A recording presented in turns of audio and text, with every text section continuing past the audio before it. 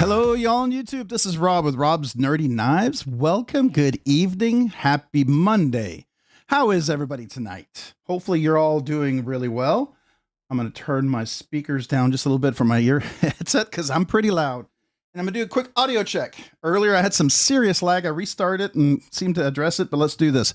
Test, test, Peter Piper, mom, mom, mom, mom. I restarted it and seemed to address it, but let's do this. Test, test. Piper, mom, mom, mom, mom. Okay. Looks like I'm pretty good in sync, so that's good. All right. Well, hello, everybody. How are you tonight?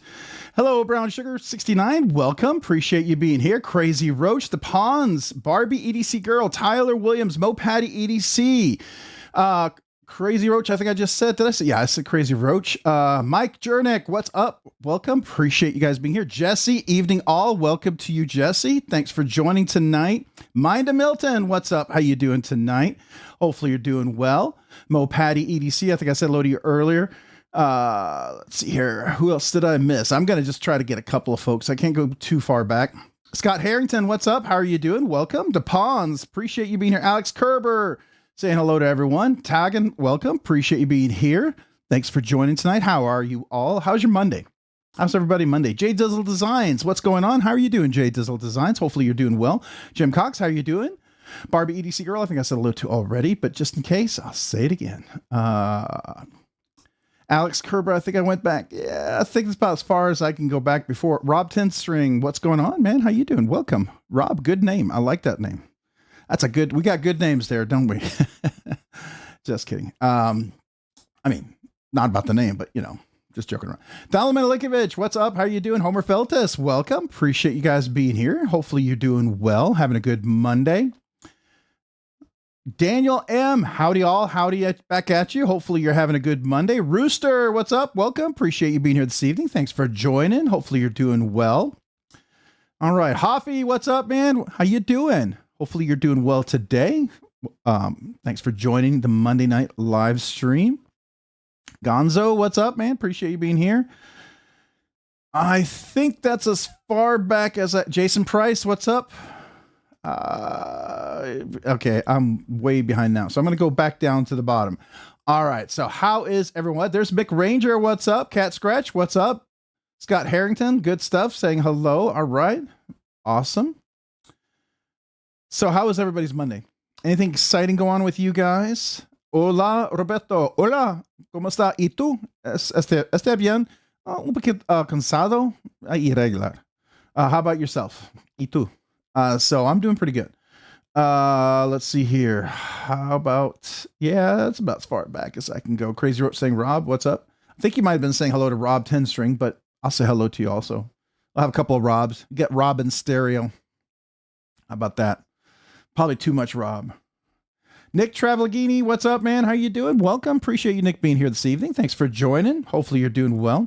All right, so how's everybody's Monday? How was your week? How was your weekend? Was it good?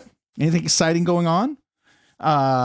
Nothing super major for me, except for something that I had been wanting for a long time. I finally got a hold of. You saw the video drop on that one. That was about it. Carried a bunch of faithfuls. Did a little work on a couple of knives that I was really excited about. That was fun. So that's pretty much been it. My carries today, you saw both of them. The first one, I carried my Machine Wise Sonora, and then this afternoon I carried my Machine Wise Mojave. And the Mojave I actually added a line of jimping to just because I wanted to, and I love it. It actually made a world of difference for me. So I enjoy that. What about you guys? You guys carry anything fun this week? Have anything unusual in your pockets? All right, Barbie EDC Girl, welcome to Rob's Nerdy Knives. Man, I appreciate you being a Nerdy Knives enthusiast. Thank you for joining back, becoming a member again. This Cazoose loot is for you. So thank you, Barbie EDC Girl. Thank you for becoming a member again. Appreciate that. Always appreciate every one of you guys out there, awesome members. And yeah, since we are at, let me look at my calendar here. I'll pull up my work calendar, actually. Since we're doing the 29th, we will probably have the giveaway on 2 weeks from today, the members giveaway. Just so you know, I'll probably do it on the 13th. That's my goal. Members giveaway on October 13th, just so you know. All right. Let's see here. Alex Kerber, I'm in the middle of a 16-day work week, having so much fun. Whoo. Wow. As a buddy of mine used to say, better you than me. Come back when you can't stay as long, and don't let the door hit you on the way out. He used to tell me that. But I don't, the other two, the last two, no. But I will say better you than me, because the 16-day work week, I used to do those a lot, and I don't envy those. Those are not fun. Those are not fun. Hopefully there's like a break in the near future, right? Stephen Martinez, beans, oigis? I'm not sure what ohi is. That ohi geese? I feel like that's like Hawaiian or something. I'm not sure. I'm probably saying it wrong, and I'm probably going to regret what I said, but appreciate you being here, Stephen Martinez. How are you doing? All right. Who else do we have that joined us? We got Jesse saying hello. All right. So here we go. I grew up in New York from 1975 to 2007. All right. A New Yorker. There we go. Got the version 2 tri-stash today. My first yellow Ultim knife, as Cole likes to call them, the PP knife, right? It's the PP scales. So there you go. That's pretty cool. That's pretty cool. I do like Ultim. I think it's pretty cool. If it's done well, right? It's got to be done well. I think that's the trick. Nick Travaglini was been carrying my Riot VK, a noob, for 2 weeks straight. Love it. Oh, that's cool. That's really cool. All right. Seeing if anybody else. Oh, somebody's watching the New York Ranger game. Oh, cool. Is that the Rangers, the hockey, right? I'm thinking Rangers, maybe something else. I don't know. So I can't keep up. It's a Monday. It's been a long work day, so my brain been exporting payroll files and labor files and finance files and running reports and doing all sorts of stuff for testing and production. So there you go. Tyler doing the big hello to everyone. I was impressed by that. I can never get that, do that nice sweeping hello or like that. Thomas Wheeler, what's up, man? Appreciate you being here. Thanks for joining. Hello to you. Robert Jones, just here lurking. Well, appreciate you lurking, man. Lurk away. Thanks for being here. All right. Let's see here. Anybody else? Cat Scratch. Hey, and welcome. Absolutely. World of Warcraft. Steve Martinez is playing some games, man. Having some fun tonight. Hopefully you're winning big, right? All right. PP scales. That's right. That's what we call them. At least that's what I call them. Or you can call them piss scouts. I don't care. It's up to you. Got something I pre-ordered 1 year ago today. Wow, what a beast. What'd you get? What'd you get, Cat Scratch? A 1 year pre-order. See, that's my biggest fear. I can't do the full 1 year pre-order. That's too much for me. I don't have the time or the funds to do that. But I guess if I absolutely loved it. I'm actually going to yawn. And I've had 7 coffee espresso beans, and I was really hoping I'd be super wide awake, and I'm still yawning. It's that one. It's one of those Mondays. Hopefully you guys will wake me up. I'm sure you will. I usually get kind of revved up as we get going here. It's weird. I could be super tired, exhausted, brain dead, everything. And then as we get into this, I just start to wake up and get more and more awake. So, all right. I got my Ultim Pistache coming in Saturday. Oh, very nice. Congrats, man. Cat Scratch, what'd you get? Yeah, everyone wants to know what Cat Scratch got. Hockey. All right, good. I thought it was the Rangers. I was hoping. I was just like, that sounds like the Rangers. Come on. I haven't watched a lot of hockey lately, so might have forgotten. Hopefully not. All right.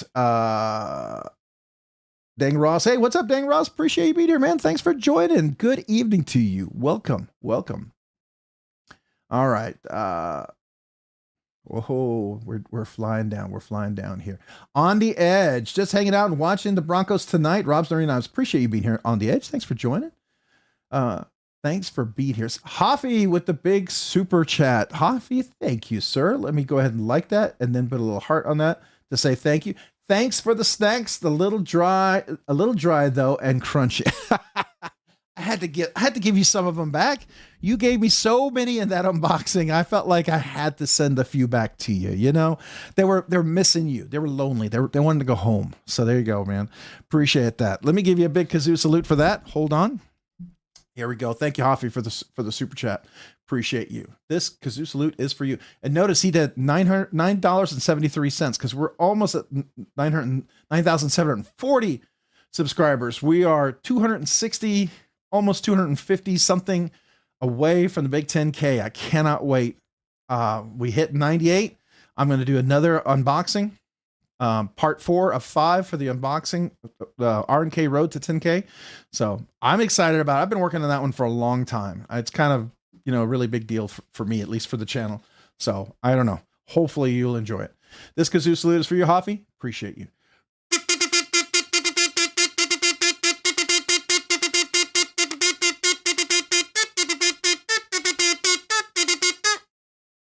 Always got to stop it just a little bit short. Once we hit 10K, we get to finish that note, don't we? Get to finish that last note. Kind of got to let it hang, right? Rotten Evo 1.1 in plain Jane. Oh, very nice. The very first one. That's pretty cool. That's really cool. Congrats, man. And that was a pre-order? Did they redo the 1.1? Because I thought it was 3.0, 4.0. Is that like a rerun of an old one? I'm not sure how that works. I can't keep up with Custom Knife Factory and everything. Though I have a couple. I can't quite keep up with all of the different designs, which is cool. Caleb 1776, what's up? Welcome. Appreciate you being here. Hey all. Hey, back at you. Appreciate Mallory. Mallory, howdy all. What's up? How are you doing? Welcome, Mallory Designs. Welcome. Appreciate you being here this evening. How are you doing this good evening? Ralph Robertson, thanks Mind to Milton. Oh, you're talking about his knife? Is that what I'm thinking about? Oh, no, you're doing the link. Doing the link? No? Wait. I can't even try to keep up with these conversations. I am going to be behind if I try to do that. I try. I want to be a part of every one of the conversations, but I realize that's probably next to impossible. So I have to accept it. I have to accept that I can only keep up with so much. Cat Scratch, yes, it's as big as the 3.0 because that's the first one, right? Robert Willoughby, hello. Welcome. Appreciate you being here. Hello, everyone. Hello, Robert Willoughby. Appreciate you being here this evening. All right. I pre-ordered the Nimble XT, only a 5-month wait. Is it only a 5-month wait? That's not too bad, I guess. I wanted to, but I already got the Nimble X. I just can't really do much anymore. I got to wait. I got to hold off for a bit. Mallory Barbie DePon saying the big Caleb 1776 doing the big huge hello. That's cool. All right. Let's see here. Going down, seeing if I'm missing anybody saying hello. All right. Robert Baker. Hey, Rob. Good to see you tonight. Roger Baker. Appreciate you being here. Thanks for joining tonight. Hopefully you're having a good evening. All right. Rob does not play around. Those giveaways are looking for real good, and they're going to get better. The last 4 are going to be pretty cool. Well, there's 4 for everyone, and then there'll be a 5th one. That last one, the 11th one, is for the members only. So yeah, that's what we're going to be doing. I'm hoping one of them might be replaced with something super cool. We'll see if that still happens. Somebody had said they would do something for the channel. We'll see if it happens. If it does, great. If it doesn't, I got something still pretty cool. But it would have been cool to do the other one. I didn't want to, not going to commit and promise to something. Because I don't want to put them in a spot. You know, if they want to do it, they want to do it. If they don't, they don't. But I'm still grateful either way. So, all right. Mick Ranger 10K, here we come. Absolutely, man. I'm super excited. How long have you been doing this, Rob? A little over 2.5 years. I started, so I had a YouTube account for a long time. If you look at my account, it looks really old. That's because it was just a YouTube account to get on. I posted a few family pictures. I got rid of those since because the kids were super, super young, long time ago. I had like maybe 100 views over 10 years or something like that. So I didn't do much. And then my son said, you should start a YouTube channel because I really like knives. And he said it'd be fun. So I did one video. And I waited like maybe 3 to 6 months. I can't remember before I did the second video. That one video did okay. It actually got a lot of views for a while. It was copyrighted by the song. And then it got taken down and I lost like 10 or 12,000 views on that one video. That was my first video. It's really bummed up. That's before YouTube allowed you to change out the song. It used to be, now you can do that. So that was a bummer. But then I did a couple of videos, probably over a few months. And then I started trying to do a video like every week at least, or every couple of videos every week. And then I kind of committed to doing a video every day. I've been pretty good about it. Had a couple of misses. I mean, I did shorts, so I've got a video in every day, but there's a few days where I didn't get a full video in, but then I made up for it usually with a couple of videos the next day or a couple of days after. But I've been doing it for about 2.5 years, still trying to keep punching out, getting some content. Feel like I'm getting better. It's definitely better than I first started. At least you can hear the audio now. It used to be really bad audio. People would complain I couldn't hear you. I'd be like, I'd be talking like this. And they'd be like, we can't hear you. And it's like, yeah, I know. So, you know, first thing you get is you get a good mic, get some good lighting, right? Usually a smartphone can work really well for a while until you're going to do a live stream or have multi cameras. Then you've got to invest in a couple of that. And so that's kind of where you go. But a couple of years. 2.5 years, I'd say. All right. Whoa. I talked too long. I talked too long. I'm so far behind. KR Knife Review. Hello, everyone. Hello. Back at you. Appreciate you being here. Thanks for joining tonight. All right. Crazy Roach. Better blade to handle ratios. An M398, I believe. Is that the Evo 1.1? Hey, Michael Threlkeld. Welcome. Appreciate you being here. Thanks for joining tonight. All right, we're going to scroll slowly if I can. Trying to get a few hellos in there. Have you become too big to follow the chat, Rob?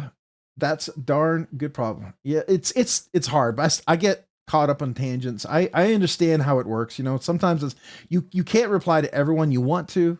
It's hard. It's really hard. And I'm okay when people really need to get my attention if they, you know, try to say it a couple times and I try to see it. Hey, Happy Knife. What's up? Welcome. Appreciate you being here this evening. Hopefully you're doing well. All right. Let's see. My name is Steve. I'm addicted to knives. That's well, everybody. Hello, Steve. Welcome to Addicted to Knives. Well, I'll say a big unison hello. Well, we welcome you to the support group. We're here to support you and your addiction. You got any good knives? All right. This is a little different. We support our addiction here, right? What's up, Rob? What did everyone carry today? I carried the Chavez Liberation Street Tonto and a Civivi Klingman. Oh, the Klingman's nice. I like that one. I got 2 Klingmans from Blade Show from Best Damn EDC. I was really cool. And it's kind of nice to talk to him about the knife. You know, he's kind of a big channel. I'm a little guy. And he just took a couple of minutes to talk to me. I was really honored. It's kind of nice. Right. All right. Carrying the Arcform Slimfoot. Very nice. I like that. I like that. All right. If I miss your name and I don't say hello, you want me to say hello, please do. Sever7, what's up? Welcome. Look at that. The big sweeping hello, man. Look at that. That's like very thorough. Good, man. Good job, Sever7. Appreciate you, man. All right. Who else do we have? Everyone's saying hello, hello. Everyone's saying hello. There we go. There we go. All right. Got some links. YouTube there. Hey, by the way, if you just joined, got about 60 people here. Just don't forget the link for the giveaway is posted pinned in the chat, and it's in the description if you haven't refreshed the description lately. If it still shows link available when we go live, it has been added if you just refresh it. All right. Roger Baker saying big hello. That's cool. All right. I'm just trying to catch up. So if you're trying to get me to read some things, I'm going to tell you, I'm going to probably miss it, but that's okay. We're just scrolling down. Just trying to grab some hellos. Let's see here. What do we got? What do we got? Thank you very much, Steve. Appreciate that, man. It's all part of that support group, right?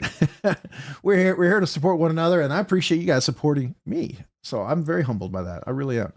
I said a long time ago when we started this, I'd be doing this and sitting here chatting, talking to you guys if there was 5 of us here, 3 of us here, right? As long as we all enjoy talking knives, I'd be more than happy to do it. And lo and behold, a few people joined the party, and it's been fun. It's been really fun. So I like that. Ramsey Silent, what's up? Greetings all. The like button, smash it. It's better than smashing your thumb with a hammer. Absolutely. Or cutting your thumb with a knife, right? So, you know, you could like pretend you're closing your knife and then smash that like button. Okay, that didn't come out as smooth as I thought it would in my head. It sounded better in the head. when it came out, it just didn't sound so good. Rob Tingring, Rob, is your family doing better? They all are. My wife is doing better. She had one of the doctor's appointment today, and they think it was something to do with impossible and optic nerve infection. So I'm really happy about that. I'm really happy about that. It's a big relief.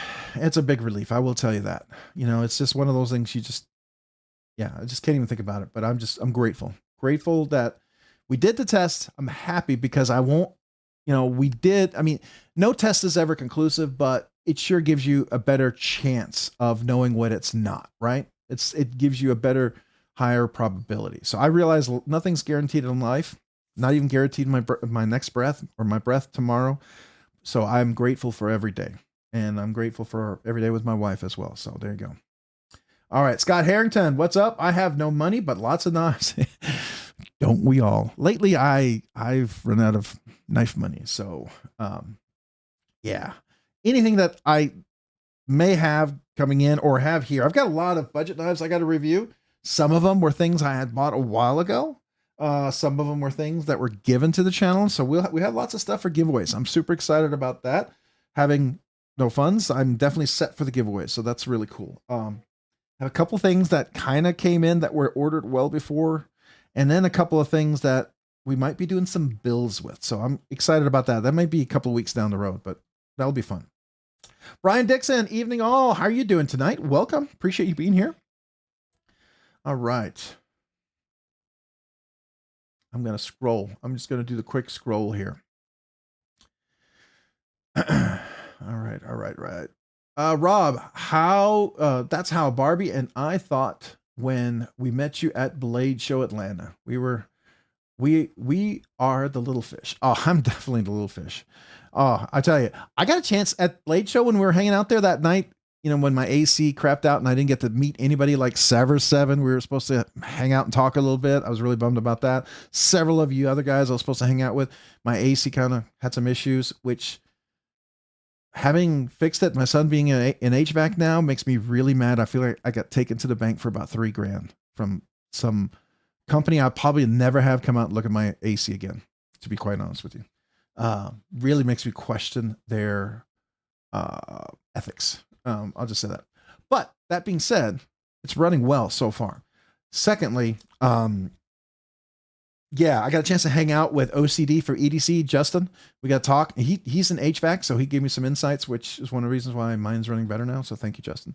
But yeah, we got a chance to hang out there at the table with some really big names. I had no idea. You know, Outdoor 507, Outdoor, what is the Outdoor, the guy who does the sharpening along, and he's friends with Neves Knives. I got to talk to him for like 10, 15 minutes. That was really cool. I was there and he was just chatting away, and I'm like, oh my gosh, I'm just chatting away with people. I don't know. It's kind of cool to meet people, right? I don't think much that I love talking to you. I'm honored to meet you probably more than you are to meet me, just to be fair. It always blows me away that you guys would support your channel, that you guys follow it. And I get really, you know, excited and humbled and appreciative just to talk to you guys. So, you know, there you go. That's the truth, man. I got to be honest with you. It just blows me away. So just so you know. So if I act a little weird, it's probably because I'm like, I can't believe people want to talk to me. That's crazy. Thank you. I'm humbled. So there you go. All right. Robert Willoughby saying hello to everyone else. Michael Threadkill Beans saw that they were doing giveaways with those Lego knives. Oh yeah, the Lego knives. I remember that. RR, don't play with optic nerves. Once it goes bad, you cannot repair it. I totally agree. If in doubt, go to the absconding Palmer Eye Institute in Miami, Florida, through the University of Miami. Yeah, I've heard good things about that. Yeah, for sure. Yeah, but my wife, we thought it was a stroke.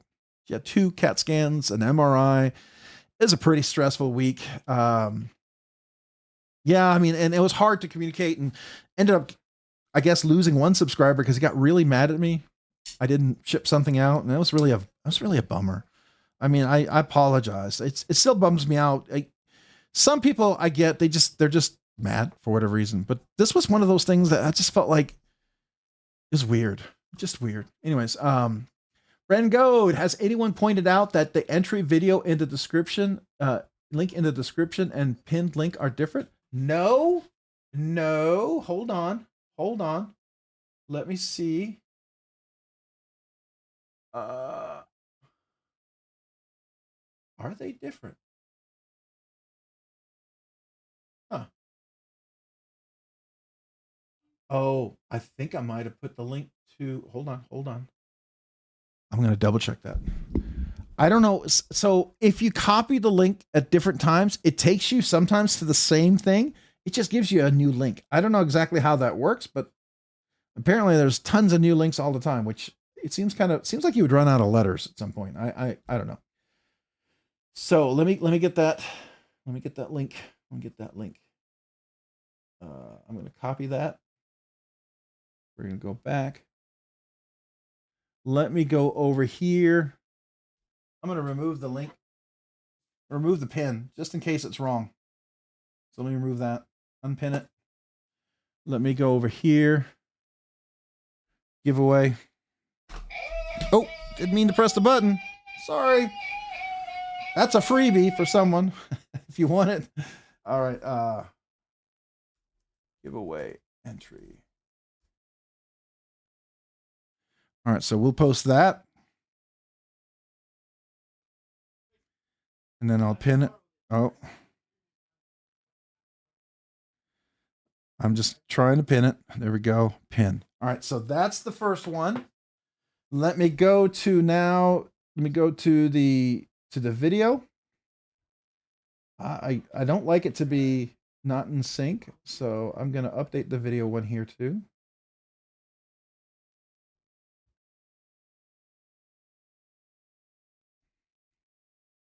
Huh. All right, so that's been updated as well. So I updated both of them, so hopefully they both take you to the same place. I'm going to click on the link here, just see if it does. Okay, good. Yeah, it does take you to the giveaway entry video. Is it set up so you can get, yeah, people are leaving comments. Good, good, good. All right. That's working. All right, there we go. I think I fixed it. So if you guys weren't getting to it, I apologize, but there we go. All right, who else do we have? Rob, the giveaway video you posted is the Penguin Glide review. Hopefully it's fixed now. Hopefully it's fixed now. Sorry about that, guys. Sorry about that. Make sure you go check that out. Neil McKenzie, member for 20 months, Nerdy Knives enthusiast. Hello. Hello, Neil McKenzie, for being a member for 20 months. Let me get the right kazoo here. Appreciate you. Give you a proper kazoo salute. This kazoo salute is for you.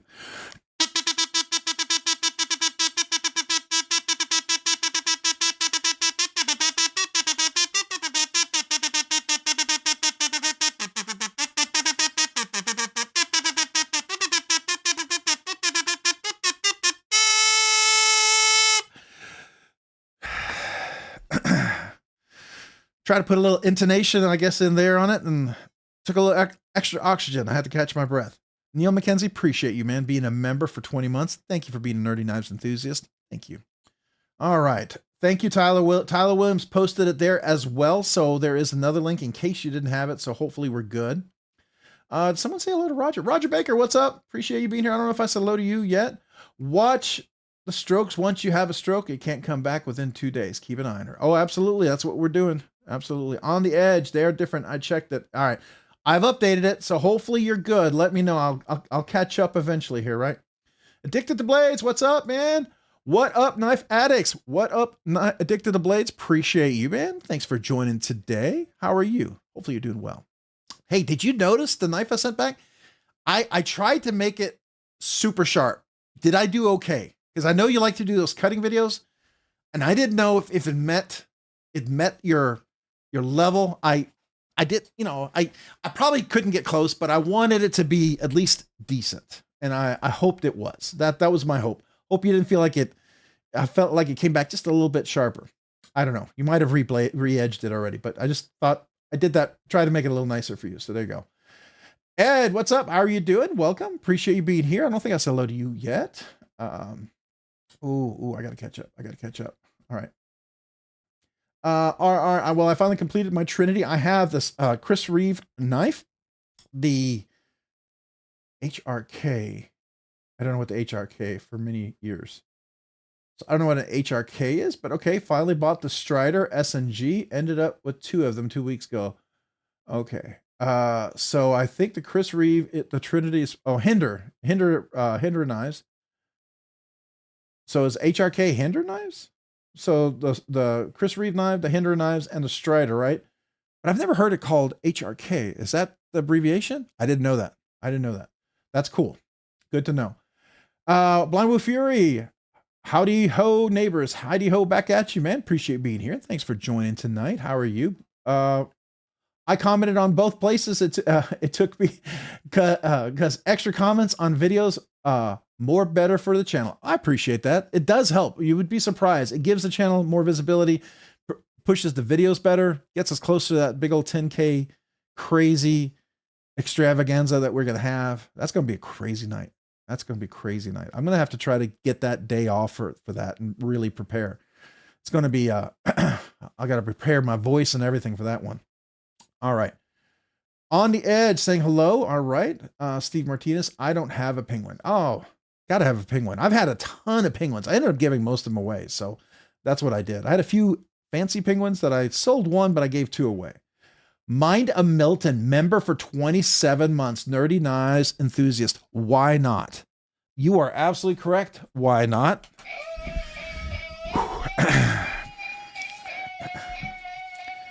I'm gonna get my oxygen ready just in case. Here we go. It's gonna be a fast one.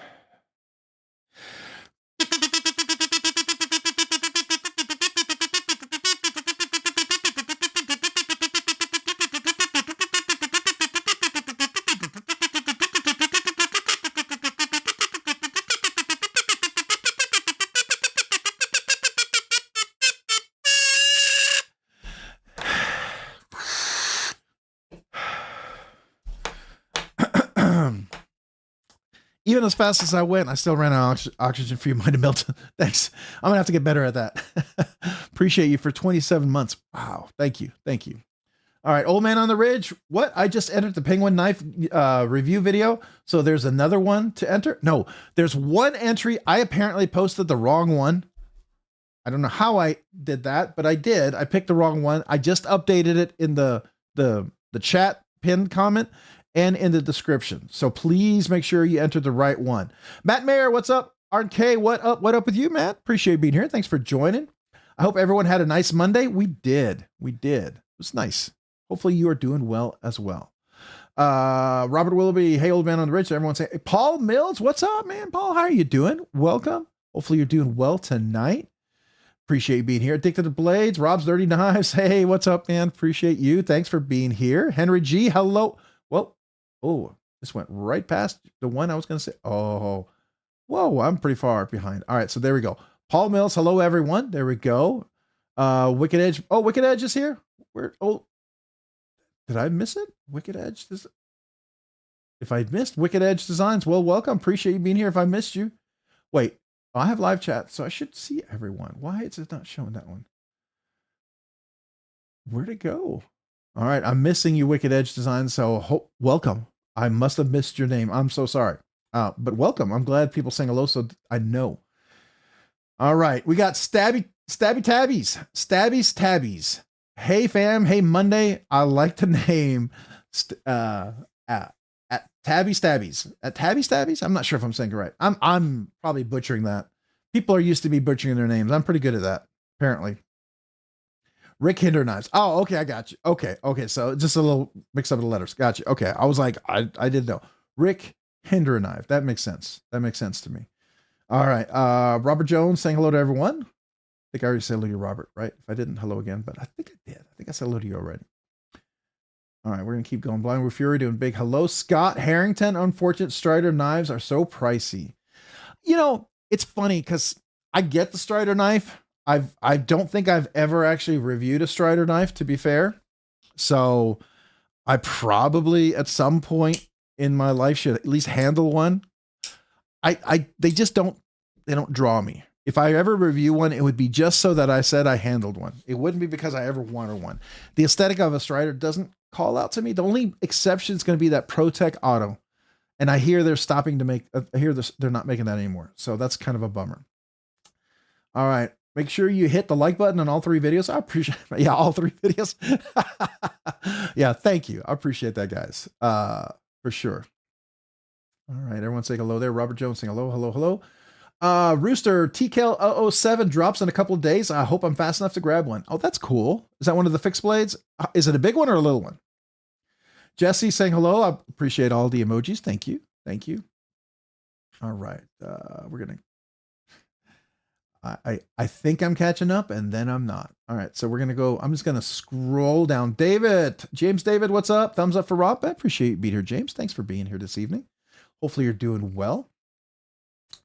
All right, I gotta scroll slowly, or it just starts to jump. Yavs, what's up? Hello, Rob. Fellow knife nerds, what's up with you, man? Appreciate you being here. Thanks for joining tonight. Hopefully you're doing well. Iron Butter Knife. Love the name. Like I've always said, the first time I ever saw it made me laugh. Every time I see it, I love that. Iron Butter Knife. And you could probably get a butter knife crazy sharp. If you can sharpen just about anything. Dolomite, what's up with all the fellow knife nuts? What's up with you, man? Appreciate you being here. Thanks for joining tonight. Tabby Stabbies. Yes. Okay. So hopefully I got it right. At least the last time, right? Addicted to Blades, Wicked Edge on. Oh, Wicked Edge. Oh, Wicked Edge on the knife. Oh, I thought you were talking about Wicked Edge designs. Shot right over me. Woo! Just flew right past me. Appreciate that. Thank you. Thank you. I was trying to get something that'd be worthy of some a water bottle, or hopefully a cardboard tube. I got to be honest with you. I tried to cut a cardboard tube with it too. It actually worked. I was really surprised. That was interesting. I'm not as good. It was very shaky, but I tried. Imitation is the greatest form of flattery. So there you go. I was trying to imitate. It wasn't good enough to record a video on, because it was not that good, but I was trying. On the Edge. Well, dang, Rob's Nerdy Knives, learn your knives. There you go. I know, right? There you go. Let's see here. Eddie Nahara. Is it Nahara? Am I saying correctly? Nahara. Strider is kind of ugly to me, but I do want to handle one. That's fair. That's fair, right? I wouldn't mind handling it. I don't. I mean, it's like Medfords. I've handled some Medfords. I wanted to handle them. I handled them. I actually own one Medford. It's a Gentleman Jack, the slip joint, which I think is absolutely a great knife. I do plan to handle. I might be handling some other ones. Might be seeing some other ones coming in. So I'm excited about that. Might be, taking a look at some other ones. We'll see. Somebody might be loaning the channel. Chance to check out. So we'll get a chance to check that out. So that'll be fun. All right. What else do we have here? Whoa. Don't jump. Give me a chance. Don't let me read them first. I will be very happy to do so. Old Man on the Ridge doing the big blanket hello. Very cool. Rooster saying the TKL 007 is 3.65 inch blade, 8 inch. Oh, that's a nice size fixie. 8 inch, 7.5, 8 inch is a really nice size for a kind of a EDC super small, backup kind of knife. I like 7. 7 is good. I could do 6.5 if I can get 4 fingers on it, but 7 to 8 is really nice for an EDC kind of a, carry when I'm carrying other knives. I like that size personally. That's kind of my sweet spot there for fixies. B Shady 22. Good evening, RNK. Well, welcome. Appreciate you being here. B Shady. Appreciate the shades on. I'll definitely not be as shady as you, but I definitely put on the shades for you. So, man, appreciate you being here this evening. So, thank you. I'm not saying you're shady, just talking about shades, sunglasses, right? That's what we're talking about. So, that's what I'm talking about. So, there you go. I'll just leave it there. All right. Twist Assist 76. So sorry. Hi to all knife family. Why are you sorry? No reason to be sorry. Appreciate you being here. Get here when you can, and appreciate you when you are. So, thank you, Twist Assist 76, for being here tonight. Hopefully you're doing well this evening. All right. Crazy wrote saying hello. Blind Wolf Fury. All right. So we're kind of caught up a little bit. If I missed anybody, let me know. Let me know if I didn't say hello. So like I said, this week I've been carrying, today I was carrying the Sonora earlier, and I carried my Mojave this afternoon. Now, one thing I did do in the Mojave is I added, I don't know if you can see this, an extra line of jimping. Right there. You see that right there? So the jimping goes right here, but I added it right there, which allows it never to slip off my finger. So if I'm on the very top here, like this, I don't lose it. I mean, normally if you're just on here, it's perfectly fine. But every once in a while, you know how it is. You're trying to get a knife. Your finger doesn't quite touch down right there, and it's out a little bit. And if it could slip right off, it's always nice to have just a little bit of traction. Oops. I'm spitting away here. Sorry. A little bit of traction to catch that little edge. And that's what I did on the Sonora. I thought I had my Sonora out. Did I not? Oh, is it in my pocket? Where did I put the Sonora? Did I not have it? Oh, now I put it back. All right. So the Sonora, I put that little extra jimping on there as well. So that was really nice. And then I finished out the jimping on my Lamia, my SPK Lamia. I don't know, I talked about it last week, but I got to tell you, it really flips so much. Of course, I'm doing this now. It flips so much nicer if I'm not trying to perform, right, than it did before having the extra line of jimping. It actually gives me a little traction there. So that's been fun. I also did it to my Rockwall version 2. I put extra little line there because a lot of times it would slip off. Look at that. It actually engaged even though I barely touched it. But before I made a little edgier in there, but just that very tip, now I can even grab the edge and it doesn't slip off. So I really feel like if you're going to do a small flipper like that, you got to have some place where you can grab it, right? So to me, that was a lot of fun. What else? I did carry this week. This was a lot of fun. I know some people are not big fans of this knife, but I really do enjoy this one. It's a great little kind of I bought this in the raw and I had to do a little polishing because when you order this from Nicholas and you ask it for a raw version, boy, is it raw. It is like totally raw. Like the burrs and everything are on there, which is good to know. And I'm kind of happy I did because I got a chance to polish that. So that was nice. This is the one for the week that's been going to get a lot of pocket time for me. This is the Daliber Bergam Asgard. This is the production version one. And you guys know, I'm a big fan of the Barnes, the James brand Barnes. It's way overpriced. It's super expensive. I haven't bought it because I haven't found one at a good price, but I would like to get one. I still feel it's one of the best Riot integrals out there. This is made by Riot. I have to tell you, having handled the Barnes and handling this one, just personal aesthetic, I like this one better than the Barnes. I really do. I like this one better than the Barnes. So this one's a lot of fun. I did put skiffs in this, which is always interesting putting skiffs in there, but it is very possible to do. Just got to be careful, a little tricky, but a super, super cool knife. I love the blade shape. I know some people aren't Tonto fans, but this is not your traditional Tonto. You've got a really beautiful aesthetic swedge that meets with this Tonto. It's all flat grind, which is where they save some of the cost, right? So usually when you get something like this, they can be a lot more expensive than this was. So, and this is hand satin finish. So it's just really, really nice. And if you look at the milling inside, it's actually really nicely rounded in there, which is really pretty impressive and super comfortable. And the action is great. So that was a lot of fun. Let's see here. I'm going to go back and just check to see if I'm missing any big comments here from any of you guys. Making sure anybody's saying hello or I miss any names. Make sure you let me know if I miss something. All right. Just taking a quick look. No, I think it looks like I haven't missed anybody's specific name and no specific comments. All right, good. All right. So the other one that I've really enjoyed, I did my top 5 video. You probably all saw that, right? My top 5 carried video. This was definitely one of them on there. The action is really, really buttery smooth. Now, I will tell you, it's probably the Sakoche was like instead of this one, but since the Sakoche was being loaned out and this one's been here, this finds a spot in my pocket pretty much every day.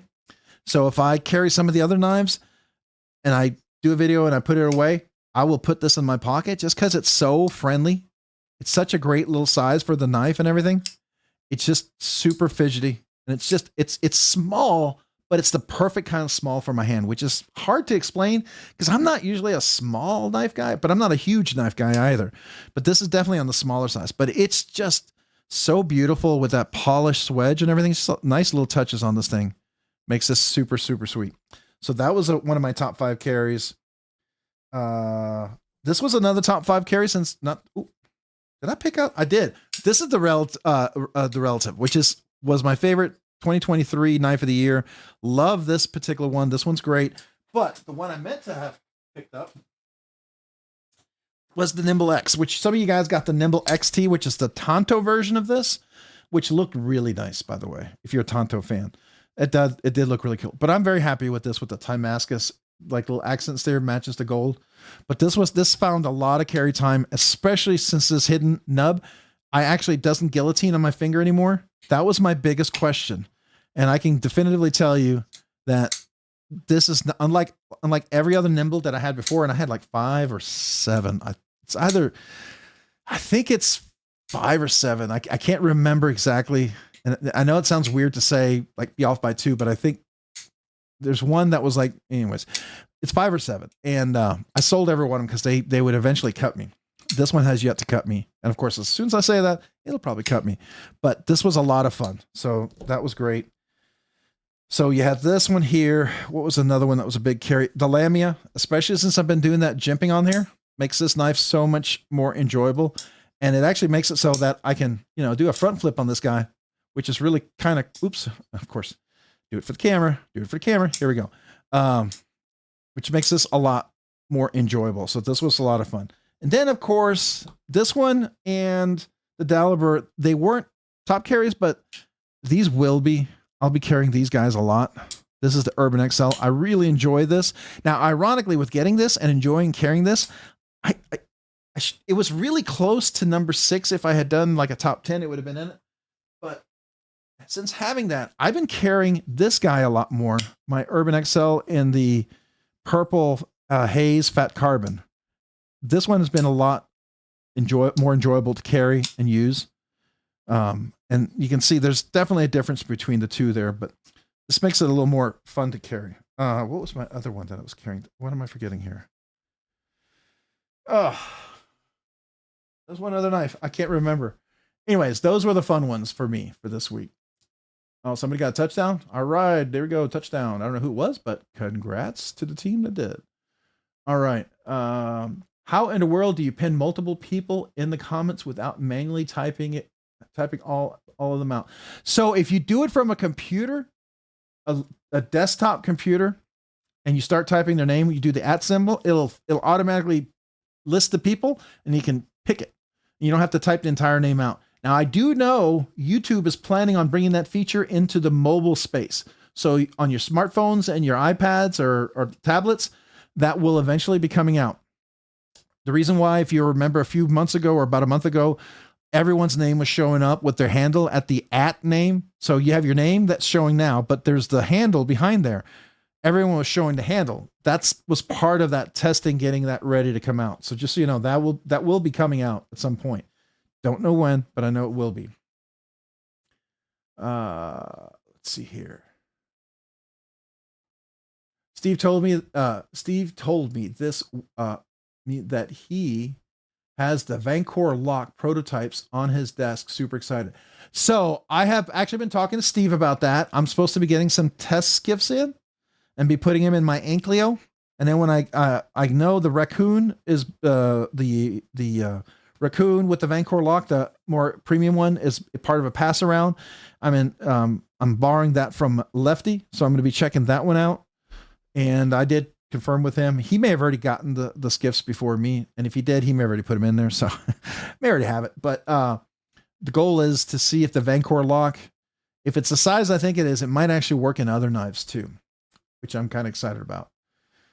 All right. So yeah, I think that's gonna make a really world of difference and make it really nice. All right. So real quick, we got Bradford Mitchell, member for 16 months. Thank you, man, for being a Nerdy Knives enthusiast.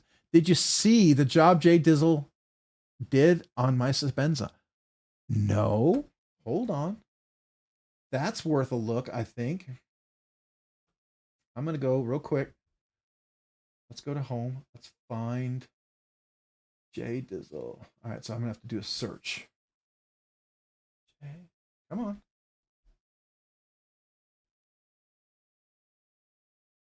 Here we go. I will share it as soon as I can get there. Well, I don't see it on his page. Is it on one of your pages, maybe? Because I know Jay Dizzle's pretty good about not posting something if you wanted to post it first. So if you guys, Jay Dizzle, if you know, is this something that's posted over here by any chance, or will it be? Let's see, maybe, is it one of the shorts, maybe? No, some crazy guy keeps posting his antique butterscotch paper micarta scales and a smock. Who is that guy? He must really like that knife. Yeah, that's me. Because I really do like that knife. That's really a fun knife. I love carrying that knife. There's knives that's hard for me not to carry all the time. So is it so Bradford, I guess we'll have to look, see if we can find it somewhere else. But that's cool. All right, let me kazoo salute you. 16 months. Appreciate you. Thank you.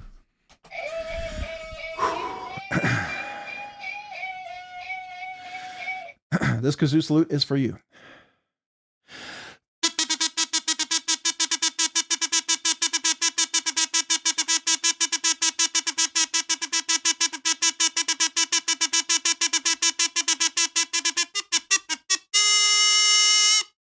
Thank you, man. Appreciate you, Bradford Mitchell, for 16 months. Thank you. I did not see them, and Bradford, I'm hoping I get to see them somewhere, but no. Where did you post it? Did you post it on the Discord, maybe? Maybe it's in the Discord. So I can go take a look there. I'll see if I can catch up to the comments and you let me know. Oh, it jumped a lot. I don't get, okay. So let me see if you posted it somewhere else. Dog One, what's up? How you, Rob? Good to see you. Hello, Dog One. Appreciate you being here. Thanks for joining. Make sure I didn't miss anybody else while we're here. Nope. Okay, Bradford Mitchell, hello, welcome. I'm just scrolling. Kevin Smith and Knives, hi Rob and everybody. Hey, Kevin Smith and Knives, appreciate you being here. Thanks for joining. All right. Trying to look for Bradford Mitchell if he tells me where it is, where I can go see it. Let's see here. For the flipper only, the binge is quite fidgety. You are right, Rob. It is well done, flipper. Yeah, isn't it? Yeah, so by the way, I shipped everything on Friday, and everything on Friday looks like it already got delivered. So I don't know how that happened, because normally it takes a week, and it got there over the weekend. I don't understand that sometimes. I just don't understand how that works like that.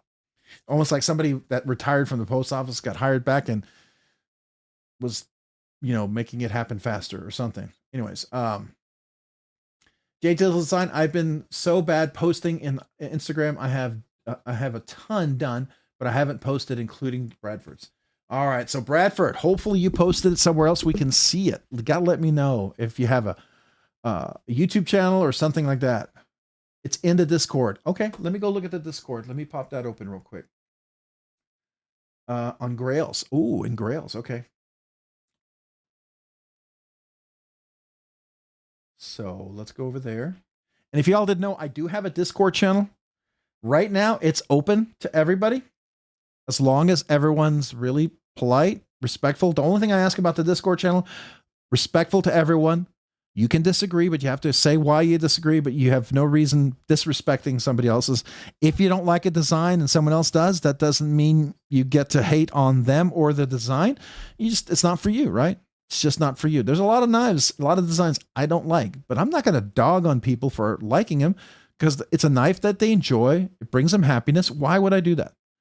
I may not own it, but I can still celebrate you and your knife, right? So that's the thing about this Discord over there. As long as everyone's good, no problem. If it gets weird, I will make it like, invitation members kind of thing only. But right now it's open to everybody, just so you know. All right, so I'm going to go over there. Let me go to the Grail. Ooh. Did you? Oh, you did. What? Hold on. Okay, wait. Is that? Wait.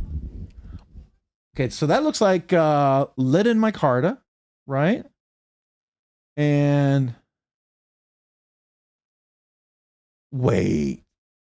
Is that silver twill carbon fiber? Did you do two different scales on two different sides? No way. Hold on. It is the same. Wait. So was this was the before. Okay, the before and the after. Oh, you did what I always wanted to do. If I had known, I would not have waited for that Blade HQ exclusive carbon fiber, twill carbon fiber that they did. And because I got that one and I really wanted that one, I'm keeping it that way. It makes me someday want to get another knife to do silver 12 carbon fiber on. And you just confirmed that, yeah, this is nice. This is really nice. I definitely get it. This is gorgeous. And by the way, that Chad Nichols Damascus steel, that's nice. So Chad Nichols is like, unlike Damasteel. Damasteel tends to be polished up and shows the etching. Chad Nichols is kind of like the reverse of that. It polishes out the little parts, but it leaves that deep etch in there. So it's like a darker look. And each of them are unique. And it kind of gives a character for each of the different types of Damascus steels. And I like it. But that's nice. That's really, really nice, by the way. Nice job.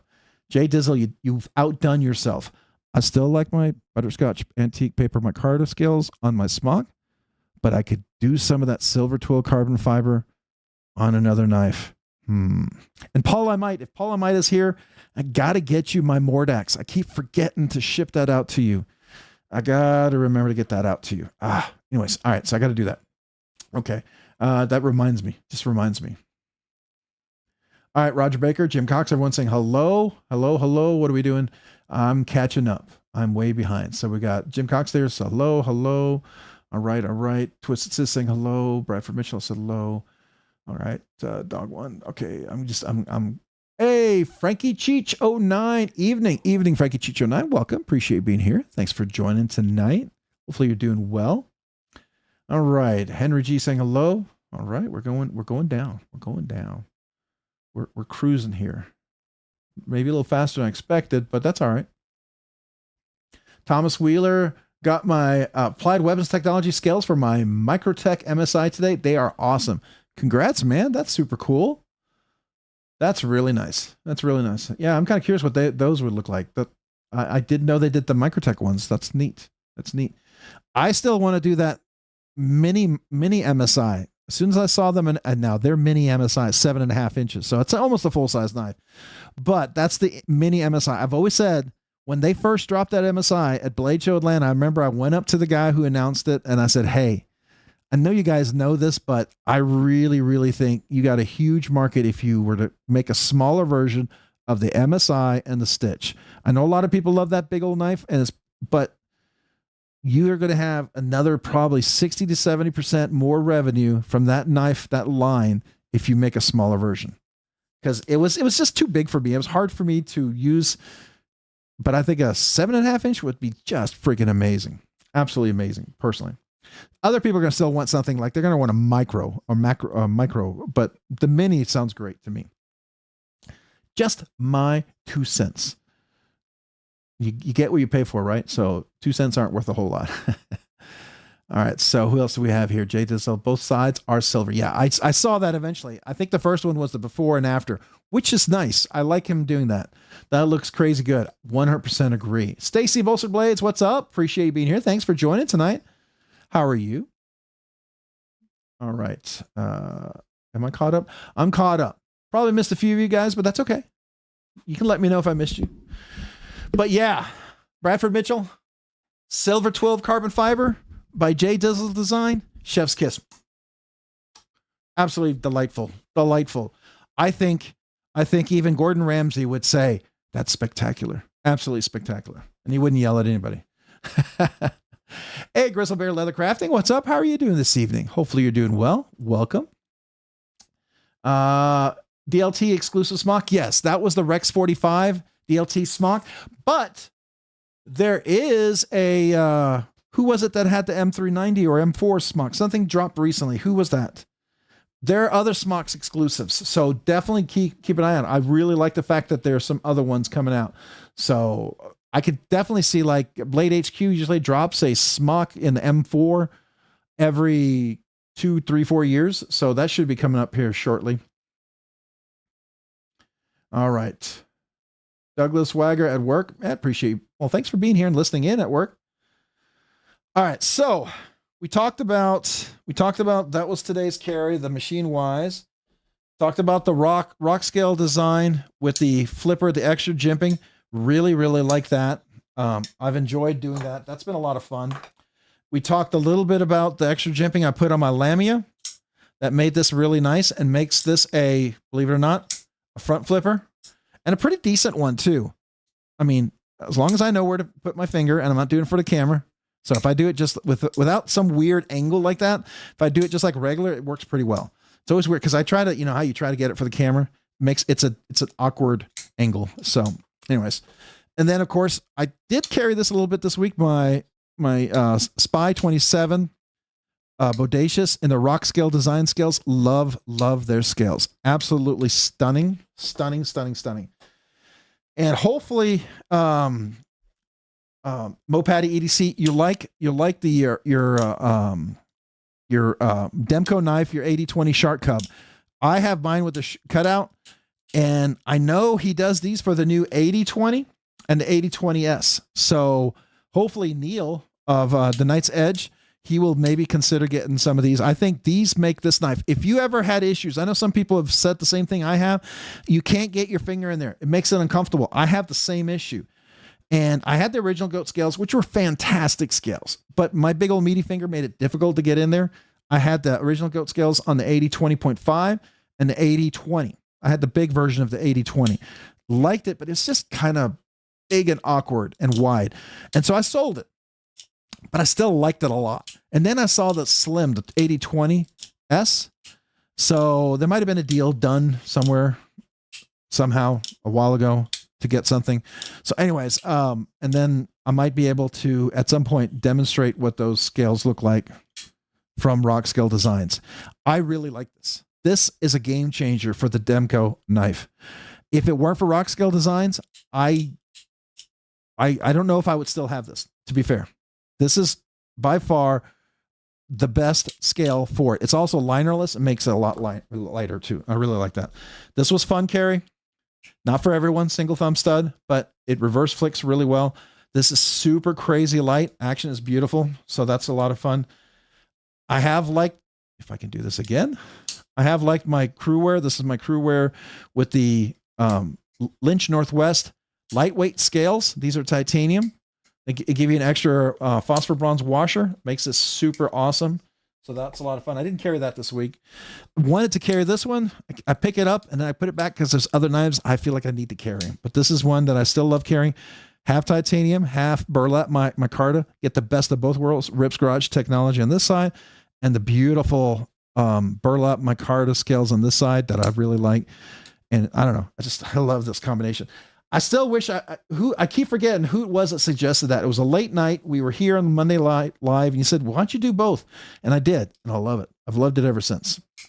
Custom Knife Factory. This was one of my top 5 most carried. And this is only here because the Sakosha is not here just back yet. The Sakosha and those two were really big time favorites. I really like carrying the Knoll knives, the new one. The action on this thing is superb. This is Sean's best execution. I had the first one. I liked it. I didn't like it as much as this one. And I'm trying to remember what was really different between the two, but this one feels superior to the first version. And I just really like it.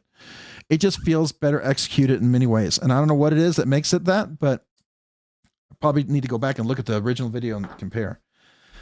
Still a favorite, Nimble X. Love this thing, especially with the clip. It's a lot of fun. Love this version with the flipper. I was happy to get that. Brought this out again because of Rockscale Design scales. You know, you could do something with your Benchmades and Spydercos and all sorts of stuff. And here's my absolute favorite Shaman is this one right here. The best action. I've shared this. I think I let a couple of people know at Blade Show to handle this. Excuse me. This is absolutely the best action on any Spyderco I have. This is the best action. It's so smooth. Notice very top, easy flip. So good that I can watch this. Oh, I mean, just got to clear it because I got short fingers. This makes it a little more challenging with shorter fingers. I got... Wish my fingers were longer. Okay. Well, if I had longer fingers, it'd be easier. But this is absolutely one of my favorite actions on this is phosphor bronze and it's so smooth and it's in there locked in there really solid, right? Titanium CME on here.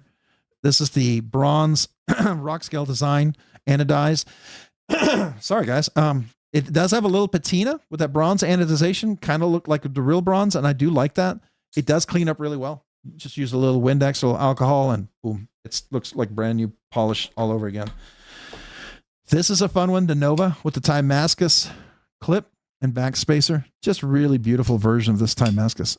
Do like this one. This is one of my favorite size Vero engineering knives out there. Really, and this is on Skiffs too. The action is just simply, of course, you got to clear the detent, but it's just beautiful. So, and then of course, this is probably my #1 Grail of Grails. It is the Grail of Grails in my collection now.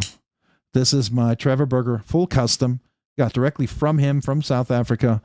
This is not, it's different than this. It is different. This is steel bar inserts, more of a production line, feels more, this feels like it's been CNC'd.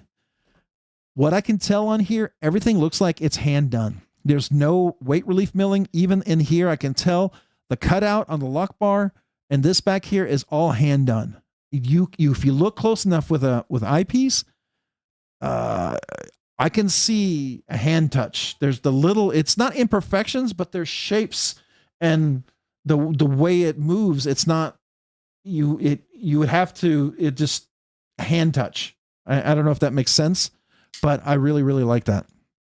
And I always know his blades are hand ground, especially this hollow ground with this hand satin finish. That's beautiful. So, I mean, yeah, this is just absolutely superb. And then it's got this mammoth molar inlay. No hardware. Notice that? How do you get into this? Well, that's a hidden pivot right there. And then the screws are in here and the special tools to take it apart if you ever want to. It already comes with skiffs on this. So Trevor Berger started using skiffs on everything. Kind of like HMC, Jim did with the transient. So I'm going to put these guys over here. All right. So that was, oh, and then of course, we already talked about this one, but I'm going to bring it up again. Hey, Ron Crow, what's up, man? Appreciate you being here. Thanks for joining. Let's see. Did I miss anybody saying hello to anybody here real quick? I'll try to do a quick hello. Arsheer, what's up? Howdy, y'all? Hope everyone's doing well. We are doing well. Welcome. Appreciate you, man. Thanks for being here. Ron Crow and Arsheer. I'm going to just kind of go through here, see if I missed anybody. Rebel Rouser 777. What's up, man? Appreciate you being here. J1 Doobie, welcome. Hey, Rob, everyone, welcome. Appreciate you being here. Thanks for joining tonight. Hopefully you guys are doing well. Bluminati Ninja, what's up? Hiding in the shadows. Dog one. Appreciate you being here, Bluminati, man. Thanks for being here. Hopefully you're doing well. Hopefully your drive was decent today. Hopefully you're not too tired from that. Appreciate you, man. Who else do we have? Brown Sugar, I said hello to. I know. Ralph Robertson, I know, said hello to. I feel like I'm missing somebody. None for now. What's up? Lurkin, appreciate you being here. Thanks for joining. Live Survival EDC. Sup, Rob? Sup, Live Survival EDC. Appreciate you being here. Thanks for joining.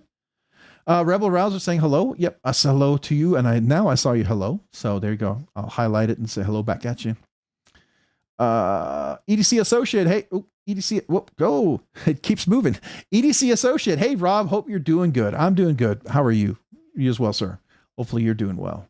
All right. Let's see here. Indelible ink. Indelible. Is it Indelible Do Ink? Do Tink? I don't know. Aloha, homies. Aloha back at you, man. I'm reading too much into that. Reading way too much into that one, right? It's like, dude, just go on. Go on. You're not decoding anything here, right? Ouchie EDC, welcome. Appreciate you being here. Thanks for joining. Splitting Slices, howdy, Rob's Nerdy Knives, mod members, and all. Hope Monday treated you well. Yes, I hope it has treated you well as well. Guys, if you're just joining, make sure you go enter the members giveaway link tonight. We'll be doing a little budget banger giveaway tonight. I think it's pretty decent. I think you'll like it. Yeah, definitely go check it out. All right. And then we've got, who else do we have that I did not say hello to yet? Am I caught up? Well, it says I'm caught up. I probably missed a few of you guys. So, all right. All right. I'm going to go back over here real quick. This is the Dalibor Bergam production knife. This is the integral. As I said earlier, after handling the Barnes, now I didn't handle the Barnes a long time, but I did handle it at a store for about 10, 15 minutes. Really, really liked it. Was very tempted, but I can't pay the full price of it. So, but I still would love to get one in my collection because it is really done well. As overpriced as it is, I know it's James Brand. Some people are going to they can't look past it. It's a great knife. It's a really great design. I know. That's why I haven't bought it, because I just can't pay the price that they're asking. But if I can find it on sale, which I think I might be able to, I'm tempted. But this was very good price for what you get here.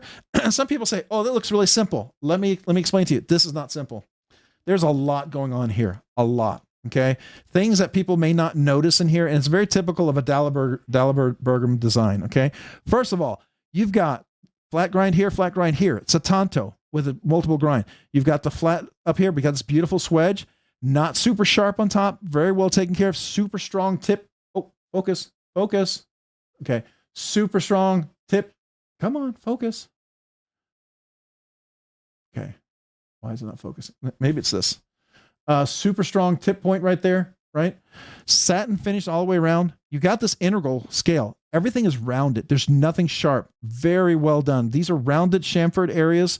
In here, it's rounded on the inside, very smooth all the way on the edges, all the way around up here. This is not sharp either. This is usually a big old miss by people. This becomes a cheese grater. This is not at all. The clip, it looks kind of tight, but it's got really a ton of room there. And this goes in and out of the pocket really nicely. Beautifully rounded, nothing sharp up here. It's almost like, I honestly think, you know, when Sharp by Design released that last one, the Apex, and the clip had some issues. If Riot can do this, if Brian had him do this type of clip, man, that knife would have sold out immediately. I'm telling you, this is what they needed to do right here. This is beautiful. It goes in and out of the pocket. I haven't caught on anything. It's not sharp. It doesn't, I've bumped it already. You might see a couple of whatever, because I'm using this knife. I'm absolutely using this knife. And it hasn't caught on anything, even when I thought it would. It just rolls right off. It's really, really, really, really nice. So yeah, I couldn't be more stoked about this thing. It's a little bit challenging getting the skiffs in and out, but it's definitely worth it. Very, very nice. And the action is just buttery smooth. Yeah. Is it a thumb stud only? Yes, it is. And if that bothers you, maybe not for you, but I don't mind. As it breaks in, I think I'm going to get it to the point where I can I get there yet? I'm almost there. If my finger's not super dry, let's see if I can do it. Yeah, I can get the middle finger reverse flick. It's getting there where the action's breaking in. I didn't take it apart and tune it right away because it's an integral. I'm a little more cautious with integrals. I'll be more patient forcing the break in. I'll kind of let it do its thing. If it's doing it, I'm going to let it keep doing it. If it doesn't do it, then I may help it. But right now it seems to be going in the right direction. So I like it. And by the way, this is super comfortable. I talk about this. He's going to do another run of these. This is not the only one he did. He will be doing another run. And I asked him, and you can go ask him as well. I asked him if he could do the mini Asgard next, which is a thinner version with a thinner blade. And honestly, Sever 7, if you're still here, you know, I know that the profile we talked about, the mini Lux, the mini Asgard, I think you would absolutely dig that one. It would be the knives that you have in your collection. It would fit. It would fit your aesthetic. I think. I could be wrong, but I think it's something you might enjoy. You should definitely go check out the mini Asgard. So very, very cool. So this was probably I very hard not to carry this. I'm going to be straight up with you. I probably carry this almost every day. It's really hard not to carry. This is, it's just really comfortable in so many ways. I don't know what it is. I'm not normally big into tanto, but it's not really a tanto. It's almost like a spanto, but a full tanto, but a drop point. So it's a danto. Can we call it a danto? Can we call it a drop point tanto? This is a new official blade shape. It's the danto. We're going to call this the danto. So there we go. All right. So that is what I carried this week and stuff going on there. How about you guys? All right, let me see if I'm missing any comments, questions. You guys just chatting away, which is cool. Just want to make sure I didn't miss anybody. All right, everyone there. Let me see. YZ3, what's up, man? Appreciate you being here. Thanks for joining tonight. Hopefully you're doing well. Appreciate you joining the live stream. Hutch Clutch, hey Rob, have you tried out the new Jack Wolf Scuffle? If so, what do you think? I have not. Is that the new one that's the collab one that's got the fuller in it? I do want to look at that. It almost looks like it's not a copy of Berg Blades Alpha, but it looks like a slimmer, cleaner, kind of a ode, a kind of a little bit of a hint of the Alpha, right? But in a different profile. But I like it. If that's the one you're talking about, I do want to check it out. I didn't get it.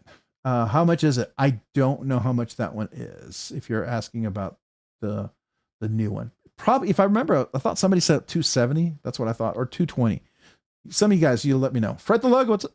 Oh, excuse me, Fred the Lug. Sorry, hiccup. Let me try that again. Fred the Lug, what's up, man? Appreciate you being here. Thanks for joining. All right. Hutch Clutch, hey guys, what's up? Appreciate you being here. Thanks for joining tonight.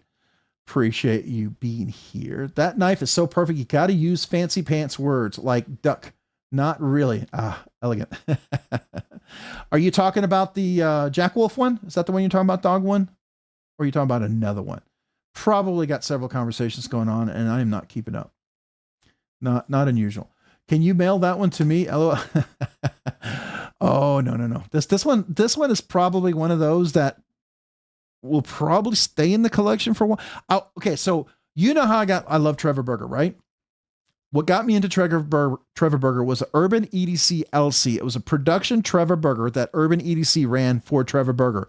And it's like his regular size Trevor Berger.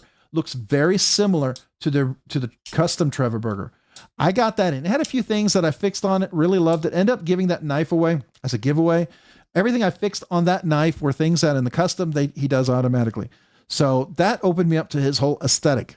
If this is what Dalibor Bergam is like, I like this. I like this a lot. Now, I don't think I could ever afford his $3,000 to $10,000 to $15,000 knives, because some of them are like he does Dalmascus or whatever. It's the Dalibor Mascus. It's a whole Damascus or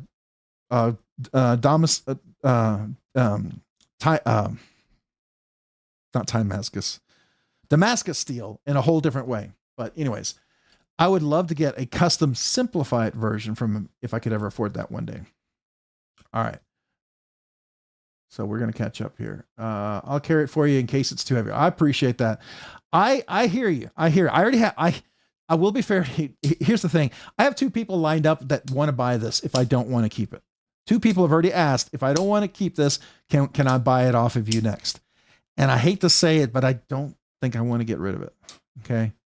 This is one of those, I think I'd sell 2 or 3 other knives before I'd sell this, to be fair.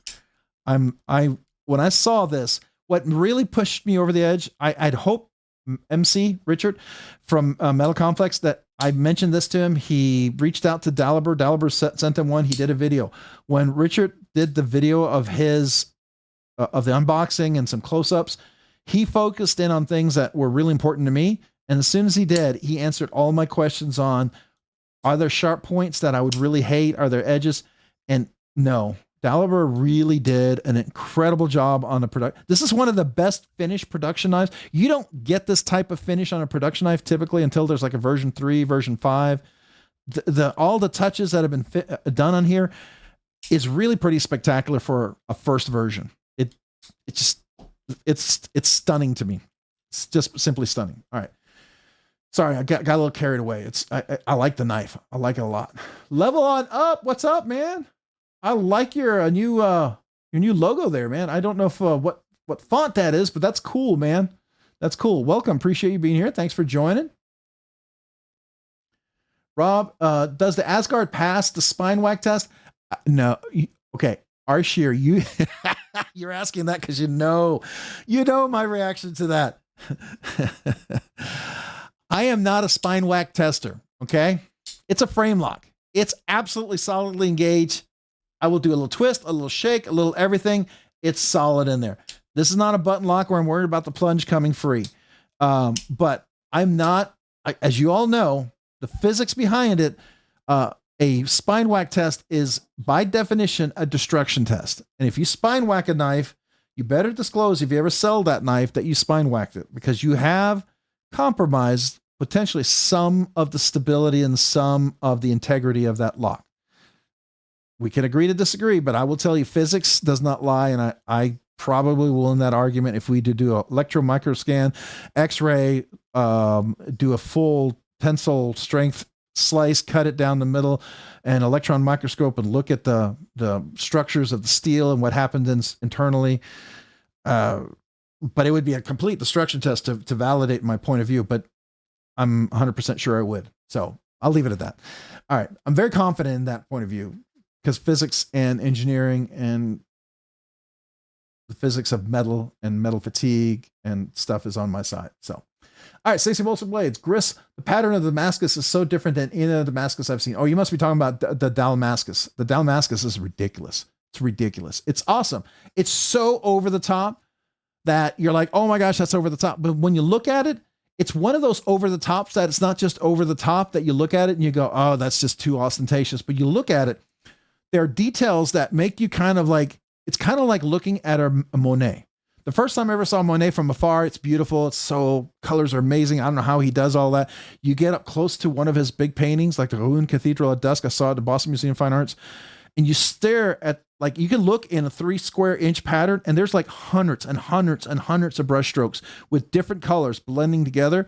And you almost go, how is he able to do those brush strokes and keep that perfect color? I mean, it's really quite amazing. That's what made Monet and Renoir somebody different. It's not they just painted, slapped on some paint. It's how they did it, how they brought the colors together. And it's kind of like a knife, right? You get into those details and you see them and you're like, that's cool. Now, if you're not in painting, you're not into art, you may not interest you, but I mean, it is kind of cool if you look at it from a technical perspective. It's pretty cool. All right, Hutch Clutch. Yes, the Jack Wolf Scuffle is the collab one. It's $349. Okay. Jared from Neves Knives said that it was a production knife of the year. Oh, very nice. S90V, deep hollow grind, titanium frame lock. I'm going to grab one. Wow. That's cool. Makes me wish I could get one. I just don't have the funds for it. If anybody has one, and you are inclined to allow me to check it out, I would very much be grateful to have a chance to check that out. If anybody would like to loan it to me, and I will be very careful. I wouldn't do any hard use. Wouldn't even cut paper if you don't want me to, if it's a safe queen, right? And if you allow me to cut a slice of paper, cool. Oops, just hit the mic. Let me cut a slice of paper. Cool. If not, no worries. But if you would, I would love to check it out if someone would be kind enough to allow me to check it out. All right, we got to get to the giveaway. I know I'm kind of going here. You need an oarlock. An oarlock. That sounds fancy. Mick Ranger oarlock sounds really fancy. I'm gonna have to look at that. Levi Weaver. Hey, hi all. Welcome, Levi. Appreciate you being here. Thanks for joining tonight. The concept oarlock. The 1930 from 1931 Leatherworks is off. 1931 Leatherworks did the oarlock? Okay, we'll have to take a look at that. I'll have to take a look at that. Jay Corskadden, evening all listening and playing darts. Oh, nice. Appreciate you being here, Jay. Thanks for joining. Homer Feltus, yo, saying hello to everyone there. Nice, Homer. Grizzle Bear, I can understand doing a spine whack test if you have more than one of the knife. Yes. So I'm all for destructive test. I really am. If you have a test and you want to do, if your channel is specifically doing destruction tests, like the people who get the brand new iPhone, I happen to like the iPhone. I use it. You may not be a fan. That's fair. But some of these people will do the iPhone. They'll do the Android. They don't care. Right. But they'll get it and they'll do destruction tests to see how well it can handle it. As much as it hurts me to see that, because it's a nice phone and one of those phones I'd like to get, I appreciate it, because then you find out where it's going to fail. What are going to be your points of failure? And it actually is very helpful. So if someone has a lot of funds and they can do those destruction tests on knives, I think it's great. That's not me, because I don't have those kind of funds, right?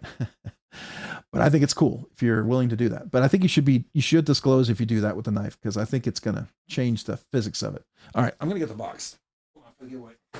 I'm going to put it out here so we know we're going to get to it, okay? So people are wondering. All right, Blessed Knives, what's up, man? Appreciate you being here. Thanks for joining tonight, Blessed Knives. How are you? What's up, Rob and all? Hello, Blessed Knives. Appreciate you, man. It's always good to see you and other folks here, but you, Gnarly Charlie. Okay, we got Blessed Knives. Now we got Gnarly Charlie. Hi there, Rob's Nerdy Knives. Good evening. Good evening, Gnarly Charlie. Welcome. Appreciate you. I get the whole integral requires insane machining, but I've never had an issue with non-integral knives LOL asked for, who asked for integrals?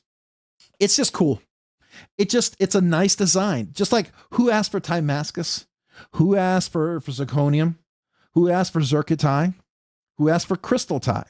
Who asked for M398? Who asked for MagnaCut? Who asked for Magnum-X?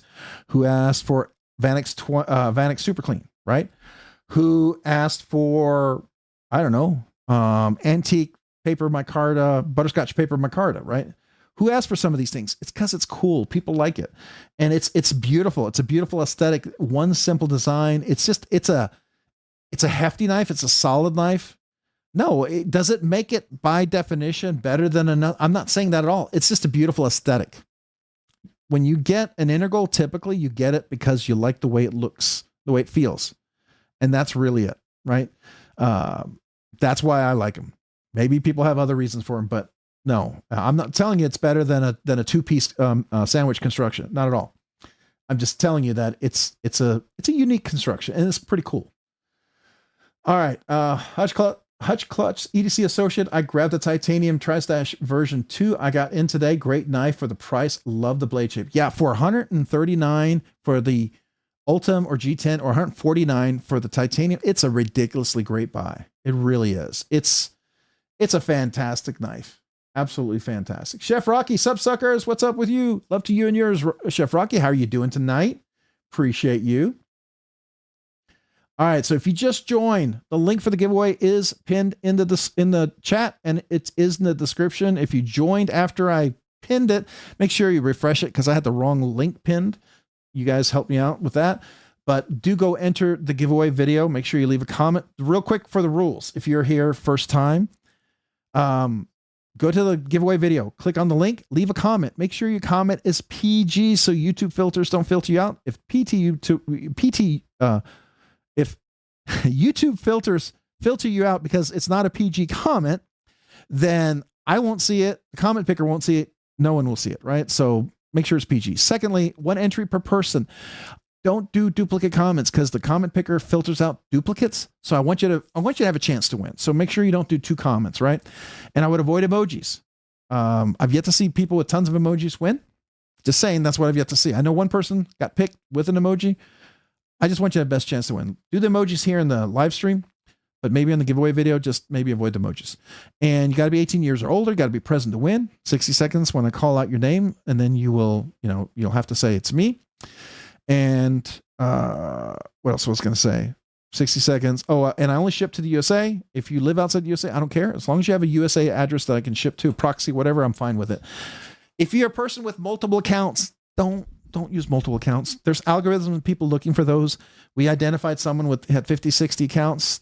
All those accounts got banned and shared with content creators, and they got banned on other channels. Don't. I mean, now if you have family members, aunts, uncles, kids, whatever, nieces, nephews who live in your household who want to enter, I'm fine with that. Doesn't matter. My wife sometimes enters. My kids sometimes enter, especially if it's something I really want.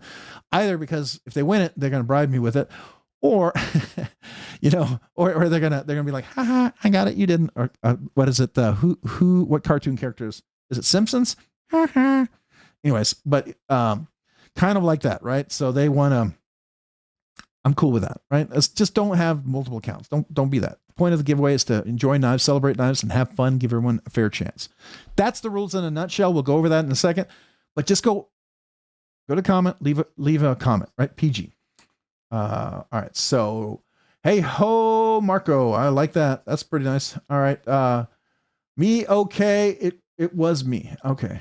All right. I must have missed a comment earlier. Hey, Ed, because it's different, probably more solid. Yeah. I mean, I think, it is more solid. There's no question about that.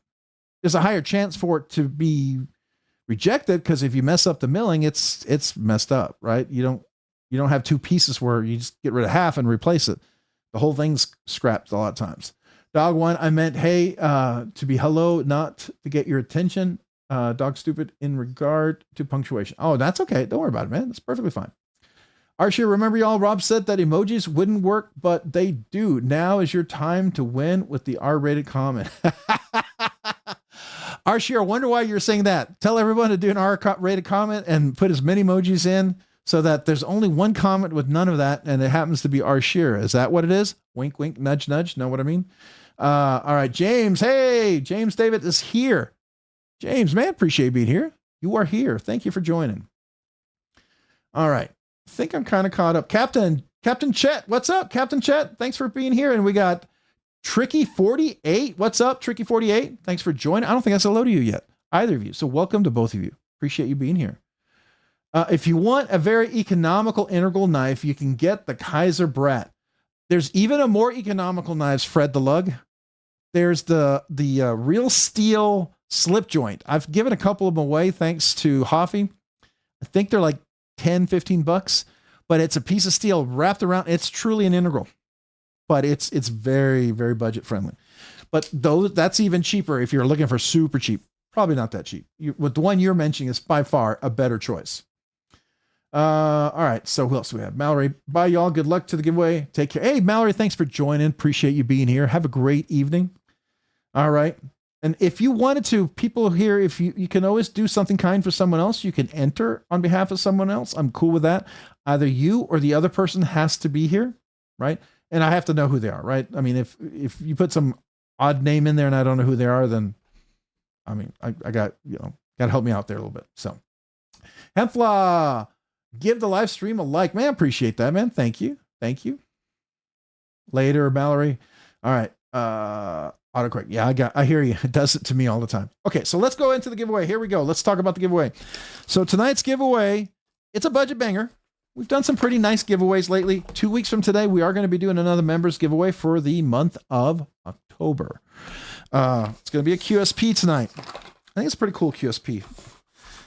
There are going to be a few extra little extra goodies in here. For instance, there's going to be a little what do they call this? The Hunter's Toothpick. That's thanks to Addicted to Blades. So thank you for that. Of course, you're going to get a kazoo. Let me just pour everything out here. All right. All right. So of course, you're going to get a couple of the poker chips for sure. You're going to get Grizzle Bear Leather Crafting. Let me find his stuff. Okay. I'll put that off to the side. Yeah. So I was an idiot. This is Pocket Razor. Gentleman in our community, I believe, has passed away, so he made these in his honor. And so that, along with the Grizzle Bear Leather Crafting, these are patches, Velcro patches. So, and they're made out of leather. And of course, a little Happy Jesus with that from Grizzle Bear Leather Crafting. Thank you.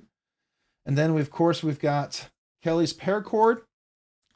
Got one of the paracords to go with this one here, a little blue one. I still have a few of these left. I won a really big giveaway on this and picked a few out and had a bunch left over, and I figured they would make great giveaways. So I wanted to pass the love from Kelly on to you guys. So Kelly's Mishmash, if you don't know her. Gecko Customs, definitely want to check them out. We got some Wee knives over here. I'm going to try to get the different channels, a Sencut sticker. I will mention Hoff Labworks. So he's the 3D printing genius, if you didn't know. Behind the skull for my QSP Hedgehog, my rock for the Excalibur, the stash stand for the Tri-Stash knife. So this is the Hoffworks Labs. He does 3D printing and stuff. I did want to talk about, this is Addicted to Blades, by the way, and this is his QR codes for his Instagram and his YouTube channel. He did donate this. We have a lot of little bling stuff from Addicted to Blades. That was one giveaway, but he had little extras that kind of get spread out through other giveaways. I figure just give a little shout out to him for his generosity to the channel. So I appreciate that. We got a Sencut sticker. I'm going to go through the channel stickers here in just a second. Like to do those later. DVC Customs. Those are channel stickers. Did I just drop a sticker? Oh, okay. Didn't want to drop a sticker. Oh, we got a couple of more things here. So we got McNeese Knives. This is McNeese Knives. Be nice. So I got one of those. We have a Lynch Northwest. This is one of the cloth stickers from Blade Show Atlanta. These are kind of exclusives made out of cloth from Lynch Northwest. I think those are kind of cool. And then, of course, OCD for EDC, where I get my CMEs and a bunch of different things. Definitely going to check out Justin and Molly there. And then we're going to go through the channel stickers. I got a bunch of cool channel stickers here. So let's go through those. All right. So first we got Rebel Rouser 777, real kind, generous person donated for another giveaway earlier that we had. So, and he had those cool veteran challenge coins or coins for the veterans, right? Little medals.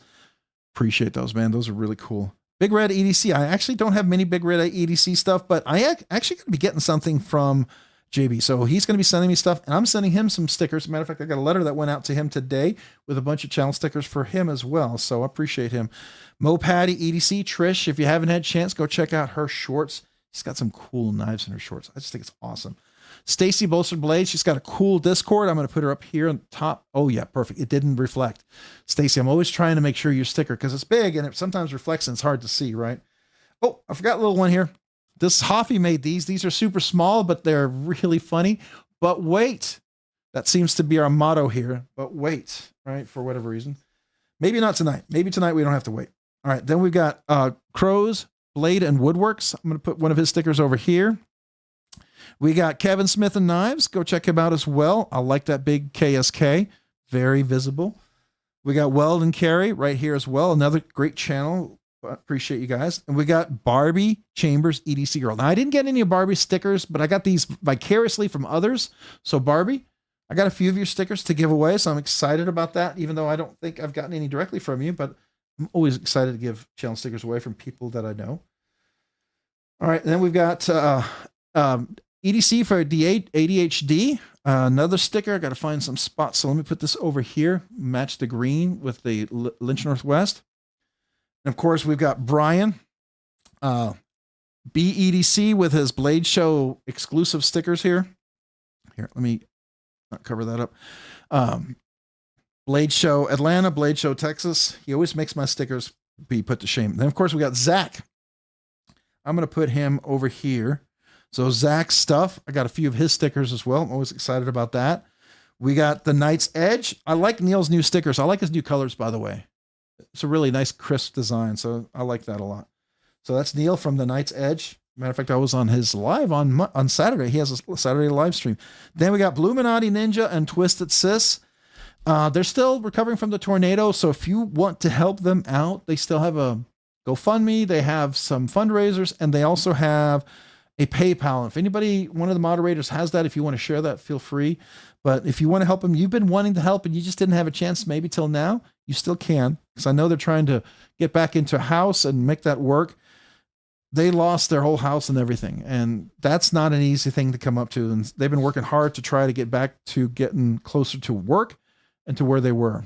JD for EDC.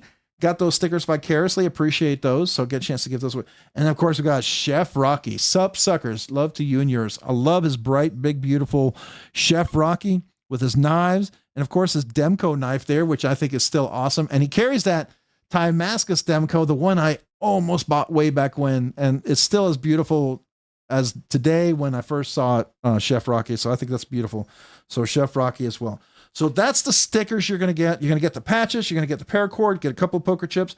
This is kind of like, it's a fun little knife. It's a little cheap knife, but it's great for the car. It's great for whatever. If you need something, just a little sharp fun, but I love what it says. It is the Hunter's Toothpick. Now, I don't recommend you actually use it like that, but it's basically a slip joint and it works. So if you just needed something sharp to open a letter somewhere where you have, it's a cool little knife. So I think it's definitely maybe something fun. So I appreciate Addicted to Blades for that. Let me see if I can get the sticker up without bending it. There we go. So that's from Addicted to Blades. I'm going to put that on top of there. You get the kazoo. I have 7 colors, including this one. If you want a different color, fine. If you want it signed, let me know. Right. And then, of course, you get a couple of the poker chips thanks to Hoffworks Labs. These are the poker chips. We have the 10K. The 10K poker chips are fidget spinners. They spin. 3D printed spinning poker chips. They're freaking cool. I love them. So that's going to be part of that. I'm going to move that over here and the stickers here. So we'll put that over there. And I'll put the butt weight right up there. So tonight's giveaway is a QSP. Now this I specifically got from QSP because this was the Blade Show Atlanta Best Buy of the Year award winner. This won Best Buy of the Year at Blade Show Atlanta. This particular knife. And everyone's going to look at this. It's just a penguin. Yeah. not just a penguin. I was really impressed with this when I first opened it. If you saw my first unboxing, it's a crossbar lock. Yes. And if you're like, it's just another crossbar lock. Not really. Not really. 14C28N. So a nice budget steel. This is FRN scales, but they don't flex or bow because steel liners with milled out holes inside of them. Let's see here. A hole. So it's weight relief. Reversible pocket clip, even has a steel bar insert. That works out really nice. It is inset into the scale. Screws are recessed. Beautiful access. You're not going to pinch grip or anything. Some nice standoffs. You have a lanyard loop, so you could put a lanyard right on this guy, right? So we could actually put, if we wanted to, a lanyard on here if we put that through, right? So if you wanted to do that.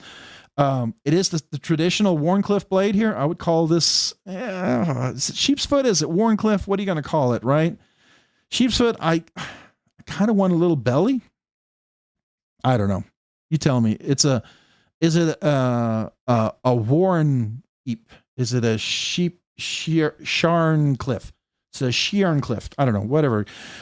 But this is the crossbar lock. This right here is attached to the crossbar. This makes this the smoothest crossbar lock. This right now, this knife is in contention for probably the best budget knife, super budget knife of the year. For the best super budget knife of the year, I think this is right now in my #1 spot. It's just executed so well for under $50. You just get so much. It's really quite amazing at this point. Okay. So definitely a big fan of it. The action, everything is beautifully smooth. Cage bearings, super smooth, really, really solid, really nice. So there you go. That's tonight's budget banger giveaway. Hopefully everything you like, let me know. Any questions? All right, I'm going to go back. I probably missed a ton of comments. So we got Mick Ranger saying, hey, I need a wrench for my 1 year. You need a wrench for my 1 year. Oh, 1 year. Mick, the way it works is just, do you know where the Discord is? Go over to the Discord, mention it, and over there, or email me. And I get the other moderators. If they all, a couple of them just say, hey, no problem. You absolutely can be a moderator. I don't let everybody be moderators, just to be fair. And the thing about moderators, I do ask that you have to put anything your dislikes or likes aside, and just the whole point of moderators is to foster a positive atmosphere in here. People can disagree. People can, have strong disagreements as long as you're respectful, right? And you have reasons, right? So I'm cool with all that. But do reach out to me over there. I'm not going to remember here. Neil McKenzie, man, appreciate you being here. MPG EDC Meredith, what's up? Appreciate you being here. Thanks for joining tonight. Help with gadgets. Did I say hello? I think I said hello to you already. I'm pretty sure I did. Oh, hey, hold on. How many did I miss? Let's go back. Bradford Mitchell. Okay, Meredith, 18 months. Kevin, Meredith, MPG EDC, Nerdy Knives Enthusiast. Sup, bitches, britches. We'll put the R in there. Wow. Hey, everyone. All right, Meredith, appreciate you being here. Where's my kazoo? There it is. Trying to say hello to you. 18 months, a year and a half. Meredith, did you ever reach out to me to mail you the card, the little thank you card, the aluminum laser printed card? I don't know if you did. And anybody else who's been a member for 1 year, remember, email me your name and address. I have a laser printed aluminum card. I'll sign and a little thank you note, a little special something I like to give for 1 year. If you've had a 2-year anniversary, I've mailed a bunch of those out recently too. It's a holographic magnet. Pretty cool little holographic magnet. I got those just for you guys. So hopefully it's something you would enjoy and you could stick on your fridge, toolbox, whatever. So that's that. All right. So Meredith, this kazoo salute is for you for 18 months. Thank you.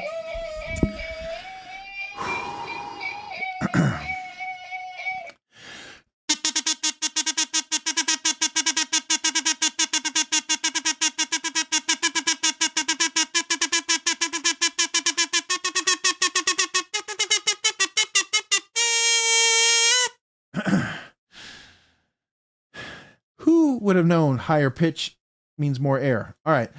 Thank you, Meredith, for being a member for 18 months. MPG EDC. Go check out her channel. I was on her live stream the other day. It was a lot of fun. Always fun to watch her live stream. She is hilarious. You'll laugh. If you go on her live stream and you don't laugh, I would venture to say there might be something wrong with you, because there's there's a lot of things you can laugh at in her live streams. So I think it's definitely, if you want to feel better with laughter, go check out her live stream for sure.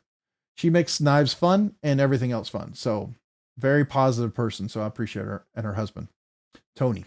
So there we go. KR Knives Review member for 3 months. Nerdy Knives Enthusiast. Wow, 3 months already. I know, 3 months already. That's crazy. Appreciate you. Thank you. This kazoo salute is for you.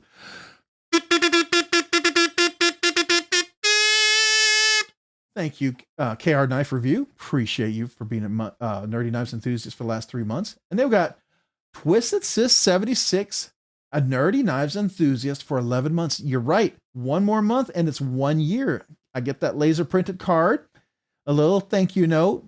Appreciate you for a whole year of support. So thank you for that. Almost a full year. Let me give you the proper kazoo salute. Let me get the correct kazoo. I try to have a special kazoo for every. I didn't do the full thing. I'm sorry. All right, Meredith, real quick, just for you. And then real quick, KR Knives Review. All right. I didn't do the full. I'm sorry.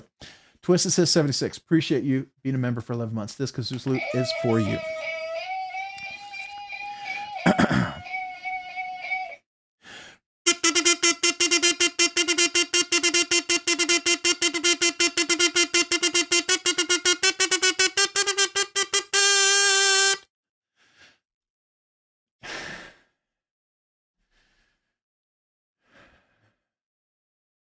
You think I learned my lesson with that last time, right?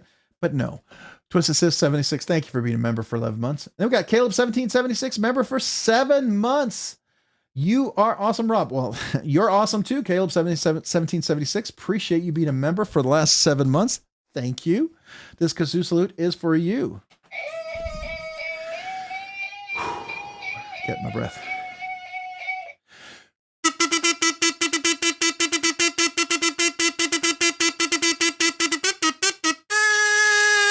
Appreciate you, Caleb 1776. Thank you for being a member for the last 7 months. Thank you. All right, we're gonna get back over there. Let's go back to the live chat. So, all right, let me see if I missed any other comments here. Anybody else? Been cutting wood, so I'm sore. Much love to y'all. Cliff Brought, you've been out chopping some wood. That's cool. Tricky 48, bro, we need to hire you a band. So Tricky 48, if you just join, if you've been here a while, you'll if you ever go back to some of the old live stream, I know this is hard to believe because it's not that good, but I sound way better than when I first did the kazoo.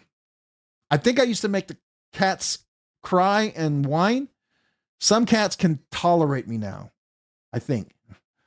And most people can tolerate me, I think, now. It's better. At least I don't make you want to feel like you're I'm making you want to cry as you listen. So hopefully it's better.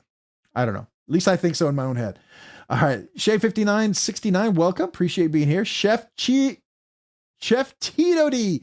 I love it. Chef Cheeto D. Oh man, I got to say this right. Chef Cheeto D. Appreciate that. If you don't laugh at MPG, you're dead inside, Rob.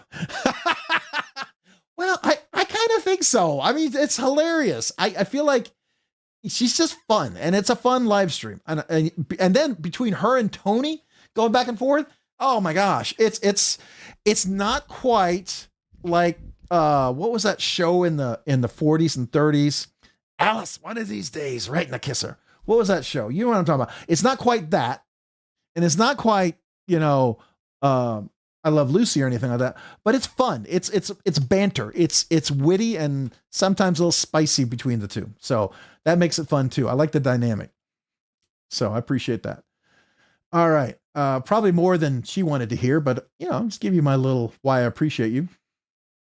Did you want to come on my live stream this Sunday or Lego Friday? Lego Friday? What's Lego Friday? Is it Lego Friday? Really? Wow. This Sunday. Well, maybe we can plan for Sunday. Just make sure it's Sunday. I just got to make sure it's not my son's birthday. One of my son's birthday on the Sunday. Let me just double check my calendar real quick. If it's not, I think we can. Oh yeah, we're good. We're good. We should be able to do that. Yeah, we can absolutely do that. All right. Let me know. Let me know what time. All right. I would be honored. That'd be awesome. Thank you. This has been fun. Got to go back to work. Don and Chris L, appreciate you being here, but thanks for listening in. Maybe just if you want to keep listening in, I'm fine with that. Rob said it. I'm just quoting him. You're right. I did say it. I'd get myself in trouble for saying it probably. Mole in the Bay, what's up, man? Wow, I did that one to someone else before. I was all excited and I hiccuped. Mole in the Bay, man? Appreciate you being here.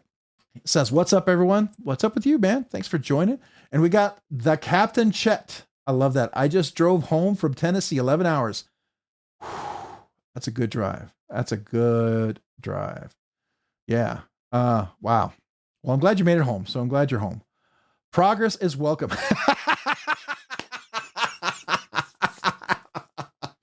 Because I know that's kind of like that back end compliments. Yeah, you sound better than you did before. I mean, it's almost like, well, you don't suck as much now. I get it. I'm okay with it. I have fun doing it.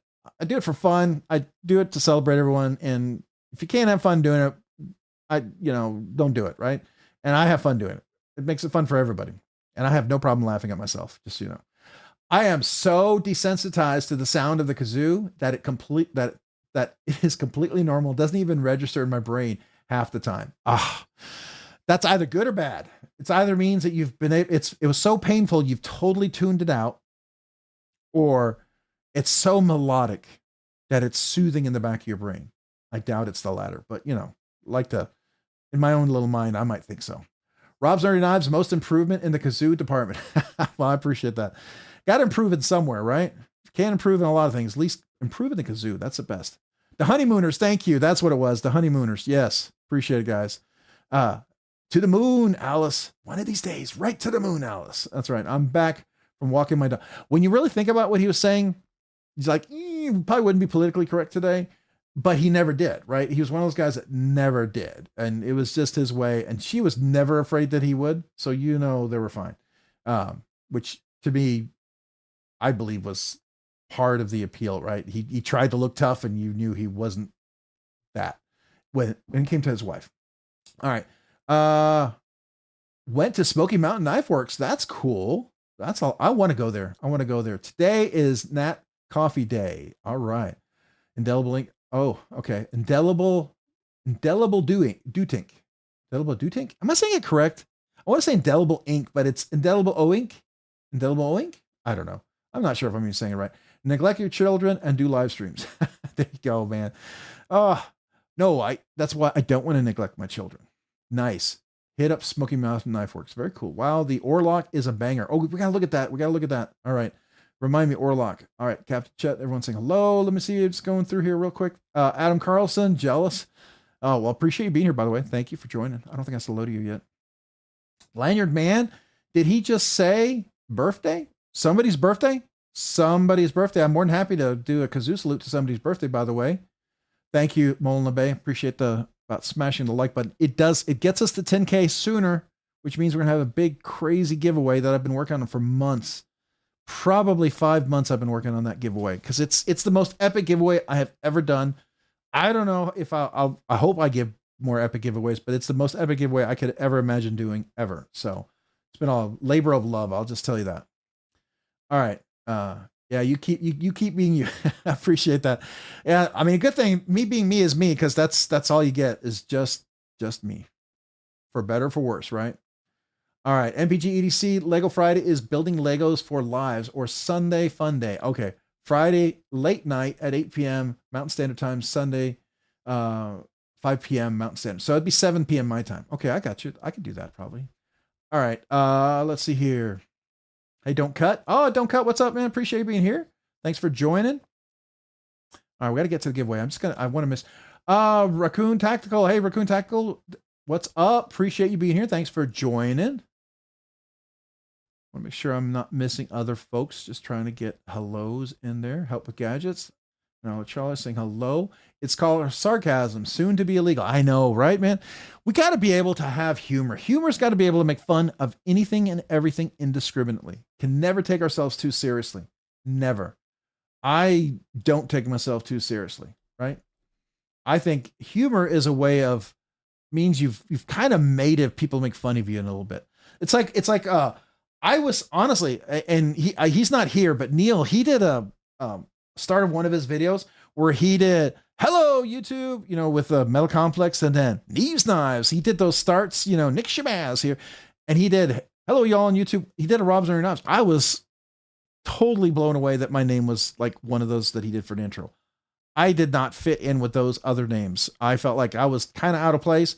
Definitely bigger channels that should have been before me, but I was just really honored by Neil doing that. And that, you know, you can make fun of it. You can look at that and say, oh, they're making fun of me. No, that's an honor, man. Imitation is the greatest form of flattery, and humor means that you have impacted people and culture for the better, for worse.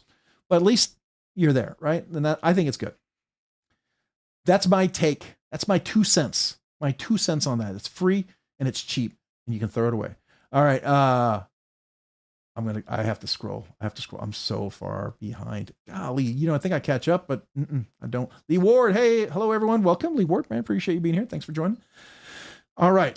Bluminati Ninja saying hello. Dog One, Lee Ward saying hello. Hello. Okay, I'm caught up. I probably skipped a few folks, but I'm at the bottom. So I'm down here with Mick Ranger at the last comment, I think. Okay. All right. Back to the giveaway. You saw the QSP. It's the Glide Lock, the one that won Best Buy at Atlanta Show, Blade Show Atlanta in 2025. And then you get the little extra budget banger, little slip joint. You got the patches here with pocket razors. Gentleman who passed away in our community. That's what this is, and kind of in honor of him. So I think that's beautiful. I felt like an idiot. I completely missed that. I'm dense when it comes to stuff like that. Grizzle Bear Leather Crafting. These are both patches. A little Happy Jesus from Grizzle Bear. Got Kelly's paracord with a paracord. I'd won a big giveaway. Family got a bunch of them, but I had so much extra. I wanted to share the love of Kelly's paracord on to you guys. Get a kazoo, can pick a different color, want me to sign it, whatever. Of course, a couple of 9K poker chips for the channel. And thanks to Hoff Labworks, I'm going to put that over there so you can see that. Get the poker chips. And then, of course, the giveaway knife and all these amazing stickers from all these amazing people. So that's going to be the giveaway tonight.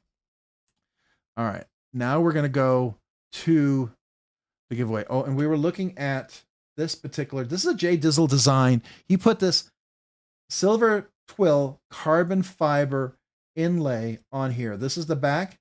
Now, if you want to see what it was like before, that's the micarta, and he put in the silver twill. Simply stunning, fantastic. All right, so we're going to go over here. I'm going to refresh this page. I'm going to go ahead and get the live stream, and I'll show you how to enter. If you just joined, you've not entered the giveaway before, got 128 people here today, so might be a couple of new people. I mean, it's a small giveaway. Sometimes people don't show up if it's not a big banger, bustling kind of giveaway, and that's okay. That's all right. More chances for everybody here. So what we have over here is the chat, and there's a link up here. If you click on this link will take you to the giveaway video, or you can open up the description here. And I'll go through the description because some of you guys may not know about this, and it's worth checking out. One, this is the entry for the giveaway video. This is how to become a channel member. 2 weeks from today, we're going to do the October members giveaway. So if you want to become a member just for the giveaway, I'm totally cool with that. I'm going to make sure it's a pretty nice one. It's not a budget banger. Definitely be something above $100, right? So it'll be a pretty nice knife. Hopefully something you would enjoy winning or giving as a gift. So that's going to be 2 weeks from today, but this is how you become a member. 3 different tiers if you want. Only join if you want to. Don't do it because you feel obligated. Only if you want to, okay? These things are worth checking out. This is the original Goat scale coupon here. Saves you 15% at original Goat. You click on that link, saves you 15% off original Goat scales. Does help the channel, but mostly it helps you save you a bunch of money. So use RNK code for that. Skiff Caged Bearings or thick washers and the little finger bit tool, the little cheat sheet, all those things, you can use RNK10, save 10% on those, right? That gives you 10% off of that.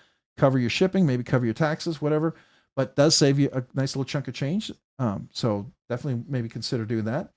Rockscale Design scales, you know, you saw me talking about them earlier. RNKRSD saves you 10% on those scales as well.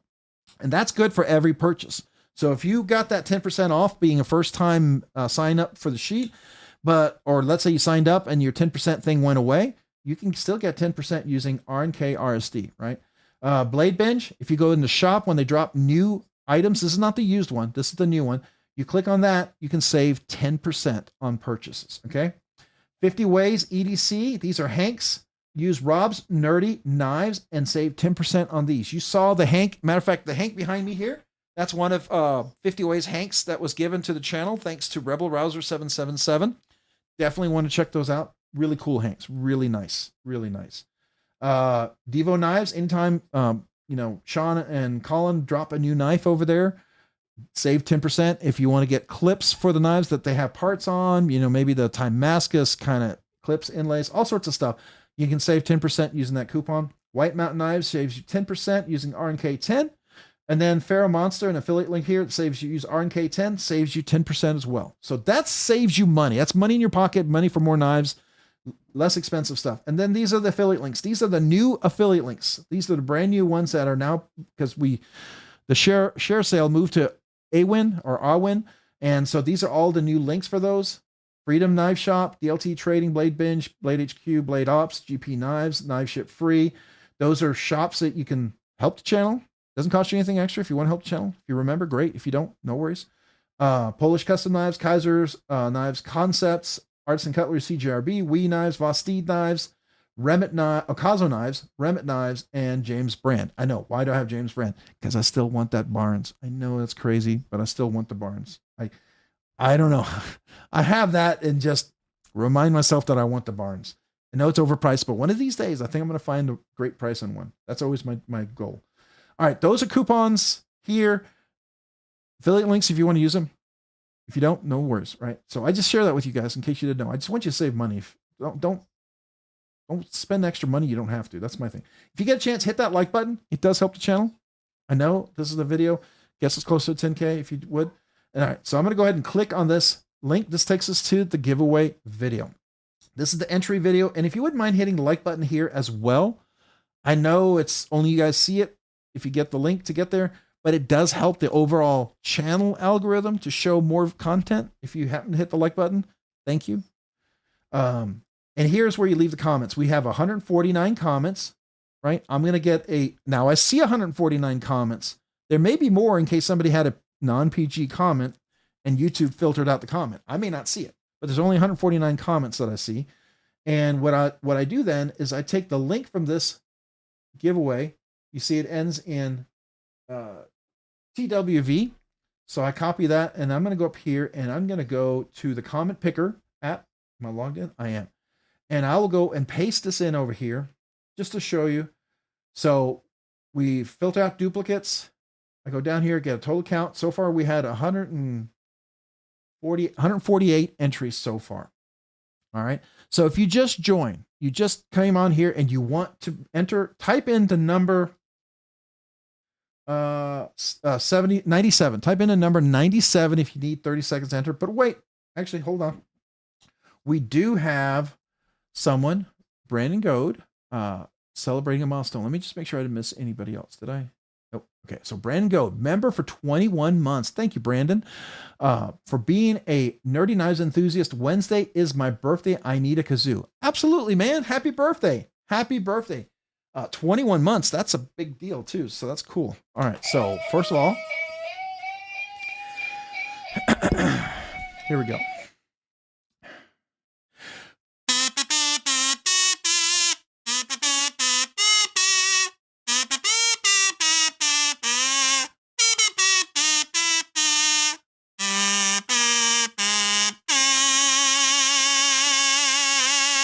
That was many more on channel 4, whatever, you know, how they do that. But happy birthday, man. Thank you for being a member for 21 months. But a big happy birthday, Brandon. Thank you, man. Appreciate you. All right. Chef Rocky brother, I am sorry for your loss, praying for you. What happened? Oh, I want to make sure I send my condolences as well. I'm so sorry, Chef Rocky. I feel like this is important. Let me just go back real quick. Hard day, lost my father-in-law, expected. But POW to RIP. Oh man, Chef Rocky. I'm so sorry. I'm so sorry. My condolences to you and to your family and to your father-in-law. So just a little bit here for you. I mean, if I can do it decently and with respect, hopefully. Wait, hold on. Man, I had it the other week. I want to do this correctly.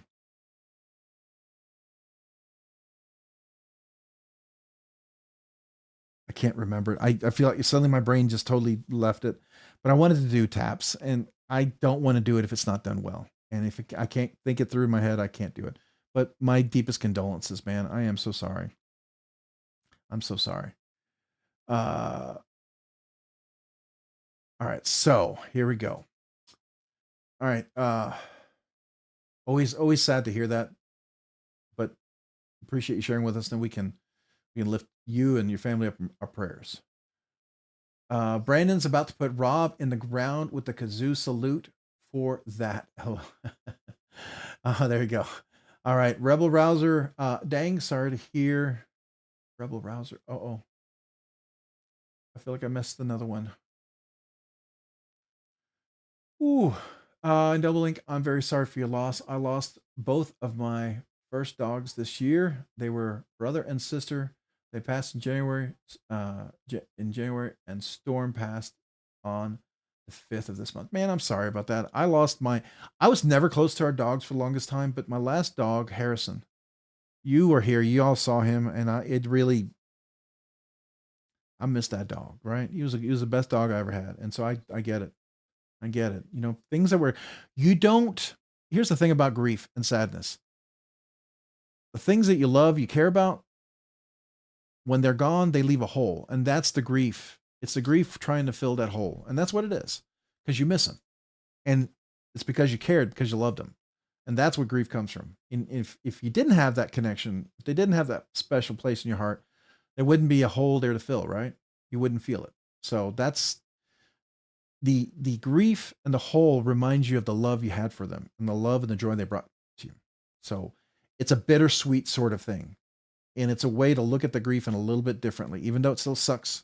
It's a way to realize that it was a kind of you can still celebrate that. You can celebrate the sorrow, right? You can celebrate in the sorrow. So I don't know if that helps. It helped me. I hope it helps you guys. All right. So let's hear. Trying to catch up. So Ed, Rebel Rouser, sorry to hear everyone passed in condolences. I appreciate that, guys. That's super cool of you guys. All right.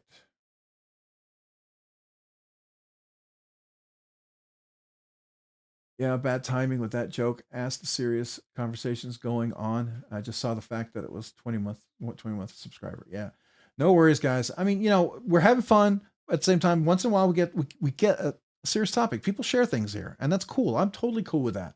None of that. I mean, it's life. Life is the mixture of the sadness, the joy, the sorrow, the happy, everything. That's just life. Life is that. It's not just a perfect emotion all the time. You're going to go up and down, and that's life. And that's part of the experience of life. It's the reason why it's the reason why we can celebrate things more powerfully, and reason why we can grieve more deeply, right? It's just because we have emotions. Yeah, absolutely. I mean, I tell you, when I was talking about Harrison, I got a little emotional. I did. I love my new dog. Kershaw he's a great pup. He's about a year old now, and he's still just a little teenager, but you know, he's kind of goofy. Maybe he's close to teenager. Maybe he's preteen, but he's a goofy dog, but he's a good dog. I like him. All right. Want to go to Blade Show so bad. Oh, are you talking about Blade Show West? I would love to go to Blade Show West one of these days. Meredith, just side topic. Did you see what ProTech and Vero Engineering are doing for Blade Show West? You know, the Synapsis Auto that they created with the micarta scales? They're doing them in Dama steel. Oh my gosh, they look amazing. Oh, if I had the money, boy, I'd love to get one of those. Anyways, just thought I'd tell you.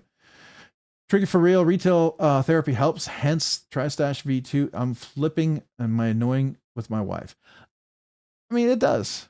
Fidget spinners. I call my knives my expensive fidget spinners, and they do. They're very therapeutic and soothing, and I do enjoy that. I honestly think that's legit. I'm not gonna. Some people may say, no, I think it's legit. personally, if it helps you, I think it's legit. I love me some breeds more than others, but the pound specials always break my heart, and often they are pits. My favorite breed. Oh yeah, that's cool. All right. To exist is to suffer, to live is to find meaning in your suffering. Oh yeah. That's a good quote. Is that Søren Kierkegaard or is that someone more modern? It sounds really familiar. Sounds almost like something Søren Kierkegaard would have said, or something a modern particular psychologist might have said. Kind of curious, Shay. All right. All right. It's jumping me, so we're gonna go down. So we can go back to the giveaway. Kevin Collins, hello. OOF. Not sure what that means, so sorry. I'm going to Blade Show Texas. Can't make Blade Show West too far. I'll be at Blade Show Texas Rebel 777. Rebel Rouser. So hopefully we'll see each other again there. Can't wait for that. I always make Blade Show Texas. The one that's a little harder is Blade Show Atlanta, but I try to get there. That's always a little challenging. I'll be working for Aurora Blade and Katuo at Blade Show. Oh, that's cool, man. I'll be super cool. Yeah, that's nice. My new boxer is a goofball too. Both of my other boxers were very serious, but this guy is a goof. You gotta love me a goofball dog sometimes.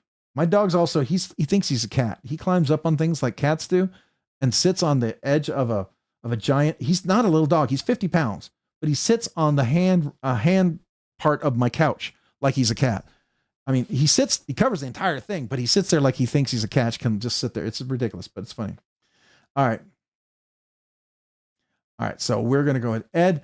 I had a dog that kept getting sick when I was young, kept taking it to the vet. We gave him away to my aunt who lives in the mountains and came back to visit and was like a whole different dog, very healthy. Yeah, sometimes it can be the environment, whatever they're around. It's crazy.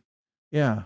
I want an Excalibur, but I need to save up. Excalibur's a nice knife. I do recommend it. He is coming out with the non-integral one that's going to be cheaper, less than the $400 one. So do keep an eye out for that if you want. I think that's going to be a great buy. Now, if you want the integral, beautiful knife. I have one. It's great.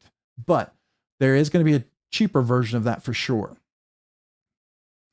All right, we got to get back to the giveaway. I know some people have. I have the most expensive Excalibur. You do?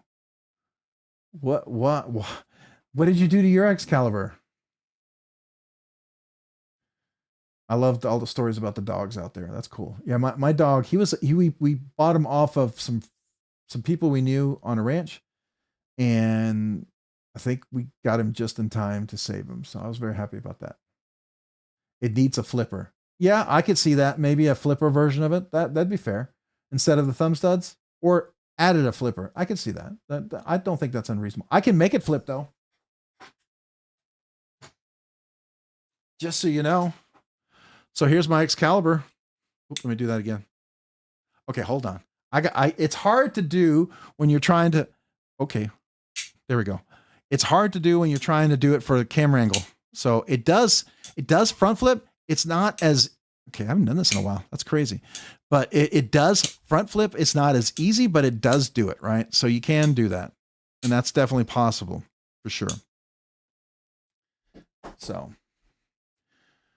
All right. Thanks for the tip. I will start saving now. LOL. All right. That's cool. It's the LC all black 425.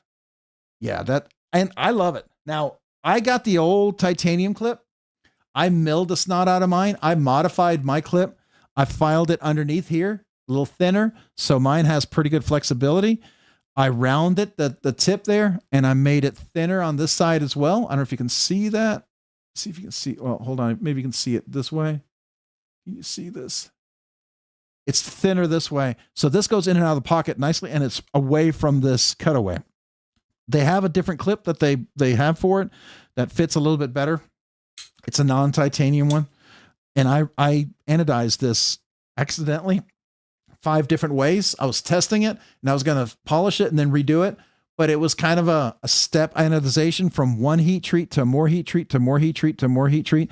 And I just kind of kept it. And then I scratched it recently. And then I may redo it again because I scratched it and polished it. But I just thought it looked cool.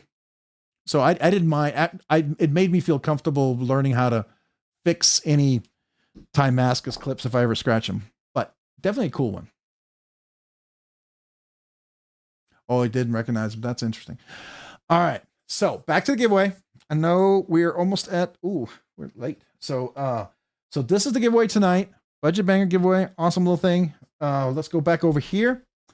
I think lots of people had a chance to enter. If you haven't, please type in the number 97 real quick. I'm going to refresh this. We have 149 comments. Probably got a few more since we talked a lot. So we have 151 comments. All right. If you get a chance, hit that like button. We're one away from 100. That'd be cool if one more person gets a chance to hit that like button. Thank you. Whatchamacallit? We have 151 comments ready to go.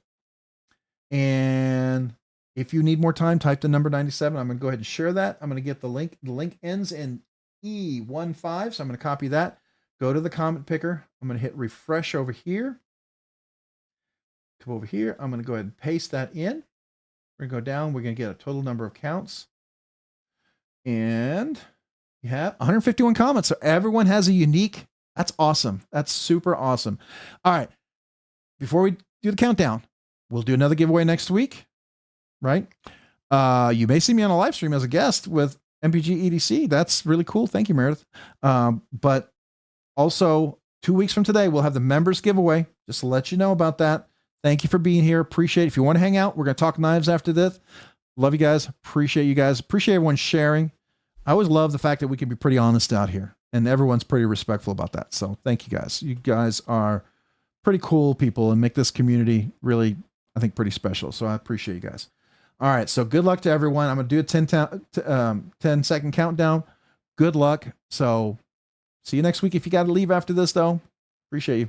10, 9, 8, 7, 6. Okay. All right. I have to say thank you. It's a tradition. Some of you guys I know don't like it. Some of you guys love it. It's just part of the channel. I'm never going to not say thank you to my channel members. I appreciate you guys. So thank you for being a member for 9 months. To Dale Lane, member for 9 months, hooked up 9 minutes ago, and the baby's nearly due.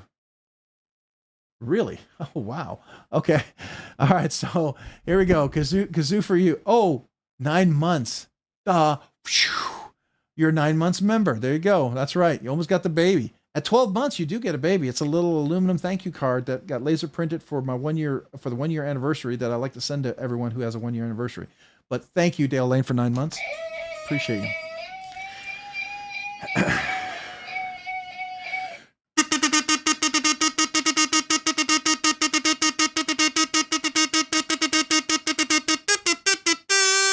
Appreciate you for being a member for 9 months. And then we got Homer Feltus, 27 months. Nerdy Knives Nut. Nope, not yet.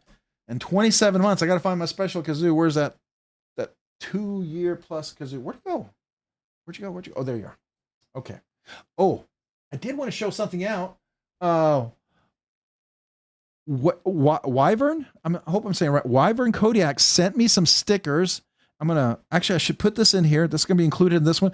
This he sent to me. I assume this is for me because it's one, unless he wants me to give it away, then it'll be part of another giveaway. But I think he sent this to me. This is a beautiful little hank. It got created. Nice microcloth. But I just thought I'd show this off.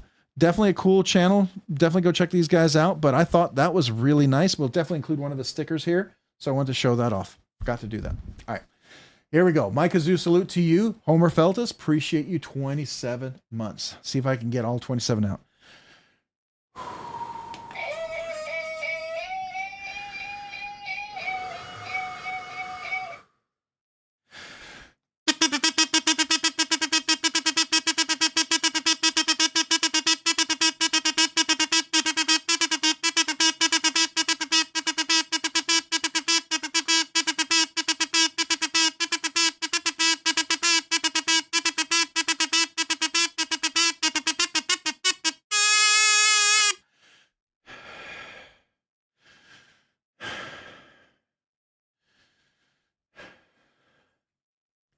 Thank you for 27 months as a Nerdy Knives Nut. Appreciate you, man. Homer Feltus. Thank you, man. Appreciate the support of the channel. Being a member. That's awesome. Thank you. And for me not passing out, I'm genuinely surprised. So, all right. I'm going to catch up here. Scrolling down. All right, so there we go. There we go. All right, need some oxygen. Definitely. I think I got it in there without I try not to use the oxygen. I didn't do the real high pitch, which is where I lose oxygen because you push harder to get the higher frequency, which I got to keep an eye out for. And the lower pitches seem to use less wind, which is good. So, all right. So this does give us a chance to kind of go back and check one more time in case somebody just joined, you didn't get a chance to enter. Please go to the comments. So if you just joined, what you're going to do is you're going to go here to the live stream at the top.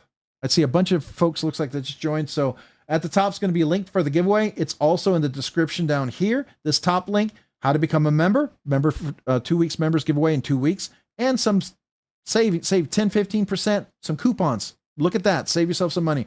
But click on the link for the giveaway video. You click this and make sure you hit the like button if you get a chance, please.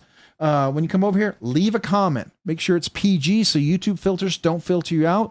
1 entry per person. Duplicate comments are filtered. So if you leave 2, I think both of them get filtered. I would avoid emojis in the giveaway video over here. Have your best chance to win, right? Got to be present to win. I'll call your name, have 60 seconds to reply. And that's it. I ship to the USA only. I don't care where you live, as long as I ship to the USA. If you have a proxy, I don't care, right?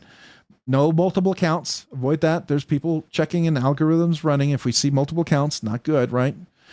Family members is totally cool. So that's it for the giveaway. Just leave a comment. If anybody just joined, you need a few more seconds to enter. Type in the number 97. Type in 97. I'll wait 30 seconds, 30 seconds for you to go leave a comment, right? So that's how you enter the giveaway. So I'm going to go ahead and hit the refresh button. We had 156 comments. Let's see. Did anybody enter while we were talking? Nope. Stayed the same. So we're good. I'm going to go to the link. It ends in K-KN. So I'm going to copy that. We're going to go over to the giveaway video. I'm going to hit refresh. Go over here, paste in the link. We'll scroll down here to the comment picker. I'll go and get the total number of comments, which is 151. So it looks like somebody might have duplicated their comments. So some of you guys, if you left more than 1 comment, somebody looks like might have left more than 1 comment. Please make sure if you left duplicate comments, go clean them up. If you need time to do that, let me know. I'm going to just for the heck of it, I'm just going to look at, where's the newest? Oops, that's not what I want. Sort by newest. Just want to make sure somebody didn't have duplicate comments. I don't see duplicate comments, but if you did, just, go fix it if you need a few seconds, right? So I'm going to go ahead and hit refresh one more time, just in case you needed the time. We have 156. All right, so I'm just going to go ahead and go for it. All right, if you had duplicate comments, let me know if you needed it. Z117P, so that's the number. We're going to go over here. I just hate for you guys to miss out if you accidentally left a second comment, but, All right, so we'll go down here. We'll get our total number of counts. We had 151 before. Did it increase? 154, so good. Looks like a couple of people got fixed their comments. Awesome. Maybe one more person still didn't get to fix it. Angelo, hey, 5 months. All right. You did if you go leave a comment. But because you're celebrating 5 months, I will do a kazoo salute to you. Thank you for being a member for 5 months, Angelo, Nerdy Knives Enthusiast. Did you make it in time? You did. As I kazoo salute you, go enter and leave a comment. This kazoo salute is for you. Thank you, Angelo.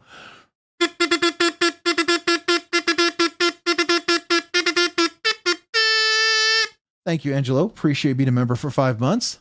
Yeah, so if you just got here, hey, Grithin, appreciate you being here. Angelo, appreciate you being here. Thank you for joining. Anybody else? Let's see if I missed anybody. Yeah, I think that's everybody. All right, just go ahead, get a chance, go leave a comment. I'm going to go back over here. We will go ahead and, since we had one celebration, just in case that one person fixed a comment, I like to see if they did. We have 155, 156. What do we have? Did they fix it? 156 still. So, okay. All right. We're going to go with that. We're going to go with that. But wait, we have Cat Scratch member for 4 months. Nerdy Knives Enthusiast. Wait, I forgot how to enter. Remind me, please. All right, I will. Cat Scratch, appreciate being a member for 4 months. This kazoo salute is for you. Thank you.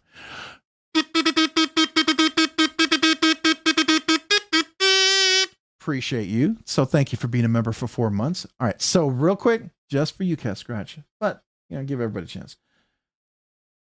Go back to the giveaway, and here's the live stream right here. Make sure you hit the like button. It does help the channel. Gets us to 10K more quickly.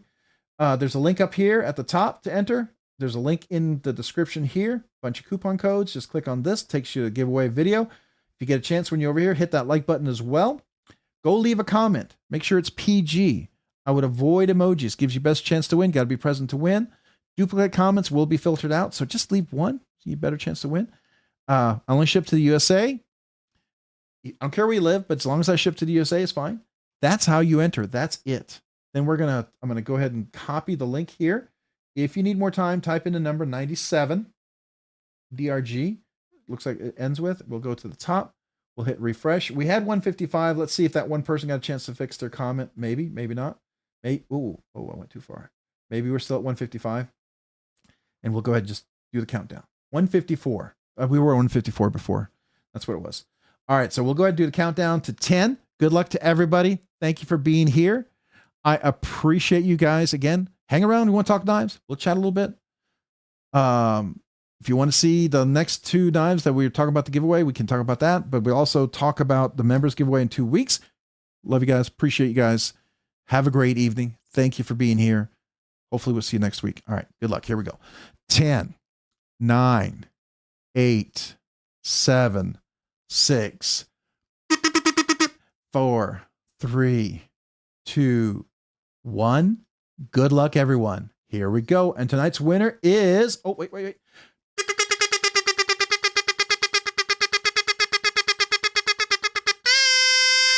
It's Waylon Godfrey. Waylon Godfrey. Thanks, Rob. Good luck to everyone. Waylon Godfrey, you are tonight's winner. I'm going to go ahead and start the timer. So let me go ahead and do that. We'll go ahead and start the timer. 1 minute. All right. So if you're here, Waylon, just tell me you are here. Give yourself a full minute. Let me know that you're here. Otherwise, we'll have to redraw, but just got to let me know you are here, Waylon. Waylon Godfrey is the winner. I am here. I see it. I see it. So all I got to do now, I'll go ahead and just click on your name. There we are. Oh, where'd it go? It's going too fast. Going too fast. Oh, there we are. All right. I'll come back to you, Lanyard Man. Coming back to you, Lanyard Man. All right. So I'm going to go to your channel, and it's going to tell me Waylon Godfrey, and that is you. So you are confirmed. Waylon is the winner tonight. Congratulations, Waylon. You are confirmed, but hang on. I got 4 questions for you, and I also need to come back to celebrating the... Did I do it? Yeah, I did. I did Lanyard Man, right? Did I do Lanyard Man? I celebrated Lanyard Man, right? Did I kazoo salute Lanyard Man? I did, right? Tell me, I don't think I did, though. I question myself now. You guys got to let me know if I did. I don't remember if I did. But Waylon Godfrey, you're confirmed the winner. I'm going to put up the email address here in just a second for that. And then I'm going to leave the name up here just for a second. You did not celebrate Lanyard Man. We got to go back and celebrate that. So I got to do that. I'm going to put that up there for just a second. All right. Real quick, I'm going to get the email address. But before I do that, real quick, Waylon, I have 3 questions for you. I'm going to need to know what color kazoo you want. Do you want it signed? Right. And then I need an email from you with 4 pieces of information: your YouTube name, your YouTube handle, the name I'm shipping it to, the address I'm shipping it to, and what you want. All right. I'm going to need an email for me. I'm about to bring the email address over for you to email me. But before I do that, let me celebrate Lanyard Man. I want to give him a proper kazoo salute tonight for 7 months as a nerdy knives nut. Lanyard Man, wait, don't stop. I won't stop. This is for you. I have a song in my head. I'm willing to try. It may not sound right, but I'm going to go ahead and try it anyways. Hope you don't mind. No, it didn't sound right. I was thinking, don't stop believing. It doesn't sound at all like it, but I'll just do the.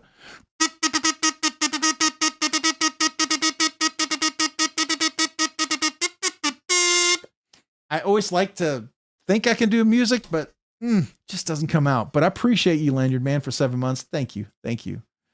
All right. Let me get the email address he used an emoji. He did. But what did I say? A single emoji, a basic single emoji. I think that's how we picked someone else before. People with tons of emojis, I've yet to see people with lots and lots of emojis in there, right? And especially one of the channel emojis. They don't seem to like those because those are kind of like weird characters, right? Let me grab my card here real quick.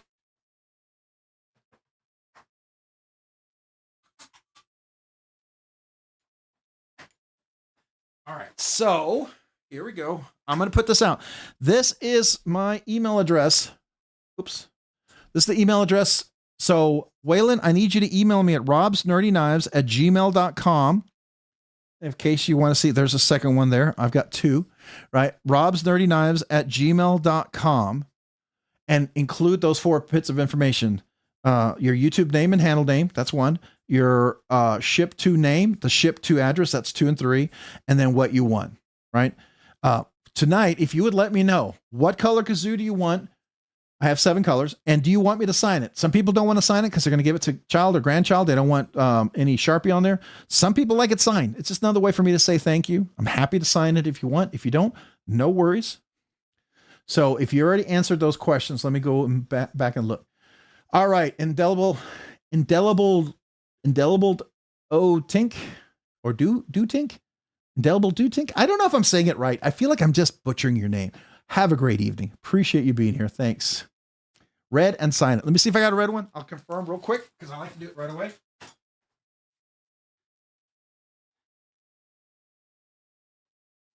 I have to go behind my desk.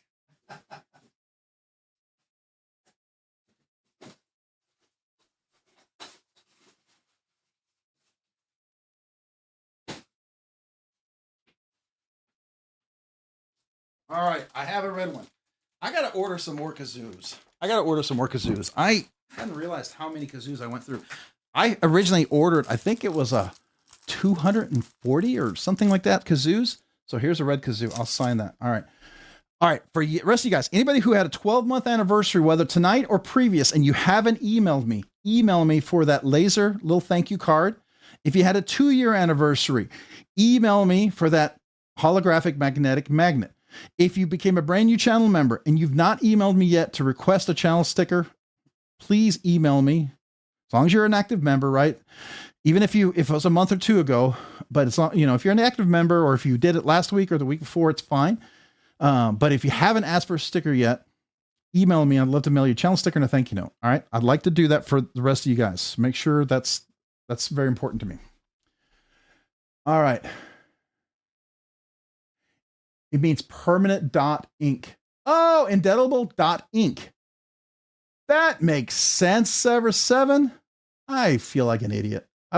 You always come up with a logical explanation, and I don't see I read into it way too much.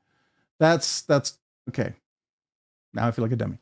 But appreciate you, man. Thanks for helping me see the light. He used to call me Sevy 7 or Sevy. I used to call you Sevy 7. Sever. I know did I call you Sevy 7? Oh, I think I switched it 7 because I see your name another place and it has the E's in between the V and the R and the V and the N, but I know here it's not there. So it's Sever 7, but that's shortened version of it. But Sevy 7, that makes sense though. He loves to mess up names. Yeah, just like I called the Knight's Edge. I called Neil for the longest time. I call him the Knife's Edge. I was wrong for 3 months straight. And then he sent me some stickers and I actually pulled out the sticker. This is how dumb I was. And I looked at it and I go, that's not the Knife's Edge. That's the Knight's Edge. I was like, oh, Neil Knight. Okay. Well, that makes sense. And I was like, all right, I completely missed that. So there you go. I'm good at that. All right, so guys, if you do have, I know, crazy enough, he gets my last name right. Oh, Michael Threlkeld. I do surprise myself. And here's the thing: if it's French or some foreign name, I tend to be better at that. Like at my old work, we work with some consultants from India, and one of the guys' name is. If you're from Southern India, the names are very long. Northern India, West India, they're shorter names. So the guy that I was working with, his name was Rajagopalan Panchacharam, and it was a very long name, right? And I learned it and said it correctly the first time I met him, and he completely was like, wow, you took the time to learn it. I always feel like my dad used to say, you can never make a first impression. So I try to make the best first impression. Even if I fumble it, hopefully it's, genuine attempt.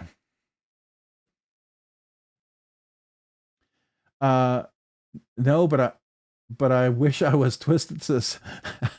Yeah, you gotta love that. Twisted Sis. I love that name, by the way. I think it's cool. Waylon, you're kin of Waylon Jennings. Oh, that's cool. I mean, Waylon Jennings, that makes sense. Archie McPhee's in Seattle sells wacky stuff like kazoos. Check them out, Rob's Nerdy Knives. Archie McPhee's. Okay, hold on. Let me see if I can find it online real quick. I'm gonna look real quick. Archie, let me see how you spelled it. Archie McPhee's. Is it store? Let's see.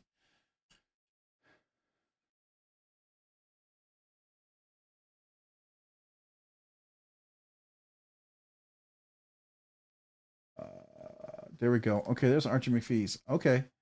Wow. That is a crazy. Okay, so just so you get an idea what the store is, I hope there's nothing weird on here, but it looks interesting. Definitely makes you feel like the kids store of old, or the back of the comic strip kind of thing with the Bigfoot. Now I got something I can look for my wife. She's really big into Bigfoot. All right, I'm going to save that. I'm definitely saving that. Thank you. Man, I appreciate that, McRanger. Thank you.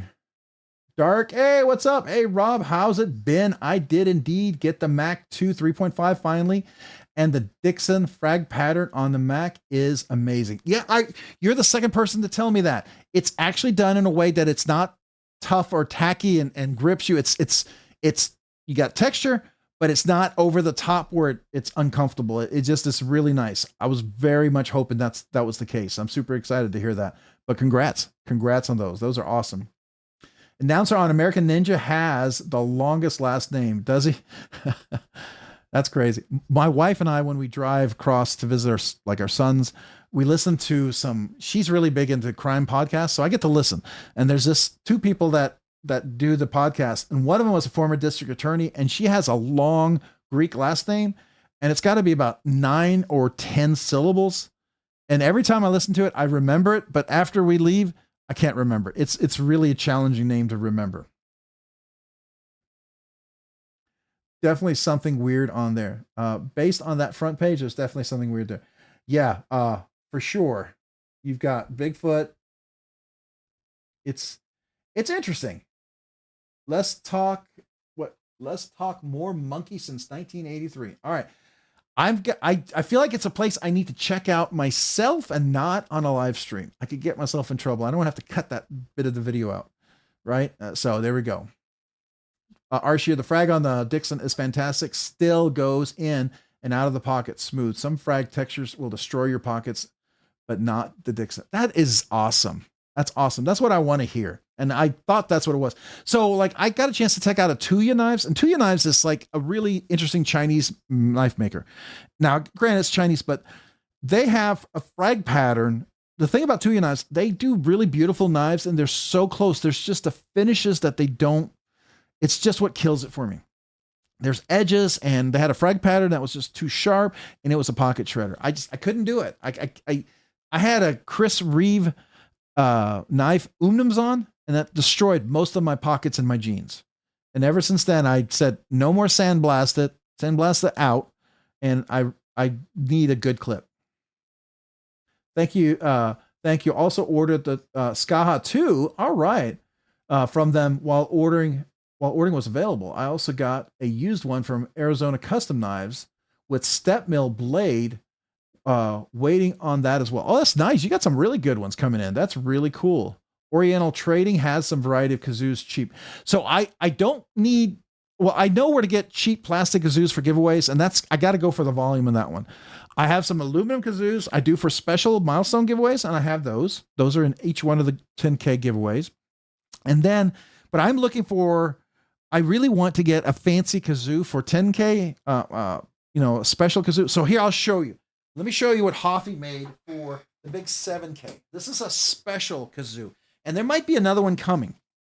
Who knows? He's made hints to me of something coming in the future. So I'm looking forward. This is the Rob's Nerdy Knives kazoo sword. All right. So he made this 3D printed case. Here we go. And lo and behold, you've got kazoo skiffs, even 3D printed kazoo skiffs. And this is one of the first RNK poker chips. And here is the kazoo sword. And it's actually a sword. Here you go. You see that? But the handle comes out and it's a kazoo. So here we go. Ready? It actually has a membrane in there and everything. And this twists off. So I thought that was really cool. So he made that for the big 7K giveaway. He has hinted, I don't want to take his thunder away, but he has hinted there might be something coming. So I don't want to put pressure on him. Whenever he gets to it, I am more than grateful. But one of the things I would love to do, ultimately down the road, maybe, is find someone who can actually do a mill titanium kazoo. You know, someone who can do it in a CNC shop. That's going to probably be a little expensive, but I would love to do that someday. It is a homemade kazoo. Well, it's a 3D printed kazoo. So you have to have the CAD drawing for the 3D, puts it into the printer. So there's different types of 3D printing, right? You have the kind of a cheap 3D printer stuff, and then you have a nicer 3D printer, and then you have the commercial 3D printer. And I think Hoffy has the nice 3D printer and a commercial 3D printer now. So he does some really nice stuff, right?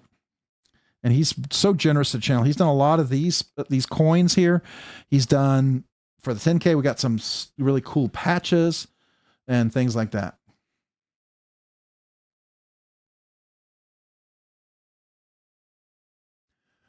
Mothman. I did see that. I saw that, Kevin Collins. I definitely saw that. Oh my gosh. I have to show you let me see if it's still there. This is creepy. I don't know what this is, but it's creepy. But I got to check it out offline.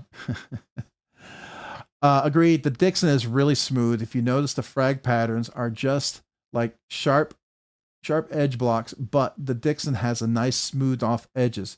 Just great milled work. Oh, that's cool.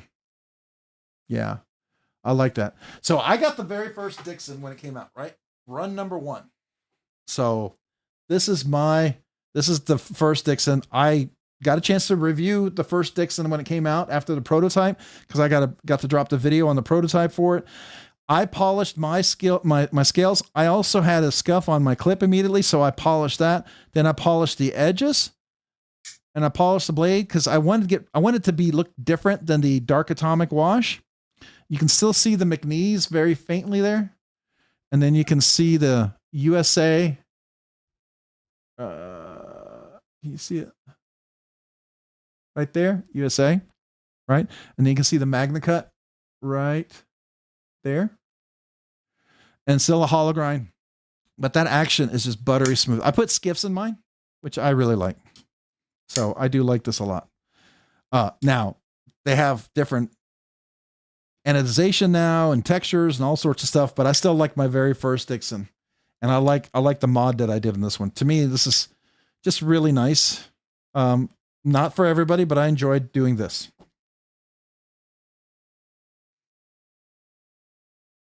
Yeah, it's a little expensive for sure. If you look around, maybe on the secondary market, you might get lucky, right?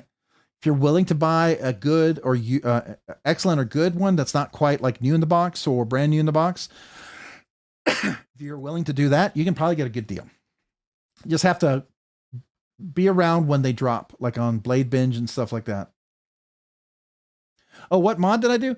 So since we're just hanging out, we're going to talk knives. Let me pack this up real quick and I'll show you. So this is not in the background. I'll give you a better view. Again, email me the winner tonight. Make sure you email me, Waylon Godfrey, and then also brand new channel members, anybody who 1 year anniversary, 2 year anniversaries, email me. All right, so let me just put this away real quick, just so we can have a better view, because I want to show you what I did. I'm a little proud of it.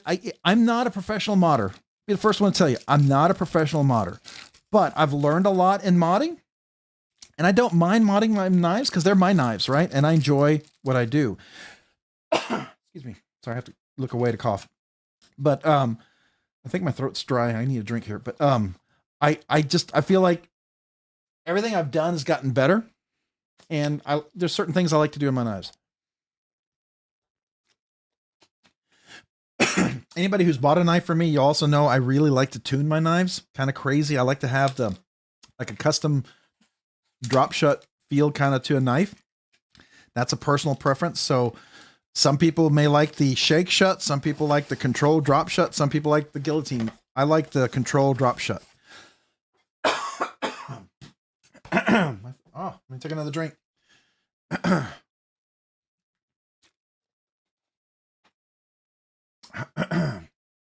Yeah, tickle my throat there. All right, I just want to make sure. Hold on. Did I get everybody?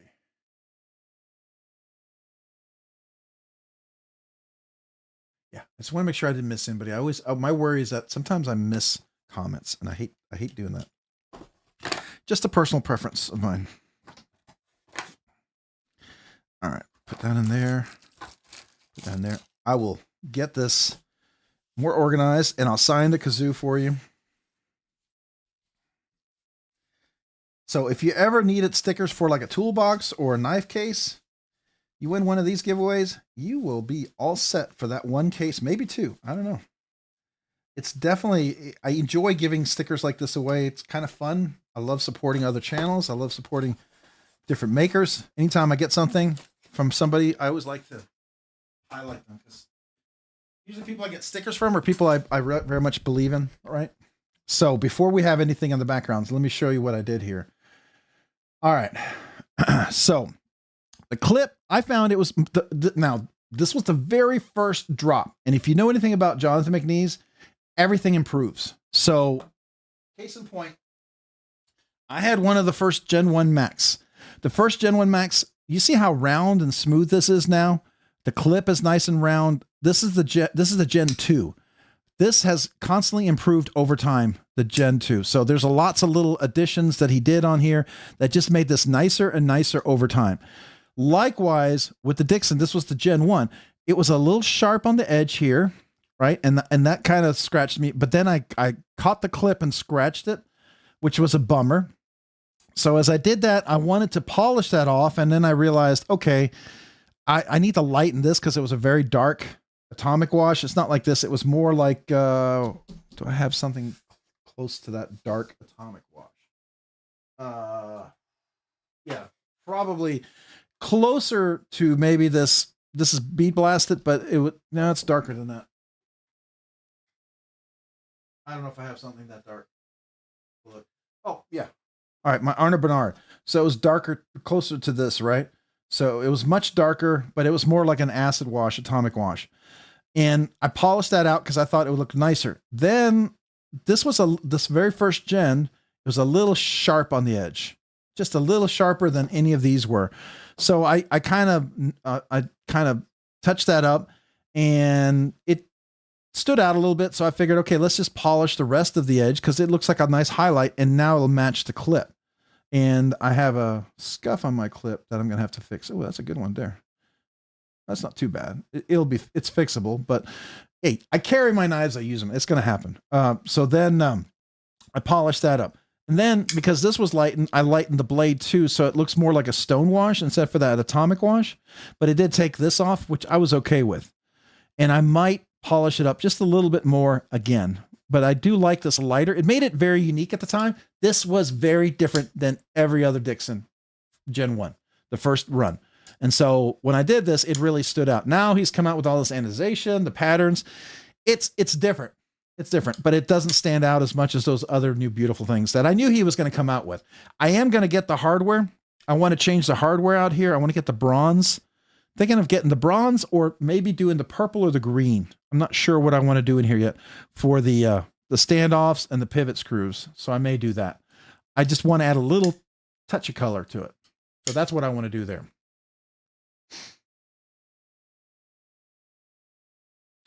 Yeah, I would need some more help with gadgets, stickers. I need to do sticker packs for the 10 giveaway, the 11 giveaways, technically 10 giveaways for everyone, one for the members for the 10K. And so if people want me to include your stickers in the sticker pack, that's going to take 11 stickers out of the ones you've given me. If you want to be included in those, I'd love to do so, but I don't want, some people may not have that many stickers to do that, and I don't want to assume that. So I'm more than happy to include one or two of the stickers in the giveaways. But if you want me to include your stickers in every one of those giveaways, I'm happy to do so. But I would need more for help with gadgets. I would absolutely need more stickers for that. So just, if you want to be in that. So this one's your Grail Dog one. Yeah, definitely. Archie agreed. The Dix is really smooth. Nice. There's the frag patterns. Yeah, we just talked about that one. I just catching up. Hey, Waylon, did I not celebrate? I don't think I did. Waylon, 6 months. I need stickers. Thank you, Rob. You're going to get stickers. You're going to get lots of stickers with that giveaway. So congrats, man. You'll enjoy those stickers for sure. All right, let me do a big kazoo salute. Hey, you moved to 6 months. You know what that means? 6 months means the trombone kazoo salute, and you get the little button. And if you didn't know what this is the Scottish throat pipes. First night we went live and got monetized, I didn't have a way to celebrate, so I did the Scottish throat pipes all night long. That's basically in college. If you have a few beers, you do the thing here. So I recorded it because at the end of the evening, I couldn't talk. So you still get that, but at every 1 year anniversary and 2 year anniversary, 3 year anniversary, I do an a cappella version just for you. Okay. But until then, you get this. This kazoo salute is for you.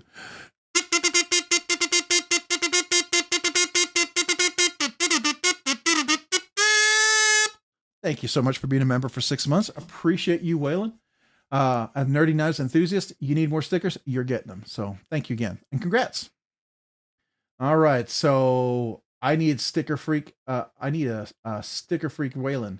Oh, does Waylon have some stickers too? Oh, that's cool. Yeah, if any of you guys ever have channels and you want me to hand out stickers, I'm more than happy to do so.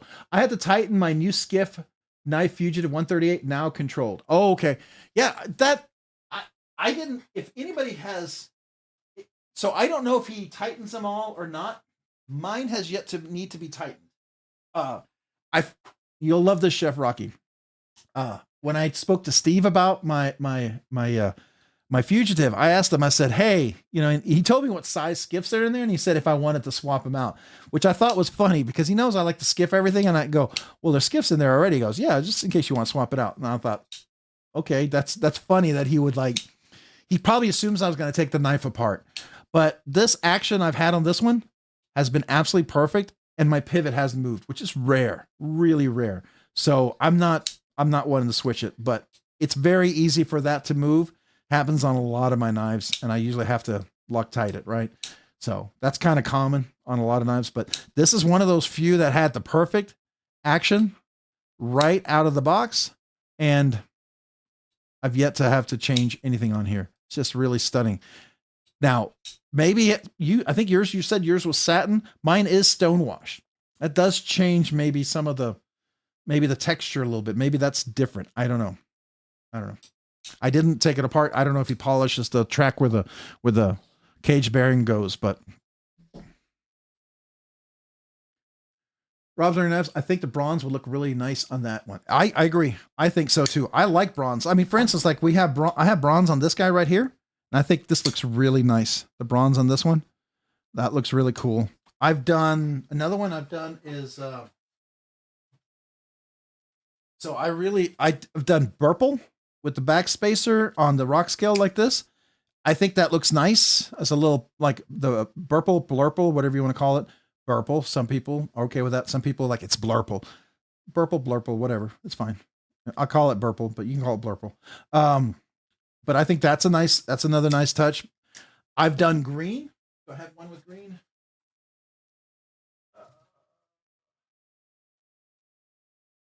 I don't have one with green. Oh, dang it. Well, I had one with green, but I've done green. I think, that would be cool too. So those are definitely possibilities as well. You have plenty of ours. I have plenty, but with the 10K coming up, I'm going to use a good portion of, just so you know, because the way I do it, Twisted Sis, is I usually, if I do the couple one, I just do that one. But if I do one of each of you, I'll include a Bluminati and a Twisted Sis. So I'll include, so each of your channels both get recognition, right? So I do that. But if I have the two together, I'll just do that one.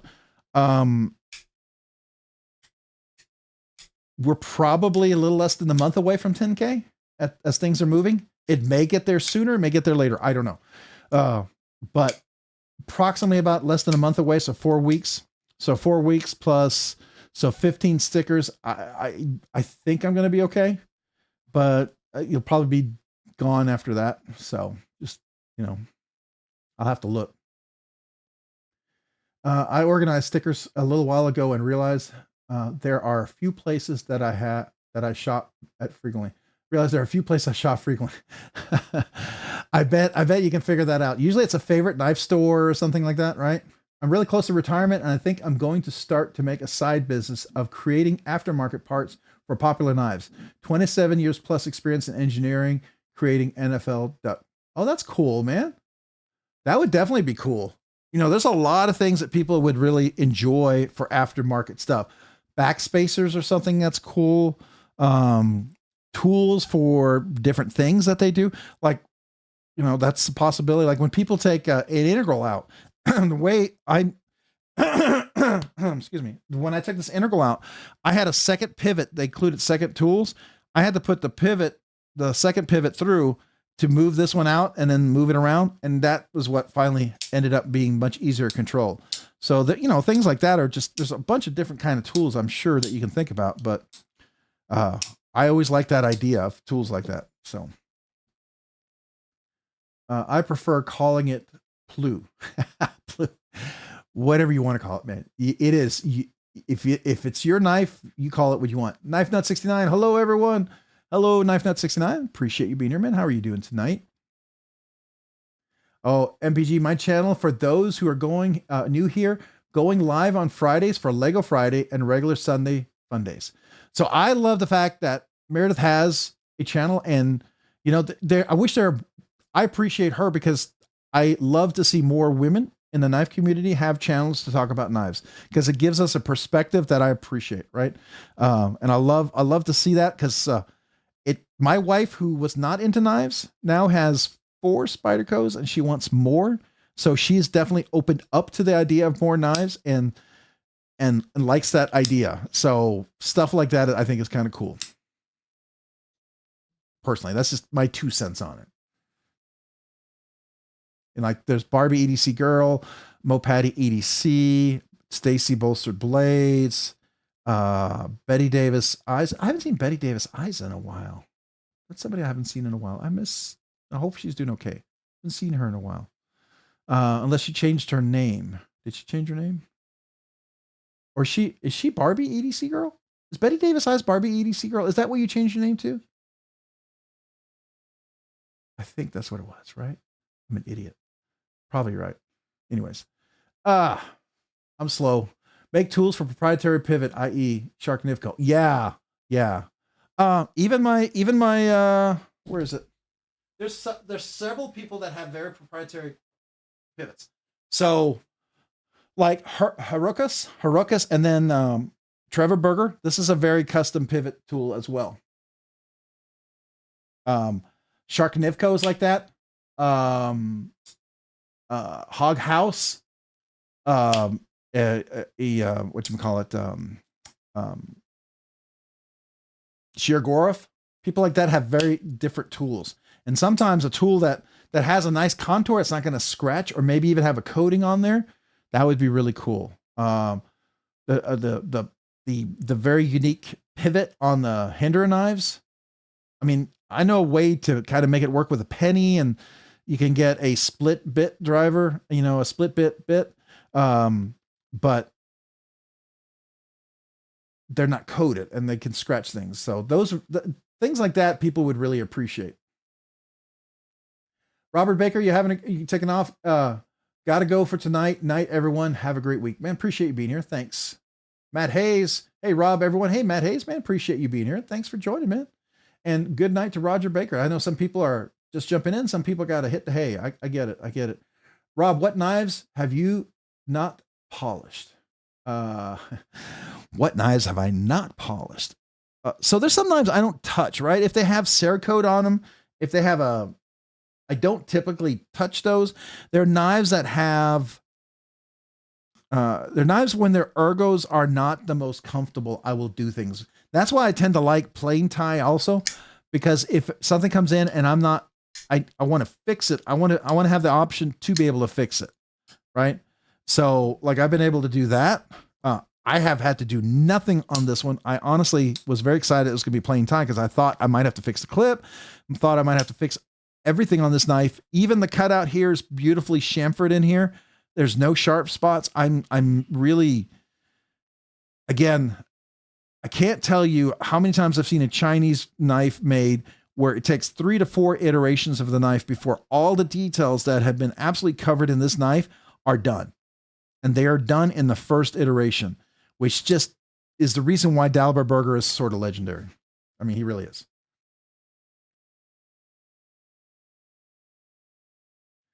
Derek has been around. The Pyrenees is one of my all-time favorites. Okay, you're talking about that. I mean, there's like, I don't typically like custom scales. I typically get custom scales because I like them as they are. I don't have to touch them, right? That's the point of buying a set of custom scales. I did have to touch up this was an earlier version and I did have to touch, this was a little sharp here. I did add a little line of jimping there that made this just really delightful to be just a perfect button flipper. So I enjoyed that. I did add a line of jimping here and then I had to polish it just to make sure it looked nice. But that's kind of a nice little thing. I honestly thought the Raynon I was going to have to touch up because the first one was kind of sharp and edgy, very industrial. And so when I got the second one, even though it had the speed holes, if you will, this milling, I thought, I'm going to have to see, is it going to be catch and release? When I got it, Sean really, really took care of all the details in this one. As industrial and as sharp and edgy as this look, there is no sharp spots anywhere. I mean, it is well taken care of. He knocked it out really well. And the action with skiffs on this thing is just beautifully buttery smooth. So yeah, I haven't done much on that one.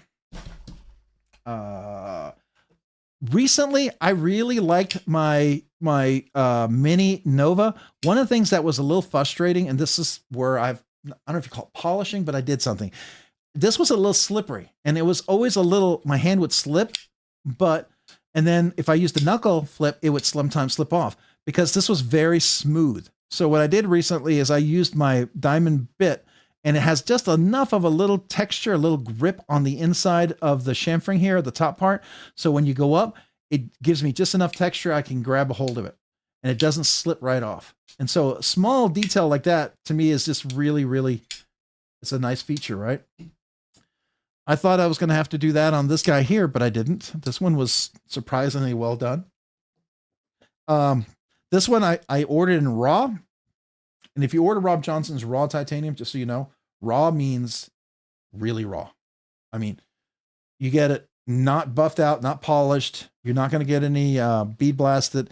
I literally had burrs where all the milling was. And I thought, oh, well, you know, I could have sent it back and he was willing to fix it. But I thought, you know what? I have a Dremel and a polish cloth and some flits. And so I did. I touched it up. Most of the burrs and everything are gone. There's still small imperfections. I'm not perfect, but it got to the point where I really liked it. And it had that really nice polished look that I really kind of wanted in one of the knives. I know that's always risky because you can scratch it up really easy, but I could always repolish it. And I really like this high polished step milled, even though it's step milled / stonewash there. So I was very happy about being able to do that one because it was there's no anodization, no colors. So I don't mind that. Okay. So I don't typically touch anything up on a brown knives, but sometimes these edges up here can be really, really sharp if Craig doesn't get them. And this one was really good, but I've had a few of these that I've checked out, some loaners and stuff, and it's really sharp up there, which can make it kind of uncomfortable. I haven't had to touch this, but I'm more than happy and more than willing to touch something up like that. Just so you know. Just trying to think. You ask, what else have I not? What have I not polished? Oh, I actually did my Oz. So this is the Silver Surfer. It came in nice and polished, but it wasn't as polished as it was here, right? And it wasn't as polished as it was here. Now, Oz, I think, recently dropped another Silver Surfer, but he really polished this up and polished this up, so it kind of stood out. I kind of made mine more of a true Silver Surfer. It was stonewashed, but I just felt like with this beautiful golf milling putter pattern, a nice polished clip and a back spacer and back here, and then I even polished this little part up here on the swedge. It just, I don't know, it just made it look nicer. And I just thought it was kind of a nice little touch. So yeah, there's a lot of things I have, but there's a few things I probably won't. So, all right, Twisted Sis 76, good night. Have a great evening. Appreciate you being here. Thanks so much. Hopefully you and Bluminati Ninja have a great evening. Thank you for joining us. Hopefully you'll see you next week.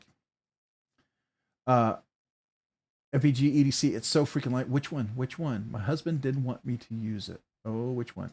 Knife Nut. Thanks for letting me know. I still don't know a lot about knife makers. Okay. Dolomite, yes. I've had it for 2 weeks. Oh, what do you say, Matt? That Sonora in your possession yet? Oh, okay. So you had the Sonora.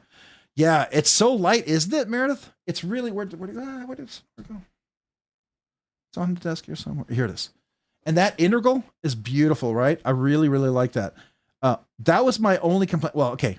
I did two things. This was a little sharp, and this little part of the clip right here was ever so sharp. I touched those two spots up, and that to me was absolutely money. Now, I told you about this, right? I showed this to Martine at Blade Show, and I said, hey, I did that. And I got the biggest compliment. I don't think he'll ever do it, but I got the compliment that he said because he said he would never put any jimping on this. He looked at it, he looked at me, and he said, okay, I'm just going to tell you this once, and I'll probably never say it again because I don't hate it. So that was a huge compliment. So to me, I felt like, all right, he could see the practicality of it. Maybe not the aesthetics, but the practicality. So I appreciated the nod, at least that he didn't think I was totally nuts in doing it. Whether he will do it ever, I don't know. If he does it, he'll obviously look way better than what I do. But Dirty Dan woke up from my drunken nap. Oh no! Hopefully it was a good nap. Dirty Dan, sup. He didn't want you to use it. Blasphemy. Who didn't want you to use it? Tony didn't want you to use the Sonora?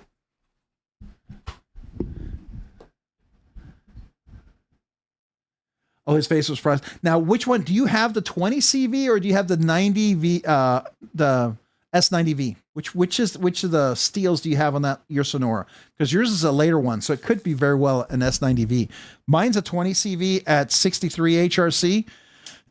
And I will tell you, that edge strops up so nicely and it's crazy, crazy sharp. So I can still, I can absolutely shave with this thing, right? Hold on. Oh, there we go.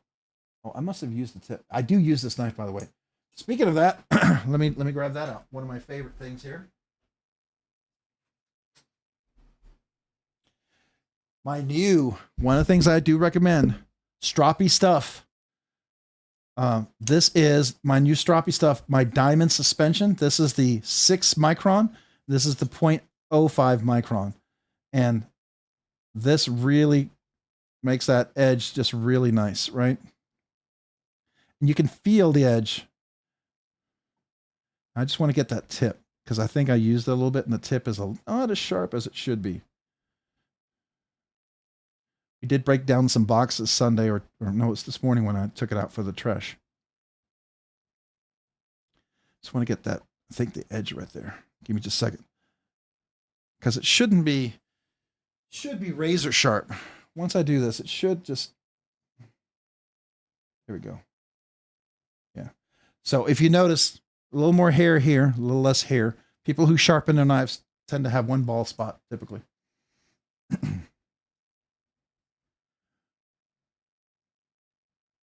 Oh yeah. And it's on that bushing. It's not caged ceramic bearings. It's the bushing and it's just tuned perfectly.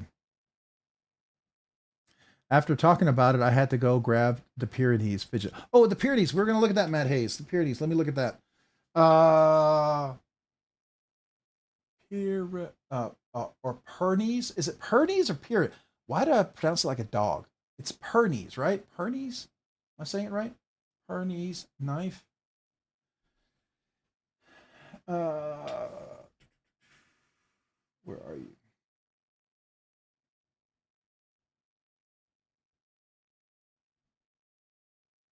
Who makes it? Who makes the Pyrenees?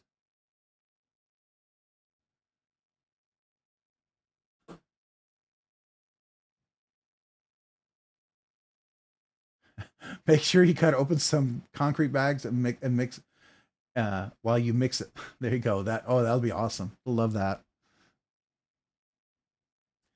MPG is the most expensive being a USA made. It's my choice as well for sure. Yeah, I totally agree. Ed, I just got the Sonora and I am so shocked at how well it looks. Yeah, and isn't the mill? You probably got some of the fancy milling. I think you got that. What do you call it? Working finish or whatever it's called, anodization, which is similar to what they did on my Mojave. It's this beautiful, very intentional kind of rough working kind of finish anodization that really actually is quite challenging to do very evenly, but they do a really good job. Grateful Dong, is Grateful Dong here? Hey, what's up? Welcome, appreciate it. Hey now, how is everyone? We are doing well. How are you? Welcome this evening. Help with Gadgets Night All. Hey, have a great evening. Appreciate you being here, man. Hopefully we'll see you next week. Have a great week. I'll hopefully see you in some of the other live streams throughout the week. 20C of your Sonora. So the Sonora, mine is heat treated at 63 HRC, I think. Mine is the 662, and I think it's 63 HRC. I'll have to look at the container, but I think it's 63 or 63.5, which is really a very, if you can heat treat it and do it right, which they do a really good job on, it doesn't warp and it really has some great edge retention. 750 from a drop secondary is a little high since they're rare. Matt Hayes, what are you talking about? Which knife are y'all talking about? The smoothest action washers personally I've felt, but it's built to be hard used and put away wet. Do it again next day. Truly one of the best. Right under the Rosie for me as an EDC. Are you talking about the Sonora or are you talking about the Pernies? Is the Pernies the one by Stang Blade Works? Just real quick, is this the Pyrenees you're talking about? By the way, I'm going to jump down the conversation because I'm way behind. Triaxis dives. That sounds familiar. I've heard of it. I'll have to look, but I have heard of them. Just put your first edge of Mojave. It's a fine laser beam. Scary. Took quite a while to lower back the edge to 17 degrees, but man, you got it down to 17 degrees, that thin edge, because it's already super thin. Now, I think my edge, mine came in probably, I want to say, because it's a longer edge, at least on mine. I don't know. It feels like it might be close to 18 to 15, maybe 18 to 20, somewhere around there. Roman M, what's up, man? Appreciate you being here. The Pyrenees version 2. So this one over here, right? Let's see. Products.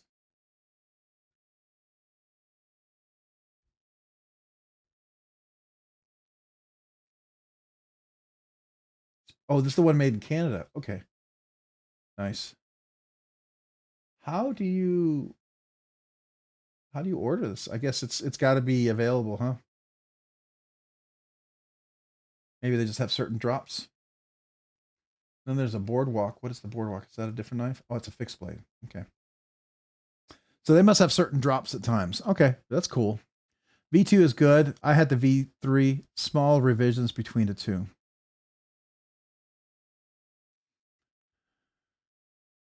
Y'all have a wonderful night. Grateful Dong. Hey, appreciate you being here. Thanks, Grateful Dong. Hopefully you have a good week and we'll see you throughout the week. But Thanks for being here, man. Hopefully your Monday was pretty decent. At least you get some good sleep tonight. Yes. Okay. Thank you. Yes, Rob. That's the Pyrenees. Okay, cool. Yeah, I've heard about it. I've yet to handle one. I would very much like to handle one of these days. Last drop was only for Canada. Okay. So it's one of those hard to maybe get knives, which is fair. I mean, that's sometimes just what it is, right? It is what it is. So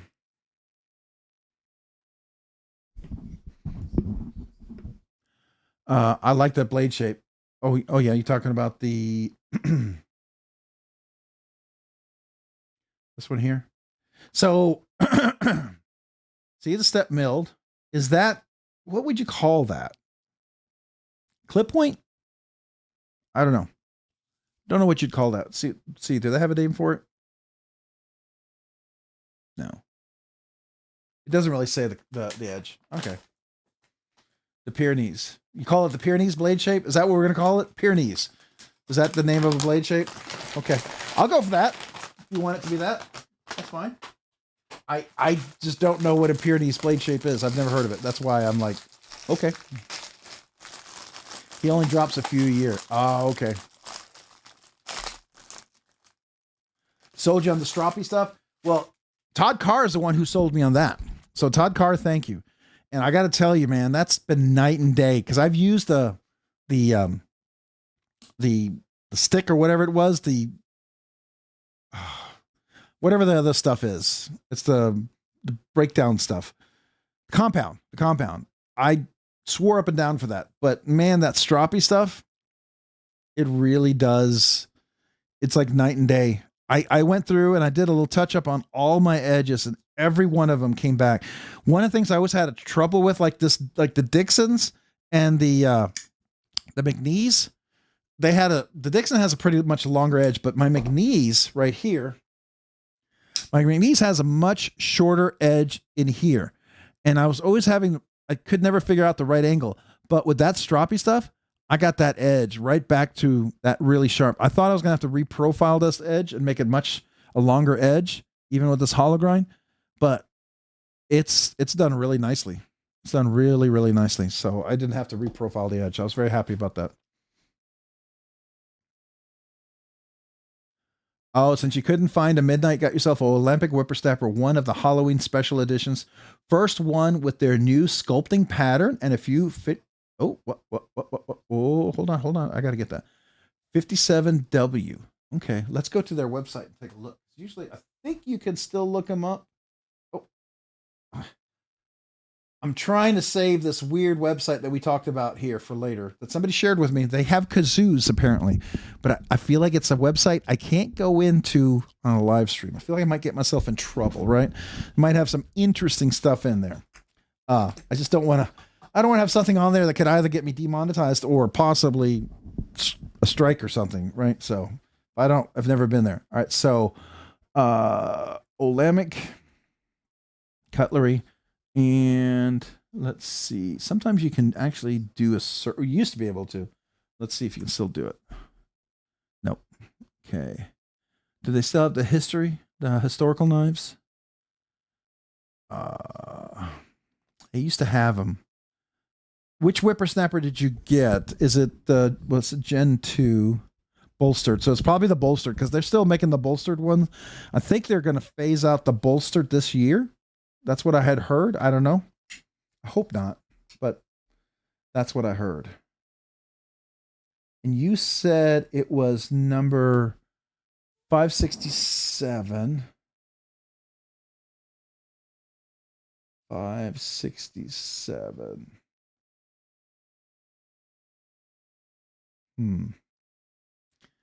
I wonder if do you have a website somewhere we can take a look at it?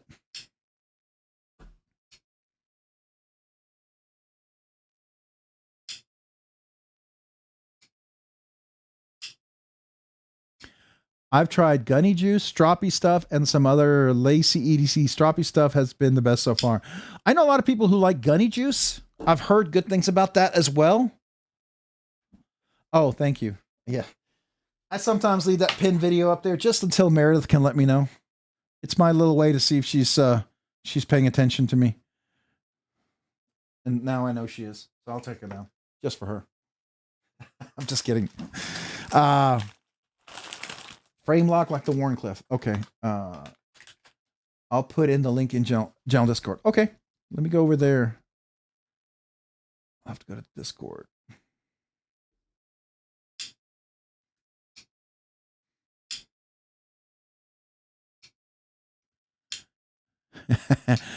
You like that?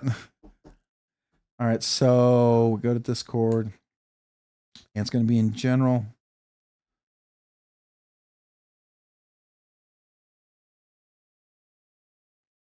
Oh, here you go. Crazy was opening up the giveaway. All right, let me know when you post it. I'll come back to it.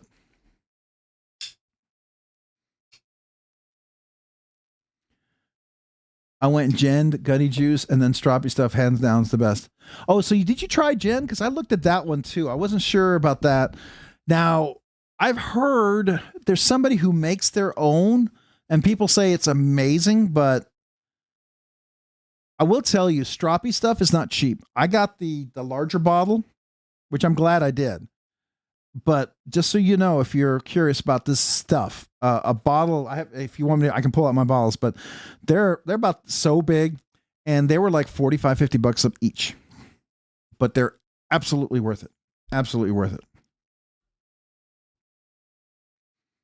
I need to get my Excalibur sharpened again. Man, I gotta tell you, I really like sharpening on my TS Prof.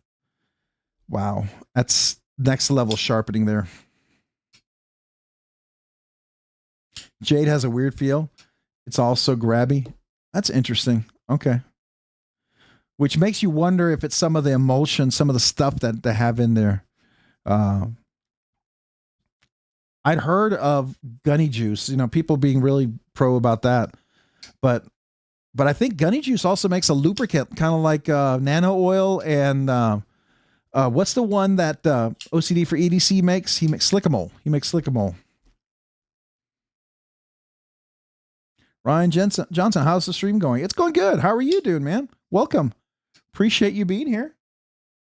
We're just chilling. We're looking at knives, people sharing some of the things they're talking about. I talked about my Dalibor Bergam production knife pickup, and then somebody talked about one of their cool new ones that they got.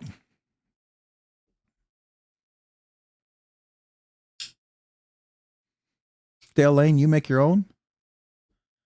That's cool.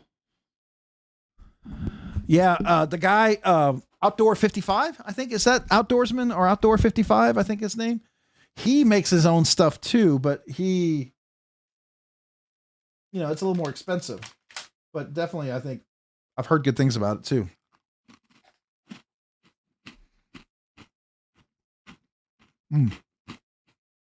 Thank you. Sorry, I have to have a cookie. It's one of my, it's an all-natural cookie. I gotta tell you, if I'm gonna have a cookie, my absolute favorite, I don't know what you guys think about these, but I absolutely love Tate's cookies. Natural ingredients, they're just so good. I don't know. It's my favorite cookie. They're one of the best. If you're gonna buy a cookie package, those are my favorite. Well, KPL works. See, I've used nano oil forever for my knives, and I love nano oil. And I've used it from the very get-go. And I tried KPL. KPL seems to attract more stuff. It gets grittier after a while. At least that was my experience. And when I use nano oil, it's tend to be more consistent and had less issues. I don't know why. It just seemed to be better. That was just my personal experience. I could be totally biased, but I like nano oil. And so if it works and I enjoy it, I'm just keep using it. I also like the fact that I can get nano oil in 85 weight, 10 weight, and 5 weight. Oh, the Biscoff is yummy too. Yeah, Biscoffs are good too. Dolomite, absolutely. It's healthy, right? It's like a natural cake. If you eat cake that's homemade, that's like, diet food, right? We'll use anything to justify it. No, it's not. It's just a little extra energy while it gets late.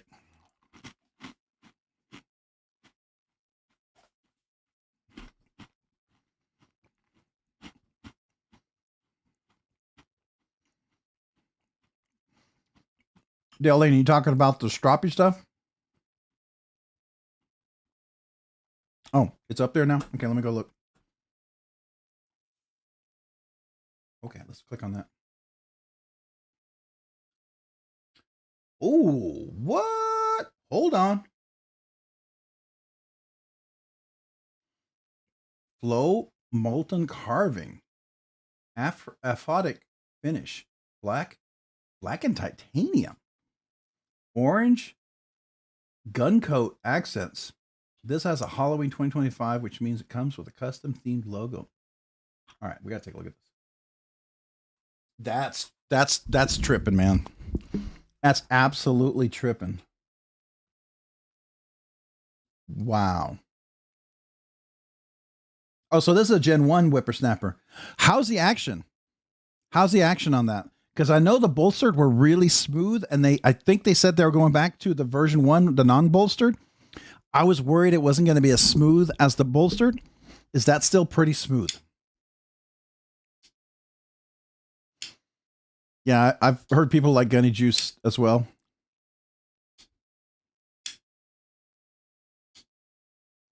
Some people who start with Gunny Juice, they stick with it. People who start with Nano, they stick with it. KPL is... I don't know. I'm not sure about KPL. I'd have to...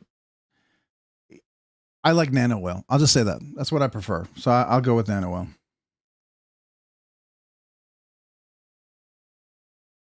All right, Knife Nut 69. You have to let me know, because I know I was talking to Ilya at Blade Show, and he said that they were going to get rid of the Gen 1, the Gen 2s, which is the whippersnapper.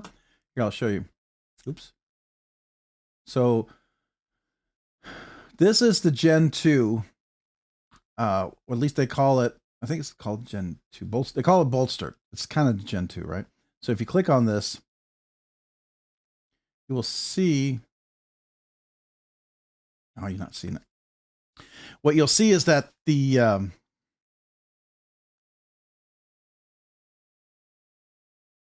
so you see how it's bolstered behind the scale? So it's a bolster. For whatever reason, it's pretty smooth, right? The old Gen 1, the original ones with just a frame lock, they were notoriously supposed to be not as smooth, but I don't know if they incorporated the same bolster. Maybe they've got it tuned in the same way, and that would be good to hear. I would love to hear that. I do like my whippersnapper. Where are you? So this is the one I have, is the bolstered one right here. This is with the gold fat carbon.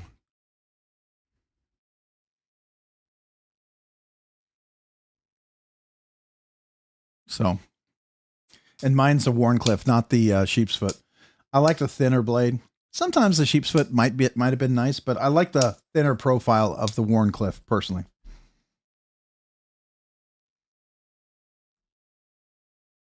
An email, they sent me 4 choices for logo and said that I was technically discontinued. Oh, discontinued. Or it was. Okay.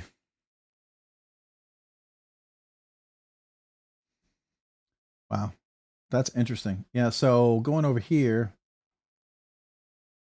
Let's do the folding knives.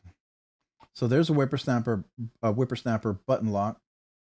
Whippersnapper. Do they do Gen 1, Gen 2? Let's see.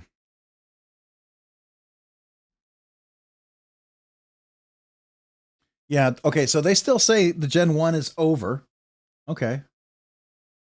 Well, maybe because it's a special run and you can't really do that scale in a bolstered frame. It really lends to a frame lock. So I could see that. That's like a special run, right? How would you do that with a bolstered frame lock? I don't think you could, because I mean, you look at the texture. How could you get all that milling in a bolstered frame lock? I really don't. I think this is really the only way to really create this knife is to do a frame lock. So I can see that. Yeah, so the whippersnapper is smaller, but if it works for you, it works great. If it doesn't, it doesn't, right? For me, using the finger choil, it's like a pair 3. It's either going to be great like this, and you're okay with a smaller knife, or you're not. Now, I put skiffs in mine. So I did put skiffs in this thing, guy. And that did make a difference, right? But that's the thing. The whippersnapper goes from that to, you get this whippersnapper, which is kind of small, and then you go to this gigantic knife that's just like almost 9 inches. I mean, there's no 7.5, just 8-inch knife in there, really. That's regularly part of their line, at least that I haven't seen.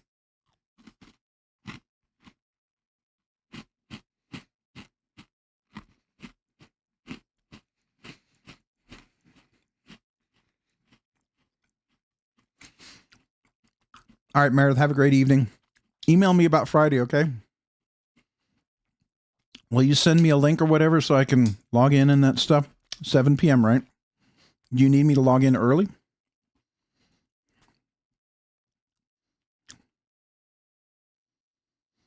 With the finger choil, it should be be proof whatever. My Urban EDC LC, smaller, and it fits barely, but it's big enough to be comfortable. That's fair. So I had an Urban EDC LC, the Trevor Burger production one. I did a few mods on it, and we ended up giving it away here. But that's what got me into Trevor Burger. Mountain Standard. Oh, 9 p.m. my time. Okay, yeah, I can do that. That's even better. Yeah.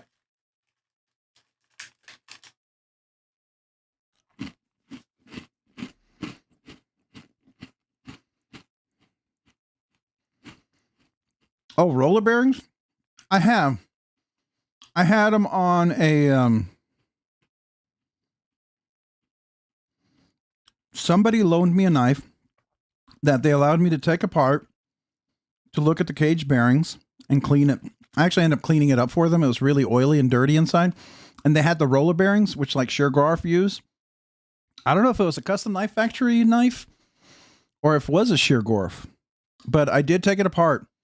And they're very interesting. I would think that they would have to be somewhat conically shaped. They wouldn't be perfectly cylindrical, because then you wouldn't have even perfect shape going around. I mean, just thinking of the physics of it. But it worked. It's different.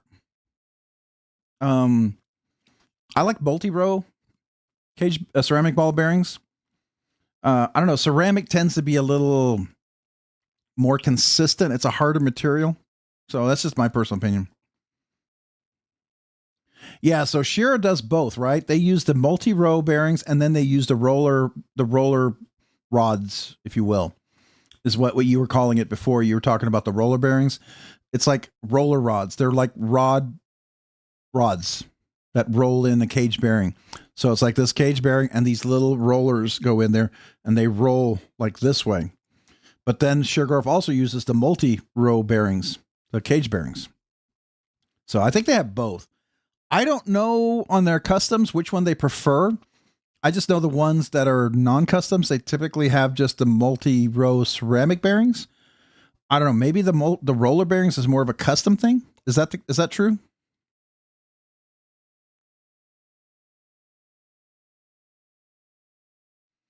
The Kaiser Pioneer has roller bearings. Oh, that sounds familiar. That sounds familiar. There was a Kaiser I took apart that had that too. Yeah. That sounds really familiar. I remember that. Now, the Kaiser that I got from Blackbird Blades is really cool. Great action. But the problem is they use a line, they mill a track in the washer, and their cage bearings only fit in that track. And when I put skiffs in there, the balls didn't line up into that track, so it didn't work. It's the only reason why I couldn't use skiffs. I'd have to get new washers for it. I don't like that. I mean, if you're going to be in cage bearings, there's no reason to have a track on the on the washer or the liner. Yeah, and it's the concept, the two ravens. I wish they wouldn't do that, because then you put skiffs in there and it would really make that knife just a little nicer. It doesn't need it, no, but it makes it a little nicer. Yeah, it does. Especially one, that little touch, that little smooth, buttery flavor. As I always say, skiffs were first created by Steve Skiff for his dad's custom knives, right?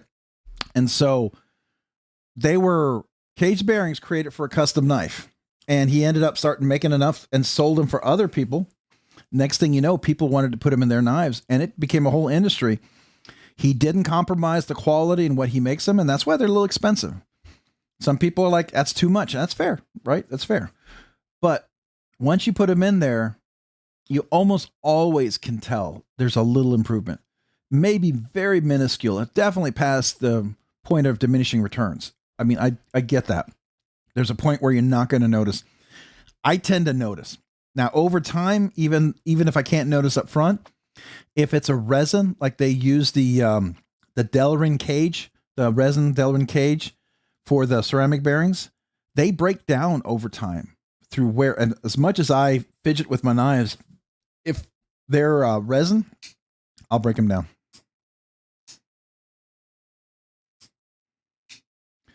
Probably.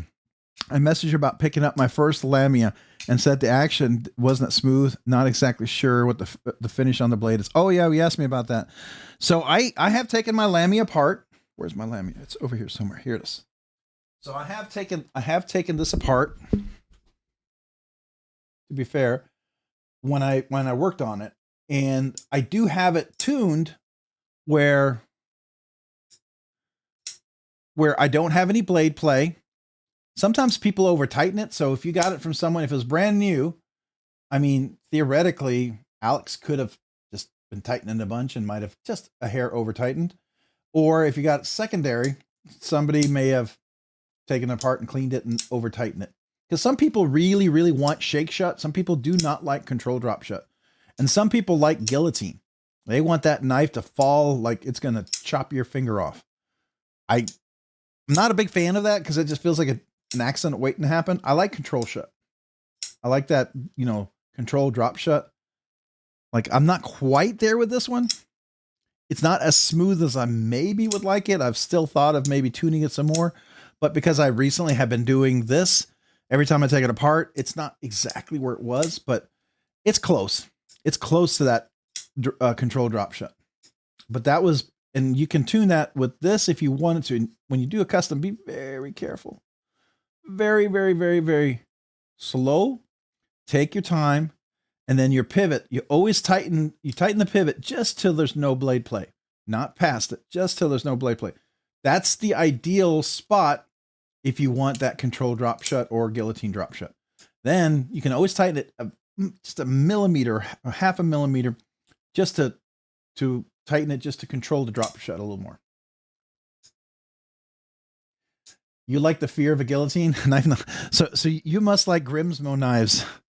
Now, I will someday get a Rask because I have learned from someone who might have worked on Grimsmo knives and might have a big insight to it, how you can tune a Rask to be control drop shut if yours is guillotine. There is a way to do it.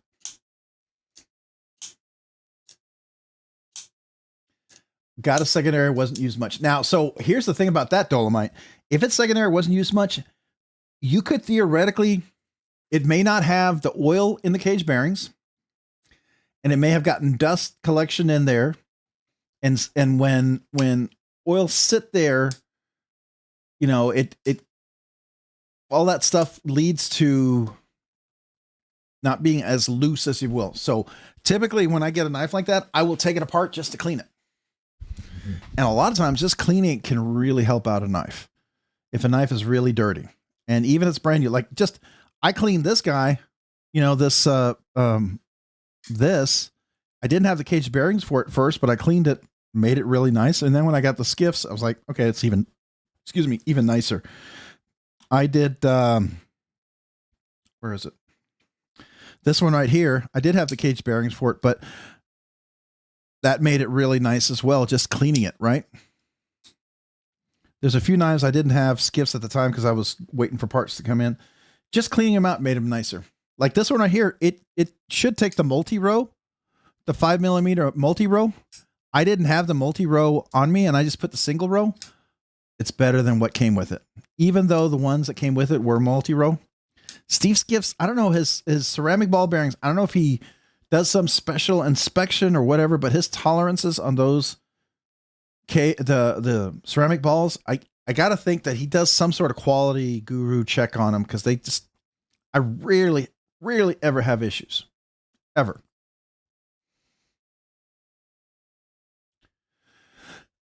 Oh, when you get a knife like the Padre, oh my gosh.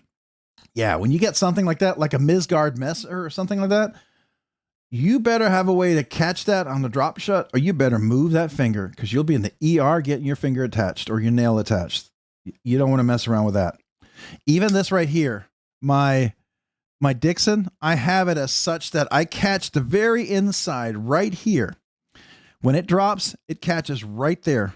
And there was a little sharp tip right there. I got rid of that little tip because this catches here. Whereas like the Mac 2, when it drops, I'm always on the inside of it. So I'm always clear of it. It's never an issue dropping over here. Never have to worry about it. This one was just a hair sharp. Now I did catch it up high enough, but if I took that tip off, I didn't have to worry about, guillotining my finger. And that was enough for me. Now, since I already did a cutaway here, because originally this doesn't have a cutaway, I made that the cutaway. Excuse me.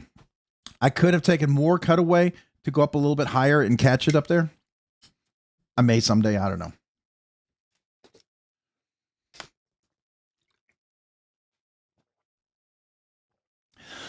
Excuse me.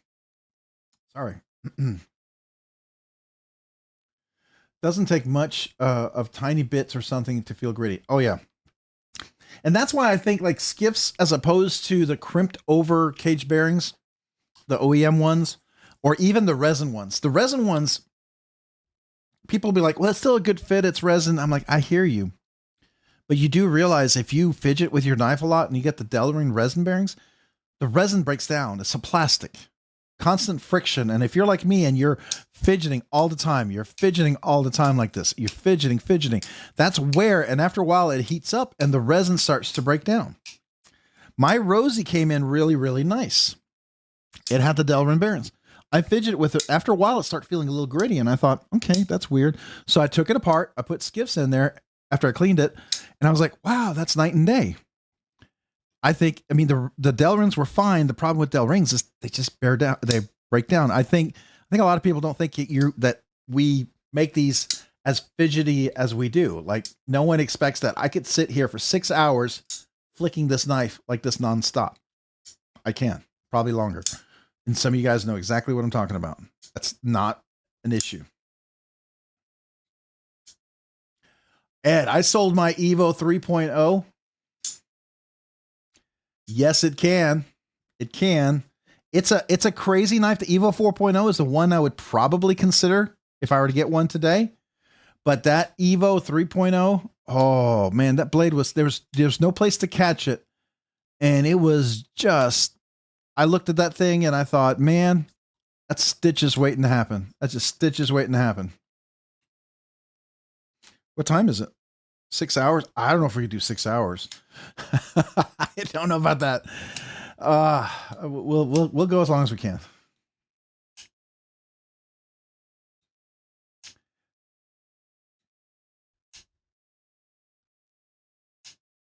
They have too much of an interfraction. Which ones did you get for your Rosie? Because the Rosie's ones, there are some different ones, right? Now, here's the thing. Do you have a caliber? Measure them. One issue I actually had, mind you, Steve had some people working for him, and a couple of the caged bearings I got, they were the wrong size in the wrong bag. So I don't know if it was 6mm or 5mm, but it was swapped and it was too tight. and it turned out to be the wrong size. And I confirmed that by measuring it with my calibers. And I said, hey, this says it's supposed to be this, but it's smaller. It doesn't seem like the right size. And he's like, yeah, we had an issue with some got mixed up. So he sent me some new ones, replaced them, and I was great.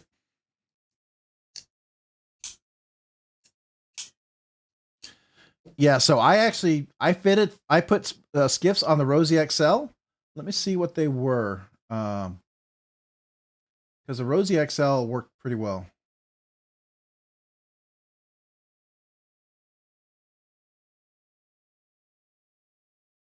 Yes, I agree with that, Ed. That actually happened to me with a not a misguard Messner, but I had another one that I had checked out from somebody, and the blade came through, and it had a backspacer. It didn't go all the way up, and it cut me. And I was like, it cut me pretty good. And I was like, no. That's a knife that doesn't stay in the collection if it were one of my knives in my collection. So let me go real quick to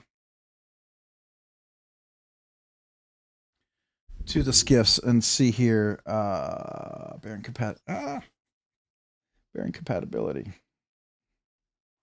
Do a find.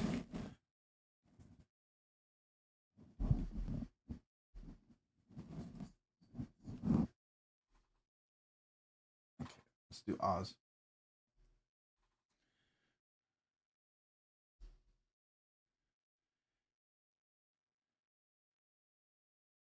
So the ones I use were the 1/4 ceramic ball bearings. Now, if you have a caliber, I would measure them. Yeah, if you had a caliber, I would measure them. And do you have a ruler or something? Maybe close to that? Because I'm gonna bet you that doesn't seem like that should be the case. So let's see here. What is the measurement? So inner diameter is going to be 0.252, which is 6.4. That says it's a 1/4 inch. So 6.252 inner diameter. So let's look at what's 6 millimeter? Okay. So it makes me wonder if you got the 6 millimeter and the 1/4 inch mixed up. And that sounds like the ones I got mixed up. Because if you notice, those are 0.238 and the other ones are 0.252. Could it even go over the pivot? Was it like not able to go over the pivot, or was it just very tight over the pivot? I'm curious.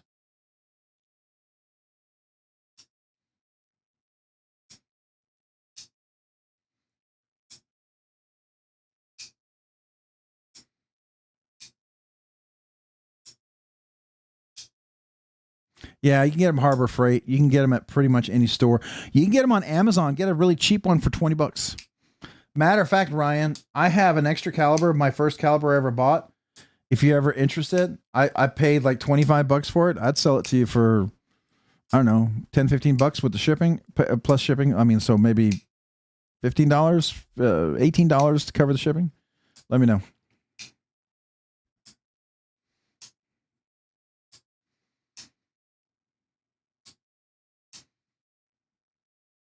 The new calibers I have, those are professional grade calibers. I actually got a birthday present, and I used gift card to buy those.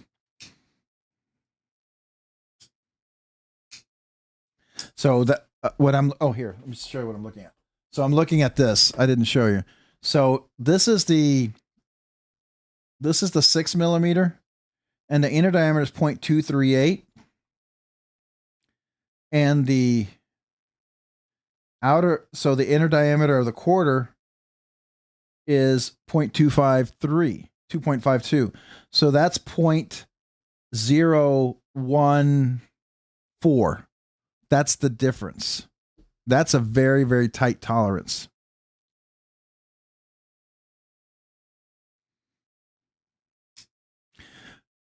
Dolomite, it doesn't look like removable washers on mine. It's just a polished titanium handle that the skiff's right on. I thought about polishing those. Couldn't hurt. Knife Nut 69. What is your knife again? Sorry, I'm trying to remember.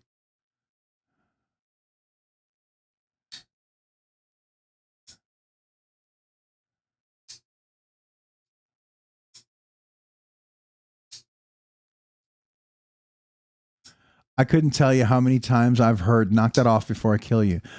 Oh, I think all of us here can sympathize with you on that one. Team Bottom Feeders, any OTFs you'd recommend or they're not great? Okay, so a great OTF real quick, Team Bottom Feeders, that I think if you're looking for a good price OTF, a really solid one, Kershaw, Livewire.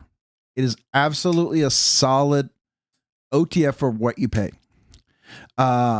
Axon, that's a USA made OTF, pretty decent. It's a different, I mean, I think aesthetically the Kershaw one has a little bit more. You can go to Hogue, they get bigger versions of that and it looks similar to the Kershaw, but it's a different design. Depends how much you want to spend. Are you looking to, now USA OTFs, you're looking at anywhere from like $250 up to $500-$600. I don't know if you have a limit. Right? You could spend way more than that if you wanted to, but I think it's worth getting a USA made OTF personally. I think they're worth it. That's just my 2 cents on there.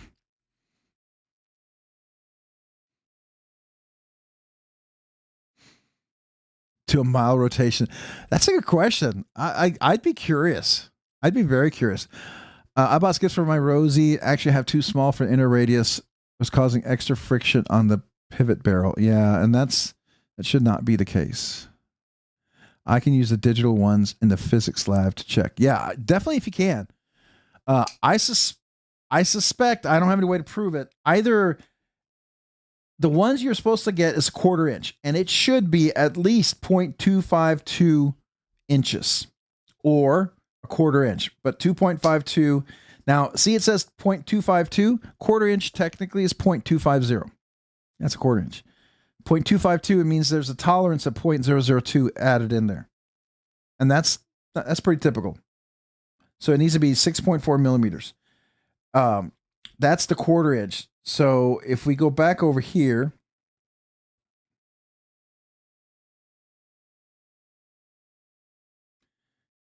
$5 millimeters, is that the one? Yeah, it's too small. 6, what's the other one?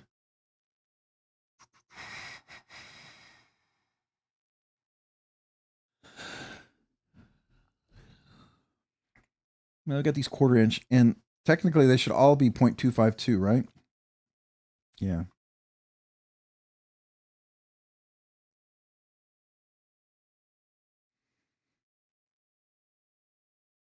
So here's an 18 ball count, 0.252.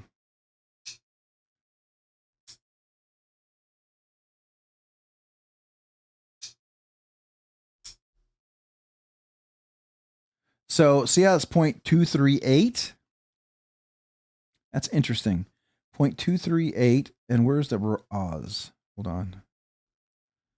0.238, 0.238. Remember that. 0.238.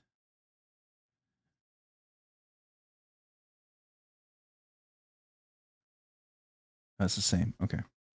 Yeah, that's what I'm guessing. It's maybe 6 millimeter or something like that. I don't know.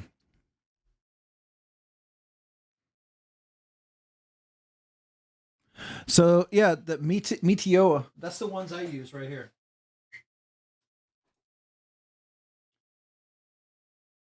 So these are my calibers, right? Oh, yeah, I don't know if you can see that. Yeah, I'll just do it on the desk. I mean, these are definitely more expensive, but I figured if I was going to be serious about this, I'd spend a little bit of money on a decent caliber. It's not the most expensive. This is the cheapest nice caliber you can get. You can get a cheap decent caliber. You can probably spend 50, 60 bucks, and you can get a cheap okay caliber and spend about 20 bucks, 25 bucks. But this right here, these are pretty cool. Oh, where's my power? Oh, there we go. And this is very interesting because this is how sometimes I have dirt in there. Just a little fragment of dirt gives me a not a 0 reading. And if I clean that out, I'm back to 0. So that just tells you how consistent it is. I don't have to zero it out every time.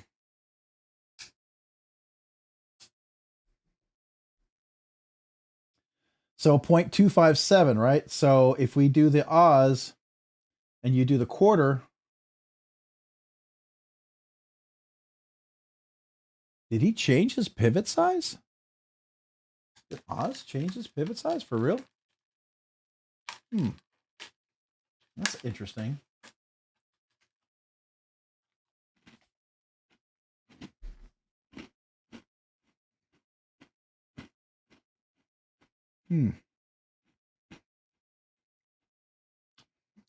That's really disappointing if he did change his pivot. That's a weird pivot size. Wow. Yeah, I've just not heard of that. That's crazy. What are the different measurements? So we got quarter. It's 4 millimeter. Always use these 8 millimeter that they have on the Microtex.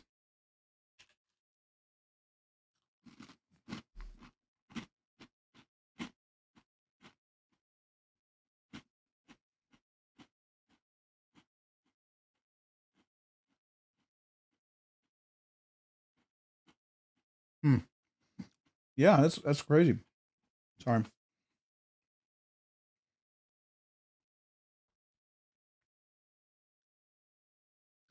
That's interesting. I wonder if anybody else has the same issue.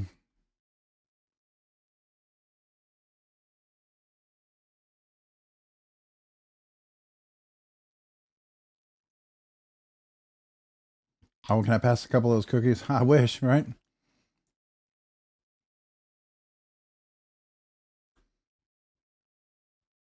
Yeah, so he had the 1/4 inch ones.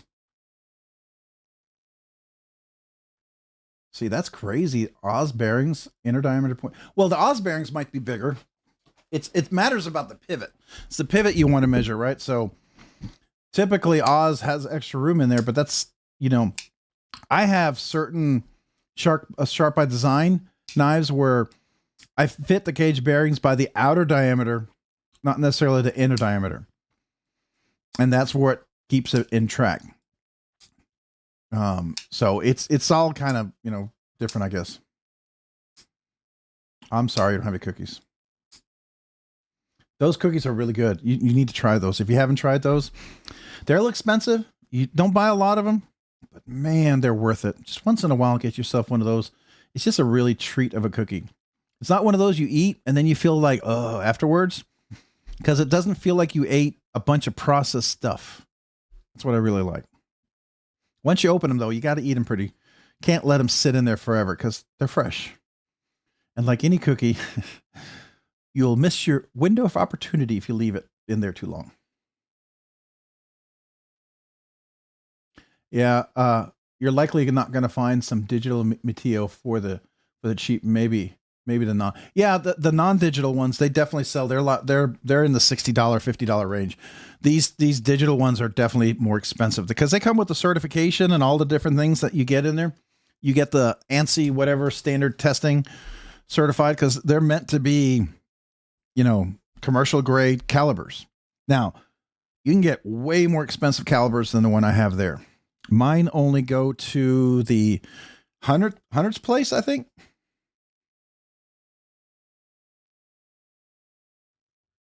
I mean, it says it goes further out, but I think it only goes to the hundredths place. I don't know.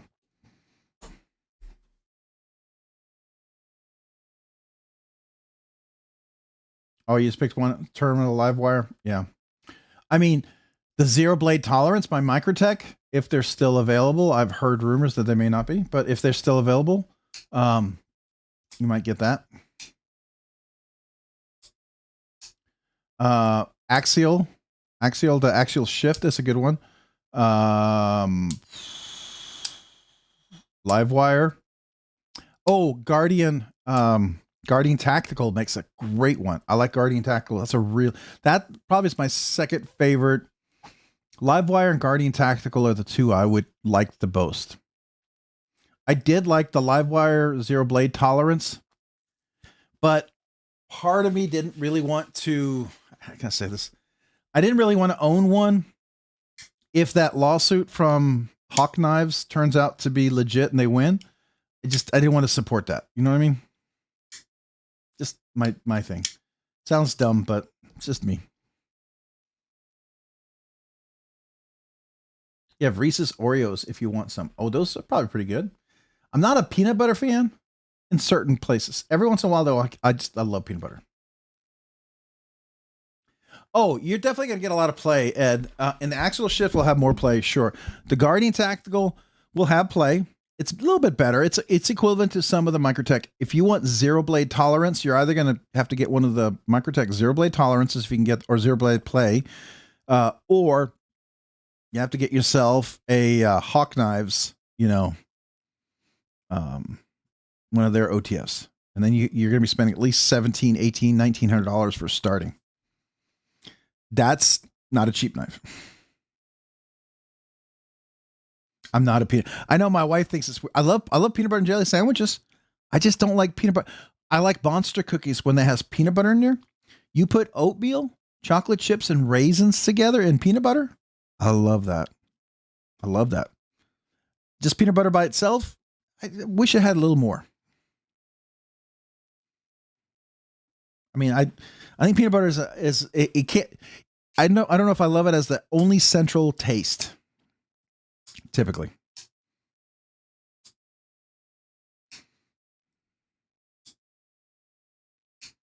Now, if you want an OTF only, you don't want an out the side automatic. Some great out the side automatics, I think, are definitely worth considering.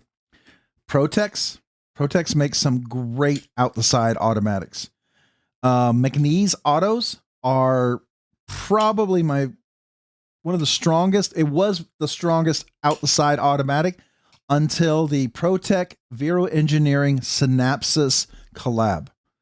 If you can get a ProTech Vero Engineering a collab Synapse auto, that will be probably my absolute favorite out the side automatic.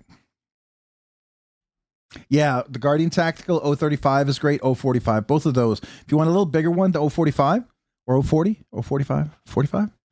The 035 I had. That's a great knife. Very smooth. The button's super smooth. Here, we can take a look at those. Let's look at those. Guardian Tactical. Come on.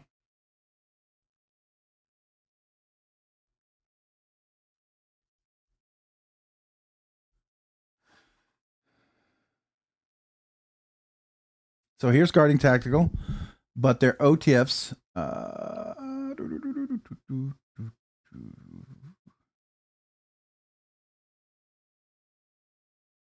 I'm not normally come to this website, but here we go. So I like to look if this is some of their inlaid stuff. They have different versions, different colors, but their button has a ceramic pivot or something underneath. It's super smooth, super smooth. Oh, thank you. Gosh, I thought I've been sharing all this time. Thank you. So here's a Guardian Tactical. You have this inlaid right here. There's a whole bunch of different versions, right?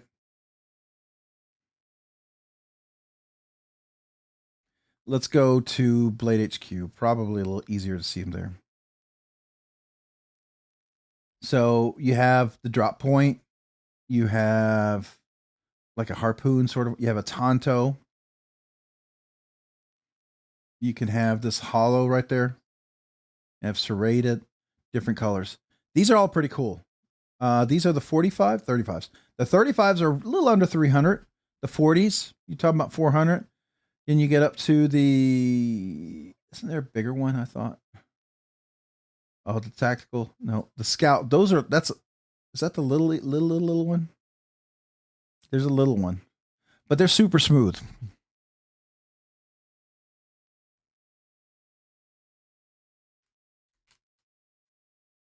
Yeah.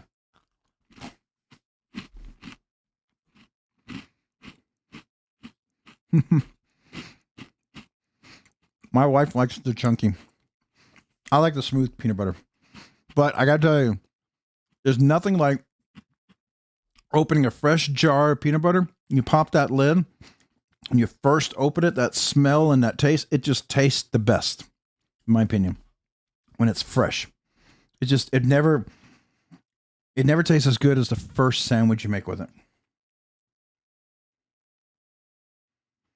Yeah, I like these.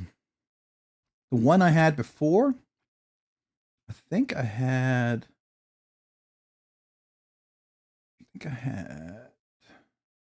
something like, it was a 35. It had a hollow, well, maybe it was something like this. I had this one.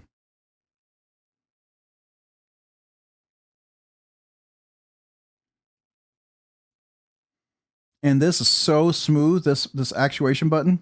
It's like this on this metal plate, but it's caged ceramic bearings that runs over here. And it's so smooth, opening and closing. Really, really nice. I like the 35 also because it doesn't have the glass breaker.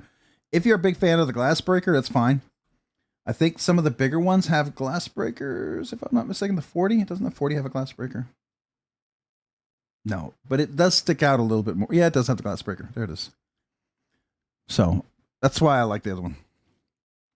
Oh, the Chavez OTF coming out. Oh, that one's really nice. I think, is that one USA made?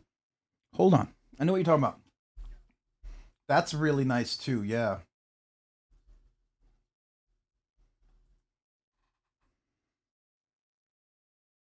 They had some at Blade Show Atlanta. Where's the OTFs? Chavez knives.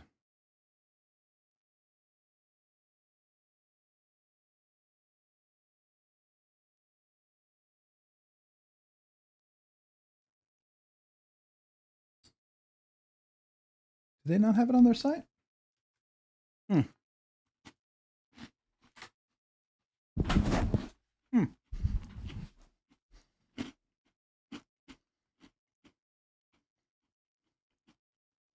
Well, that's a bummer. Let's go to the models. Nope. Let's go to Instagram.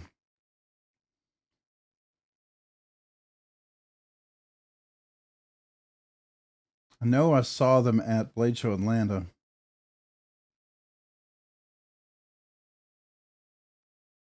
There it is.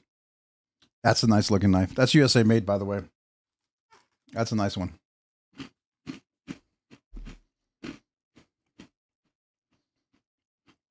I like the look of that. And it's supposed to be, it has some blade plate, but it's supposed to be pretty good. That's what I heard. I don't know if any of you guys heard any differently, but that's what I heard. It was supposed to be pretty good. So I think it looks sharp. I like the look of it a lot. I think it's going to be hard to get because they're making them. They just moved their shop up to Washington. Is it Washington or somewhere up north? They all moved up there. I think he was in Texas or something. And he moved up there because they wanted to be able to make all their stuff up there.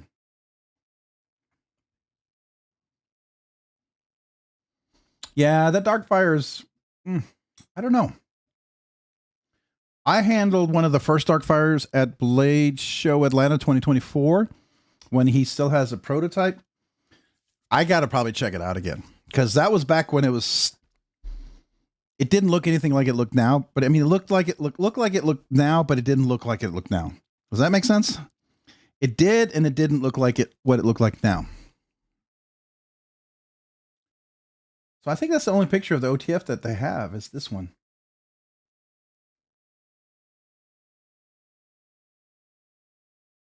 Didn't see any other ones. Did you? These are all frame locks. So I don't know. Let's see if there's a video or something. There's a little, that's a mini, that's like the little utility blade OTF. Oh, here we go. Oh, here we go. Yeah, so we'll show you that. That's a really cool scale, by the way. I think it's nice. And here we go. Nope, that next one. That's the ProTech.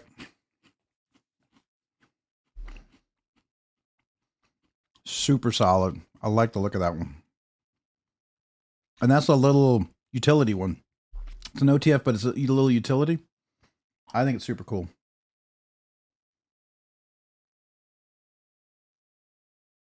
I mean, as far as that goes. Here we go.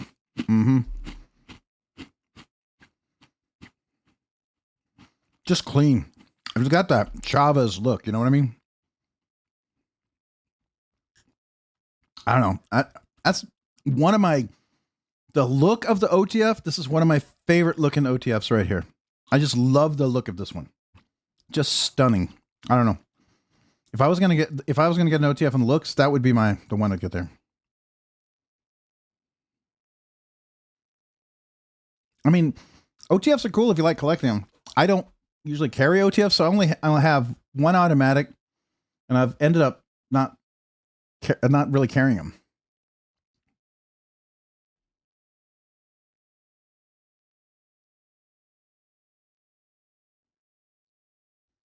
Yeah, the Winter Blade, I think it's more of a novelty piece, but still very functional. Yeah, I agree. I prefer out the side ones. I just like it because they're easier to close. You can do one-handed close. OTFs are cool, but people get weird with OTFs sometimes. You know, they think it's like it's, I don't know. They think like I guess it's a pew pew exploding out of a knife. I don't know.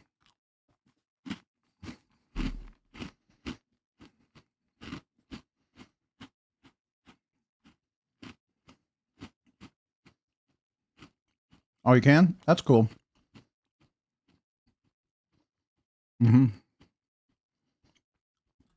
Which I think is ridiculous because OTFs really are very good for, like, if you have one-handed use, they're very easy to use. They're very functional, right? But I like OTFs, knives that can be maybe an OTF and not, but I don't know. Oh, let me show you the one I was telling you about. Let's see. ProTech.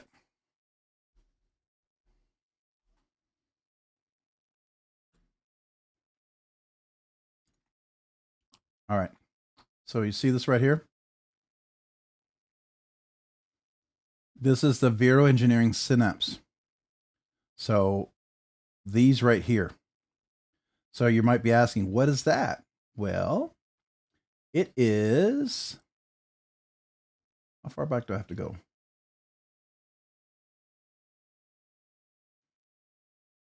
It won a bunch of awards too. Is it not here? I thought it was on one of these views. Hold on. I'll go to Vero Engineering's website if I have to. Oh, that's Ray's daughter right there. You see that? That's the New York custom knife show. I don't know if you know that. That was Ray's daughter. What happened? Oh. Anyways, that was Ray's daughter at the New York custom knife show.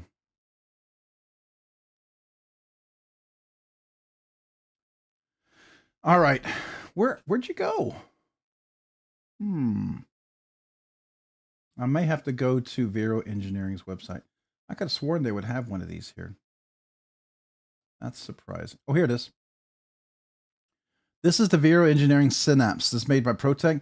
This thing explodes. It's so solid. It's the best OTF I've handled from ProTech to date. If you want an OTF, this is the one to get. I mean, OTS, out the side. OTS, out the side.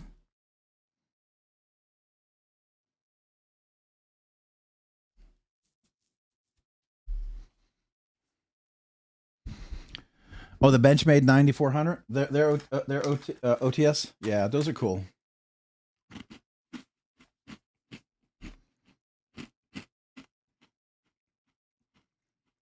So those are nice, very, very nice. Like, here's another one, another picture of it. I think this is Vero Engineering's. Yep, there you go. And this is his all dark out one.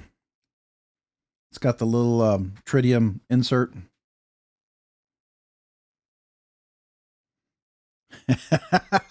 Joseph is trying to do all the multiple open ways. I mean, you got to give him credit. By angling it differently, it looks like he's opening it different ways, but it's a button on an OTS. There's only one way to open it. There really is.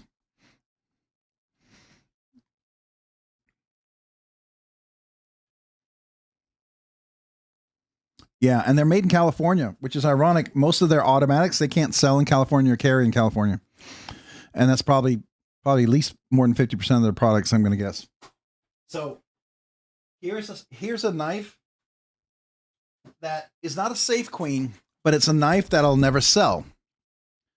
This was my anniversary present from my wife 3-4 years ago. This is the TR3 automatic. This is when ProTech first got Magna Cut, and this is before they worked with Laren Thomas. So this blade steel is heated to, I'm going to guess it was like 61. It wasn't the 63, 64 HRC. So, I mean, technically it's maybe a little tougher, but it doesn't retain the edge as well. And I'll show you once I strop it. Where's my strop? This thing will strop up pretty quick too. I haven't actually stropped this one yet. So I'm going to do the back one here first.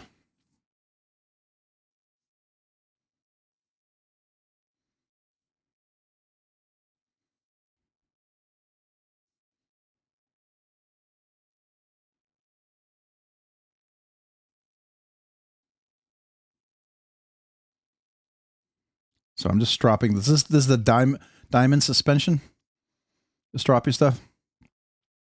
And I'm doing this on kangaroo leather. So this is the 6 micron. All right. So now let's go to the 0.5.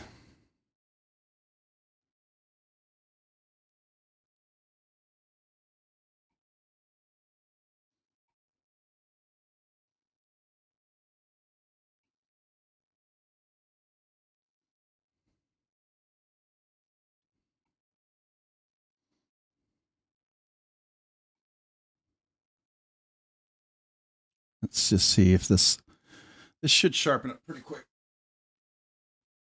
So you can already see the edge. It's got like a little shine to it.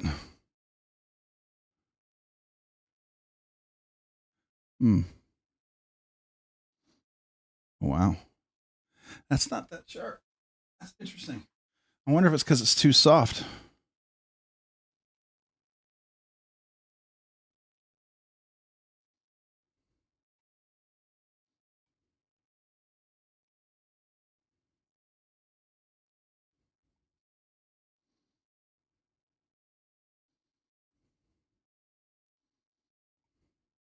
That's kind of disappointing, actually. Now I haven't stropped this in a long time, so it could be just because it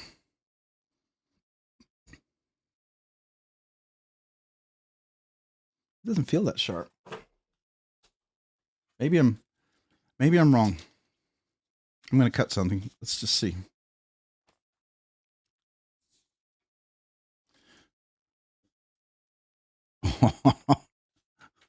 It's terrible. What the heck? I may have to reprofile that edge altogether. Wow. Yeah, it doesn't even feel sharp. This is going to need some work to put off outside. Anyways, that was my anniversary present. TR3. They first came out with the Dragon scale. It has the lock on there. It's very, very solid. But I'll never get rid of this because it was my anniversary present from my wife. Magic Blade, the SLD Magic Blade Steel. Is that the new steel that just came out? what's it called? SLD Magic Blade Steel? Oh, it's showing up as a search.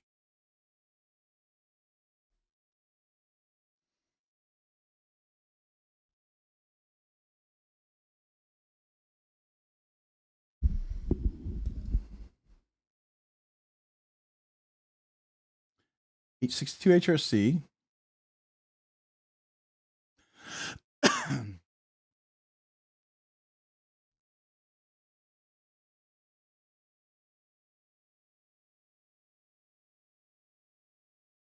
I haven't heard of this.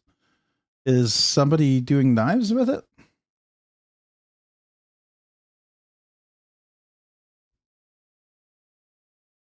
Oh, is it like ZDP 189 or something? Oh, is it a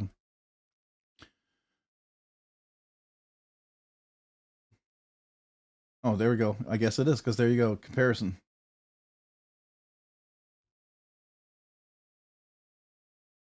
I haven't heard about it. No, I have not heard about this. Interesting. All American made. I agree. Yeah.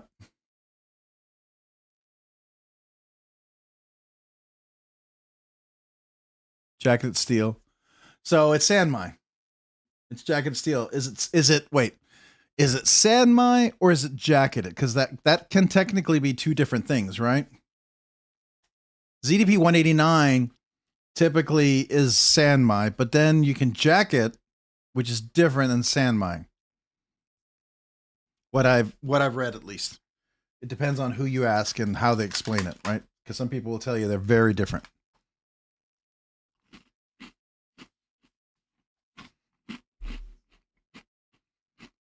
But I don't know. I'm not a metallurgist, so I just like steel. I haven't heard about that one. No. That's interesting. Gotta go back to that one.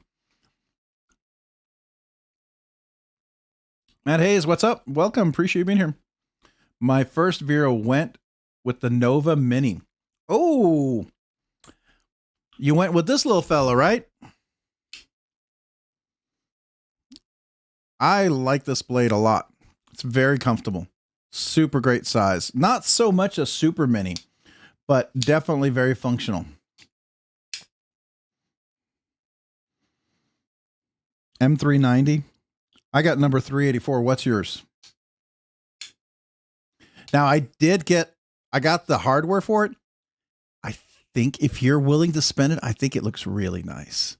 It's a nice touch if you're want to make it a little fancier. You don't need to have it, but it's just fancy. What? You got 41? I have like 384. I'm nowhere close to you. I got like a way late made one, I guess. It's got a Homon. Wait, Ryan, have you checked out this? Oh, it's got a Homon looking. I see what you're saying. The Homon look on that. Yeah, let's see. Let me take a closer look. Did they do a close up of it? I want to see a close up picture.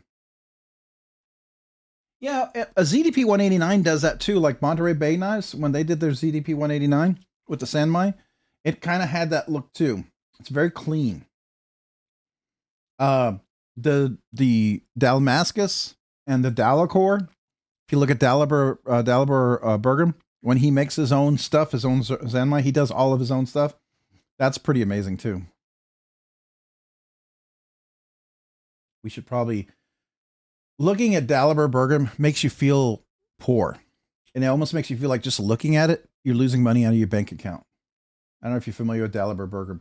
That's why when I got this, I felt like, the poor man's Dalibor Bergam. That's what this is to me. It's my poor man's Dalibor Bergam. Not saying it's a poor one, but I'm just saying it's, there it is. So even his watch here is insane. He makes these custom watches. Oh, by the way, he doesn't have that logo he does. It's all hand done. He didn't have a PDF version of his logo.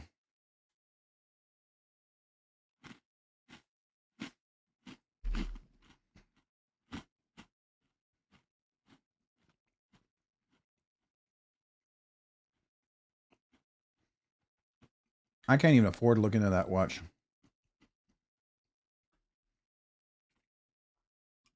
So this guy, this is a custom. He it's all crazy stuff. But this inlays and stuff like this. This is I believe this is this an Asgard? Was this the Asgard? I don't know if this is an Asgard. I think it might be.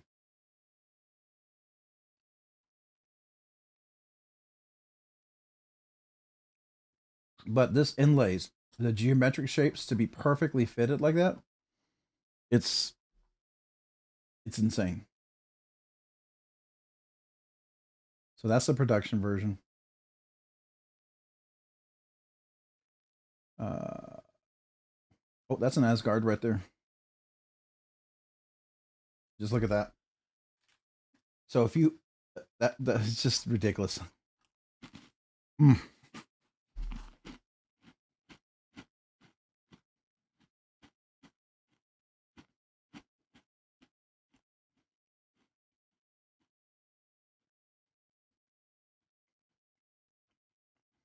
Now, after having a production, I would love to get a custom, but I would never want the scales. I want the scales to be usable.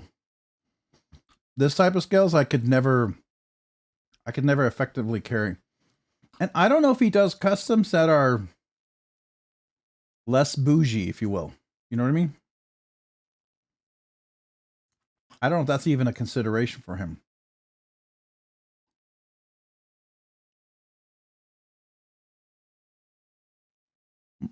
But he does make a, I think, is this the Asgard light? The mini Asgard? Oh, that's a regular Asgard. I can't even fathom that. One of these is a mini Asgard.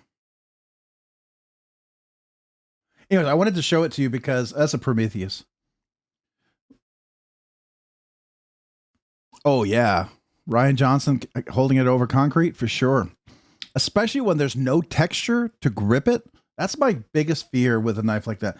It's beautiful, but if I have no texture to be able to grip it, it's not a knife I want to carry, you know? I want to be able to carry the knife. Now, is this crystal tie? What is this? What in the damn heck is this? That's interesting.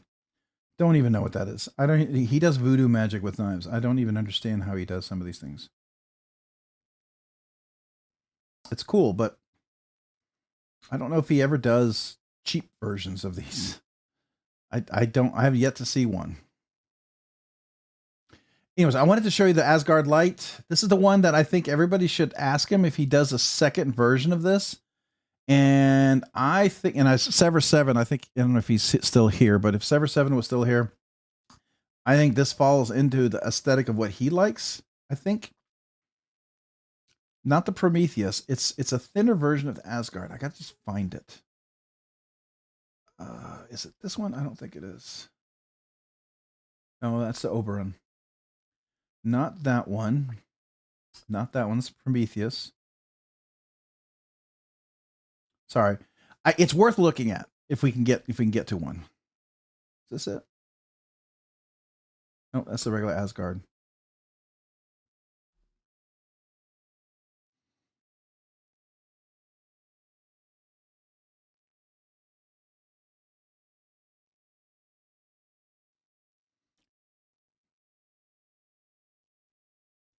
Okay. Is that on ODS, whatever the page you're talking about? Is that on Instagram?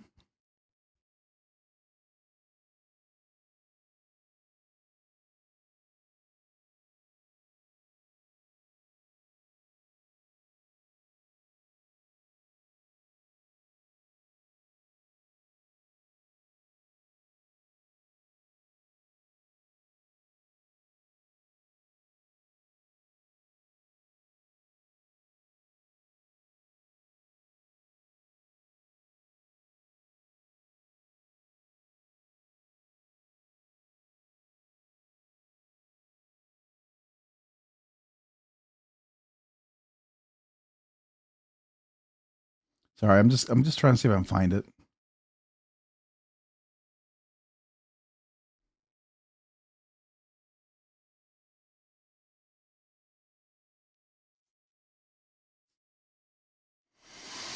I don't know how far back I have to go. I guess I'm not going to find it.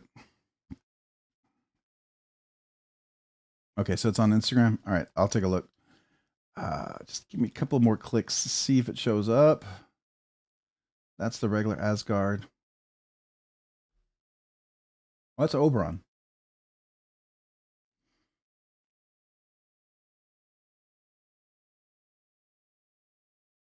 Mini Oberon.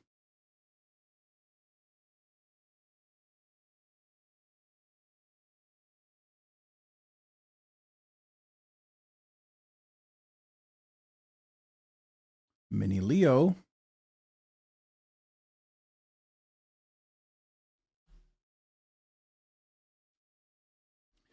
Well, I can't find it.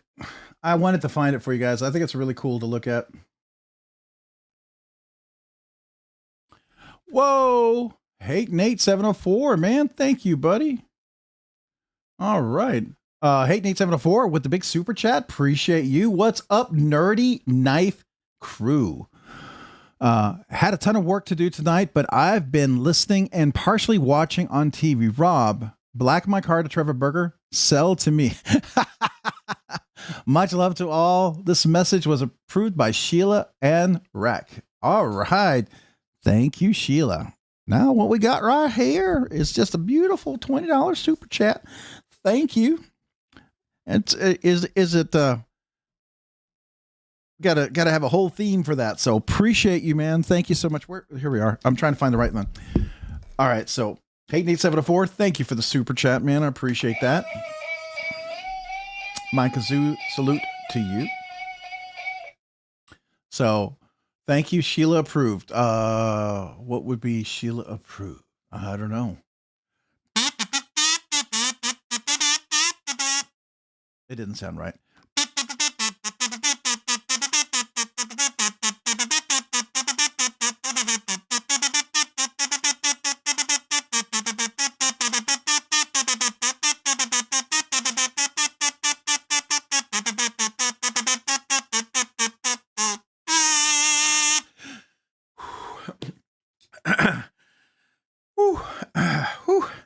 I don't know. I ran out of oxygen there. I was trying to do something funny, but it didn't come out right. Let me do a little heart there and a little thumbs up. Thank you, man. Appreciate you, Hating 704. It's approved by Sheila and Rack. That's good. Gotta have all of it. There you go. Absolutely. We were looking for the next knife we want to recommend to Dalibor Bergam, at least that I want to recommend. But Ryan wanted me to check out. Oh, I'm not sure if I can pronounce this correctly. I'm going to try to say this. Let me do a search for it, though.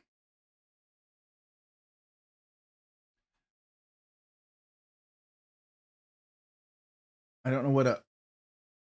Okay, that's a penguin. So who's the maker of this thing? Is it...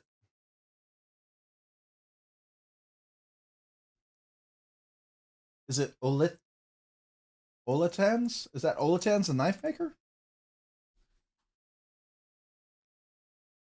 I don't know if I've ever heard of that. Is it Olatan's shop? Who's the maker of it?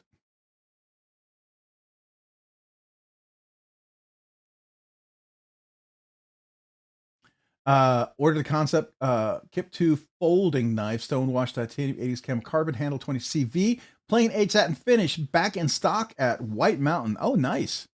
Nice. In the same club with Oz Machine Wise, Koenig. Okay. Now, what's the name of the company? Oh, is it this one right here? Nope. That looks like something else.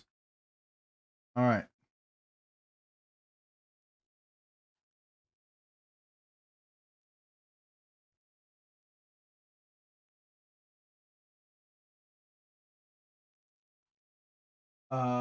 I don't have anything here for Olatan's. I'm sorry.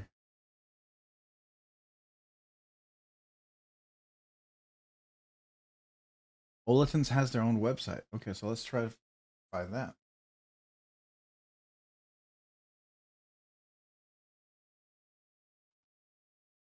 Oh.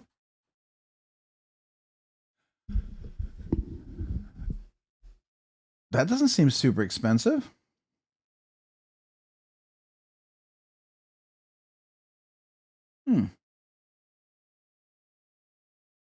Relatively cheap crossbar lock. I mean, really, that's not bad. And it's Sanmai. Oh, it's got the SLD magic that you're talking about. Okay.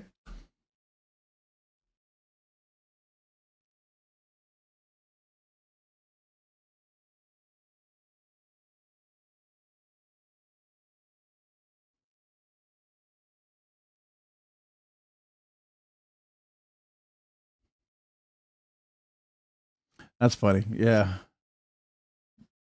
Matt Hayes, haven't tried an HMC yet. What's everyone's thoughts? I like my HMC a lot. Where is it? Did I put it away? I did. So I got a boring HMC by some people's opinion, which is fair. The one I got is the Brown G10, right?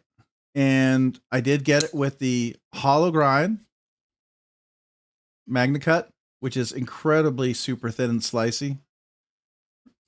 And I had talked to Jim about getting some other custom scales for this. Now it's also a flipper, right? And it's also the best front flipper without being a front flipper. So there's no front flipper, right? So you go here, you can front flip it. You got to put your finger right there, and it front flips really pretty nicely as well. So it's because of the jimping there. I like it. He has very different versions of them. Some really fancy ones too. Hate Nate saves Sheila and the Sheila and rack lock. How does that work? Do you have to reach around the back of the knife to unclasp it? Sorry, I shouldn't have gone there.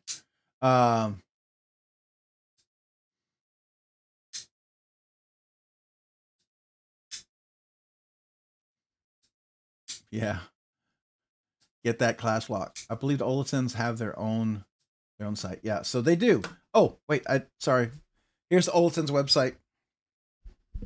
Speaking of that, here's the Olatons website. It's got that SLD Magic carbon fiber crossbar lock. I mean, it's not a bad price. $138.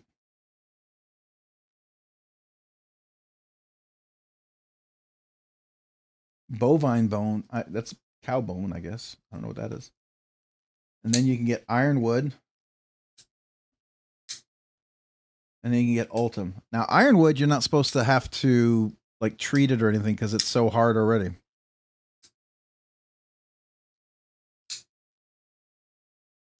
Yeah, Cole. I'm sure Cole could do it.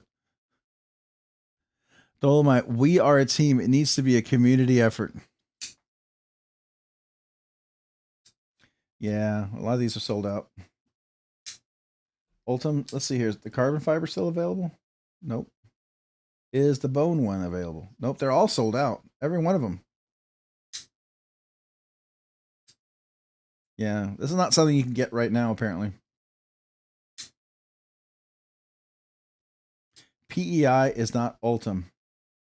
No. Is that what they're calling it?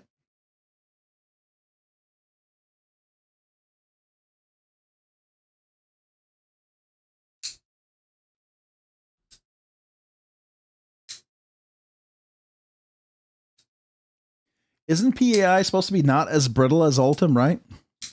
Knife Nut 69. It's supposed to be less brittle than Ultim, if I remember correctly.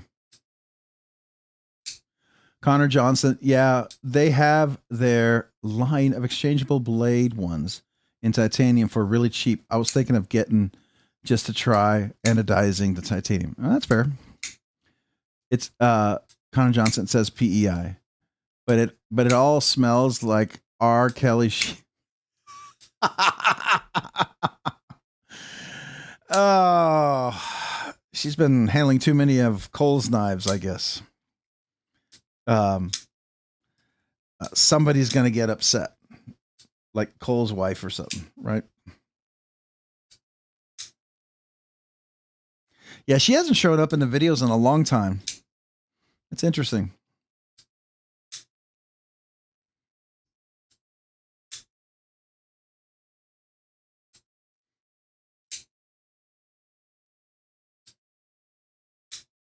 You're definitely spelling PEI wrong, or pay.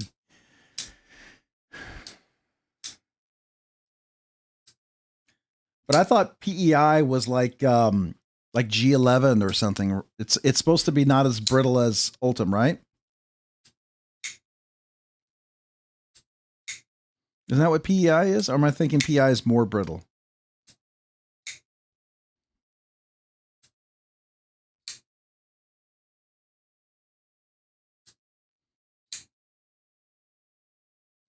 Kara.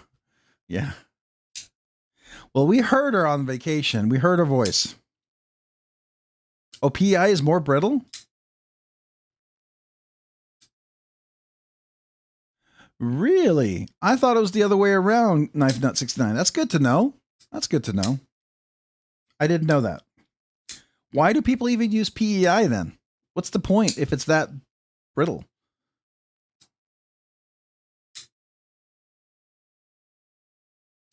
Oh, Larry, he has your Olatons.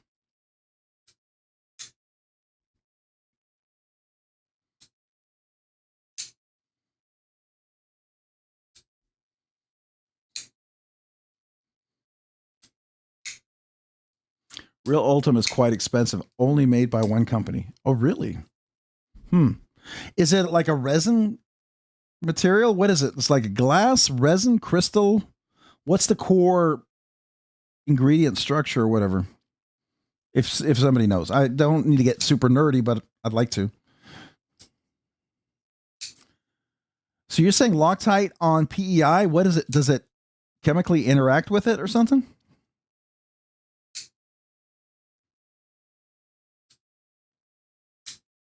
Matt Hayes, I know you did a review on it, but haven't watched it. What was your opinion of the BRB4? Got one this weekend and love it. I had the BRB3 and the BRB4 is a major improvement. So Ryan Johnson, who's here, he lent me his BRB. Was it a BRB4 or BRB3, Ryan? Do you remember? The one that I know, the one we looked at, that was not the large one, because there's a big version of that. That's much bigger. So I don't know which one you got, but the one that Ryan bought and he allowed me to check out, that's the smaller version. I like it. It's a unique design. Yeah, the 4. It's a unique design. I think it's cool looking. I think it has a lot of potential, but I would want to get the bigger one. There is another version. I thought the BRB5 or what, there's a not as, it has a different blade shape. That's the one that I would be very, if I were to get one, that'd be the one I would want to get. You have the regular, not the XL. Yeah, so the XL seems to be, it'd be more comfortable for my hand size, but the other one's not bad. It's not bad. I'm not knocking it. It's just how I like to fidget with a knife. It's a little challenging because it's a little small. Believe it or not, for me actually to say that, right? So Blaurock. Let's look at Blaurock's. So BRB4. BRB4 knives. Blaurock. Ooh, look at that full dress. Oh, that's going to be expensive. Nice, though. Folding knives. Let's see. So the one that really interested me the most, I got to tell you, is this one over here. I would very much like to try one of these. Now, I don't know the difference. The BRB4 2A. That one looks interesting to me. Yes, they're German knives, Aaron. They're made in Germany, yes. 175 millimeter, which is, that's under, is that under 7 inches? No, that's just over 7 inches, right? I remember correctly. Let me look that up. Let me get my conversion. It's 175 millimeters. 175. Oh no, it is under 7 inches. It's really small. It's like 6.9 inches. That's kind of small. Yeah, I like the look of this, but it's really small. They're just really, really small. Now, there's the XL, right? And that one is Vapor Zerblast at 6263 HRC RWL34. And this one is 21.7 or 217 millimeters. So that is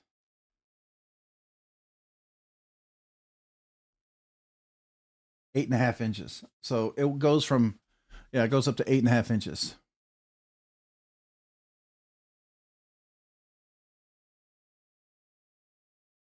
The problem, though, it has that special pivot. That's where that person who's going to retire as an engineer, be nice to have a tool for that crazy pivot that they have, which is what really hinders me from wanting to get one, right?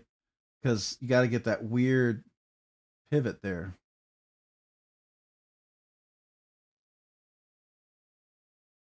You have the style too.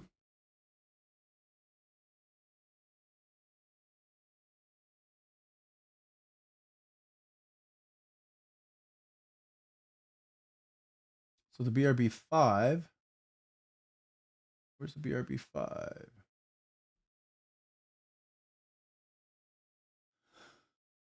Uh-oh. Where'd the BRB5 go?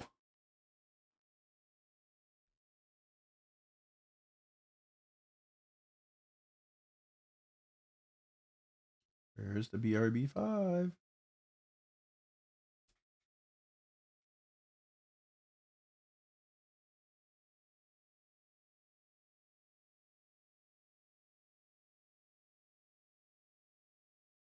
I don't see a BRB5. Ryan Johnson. Where's the BRB5? Is that something he doesn't have on his website yet?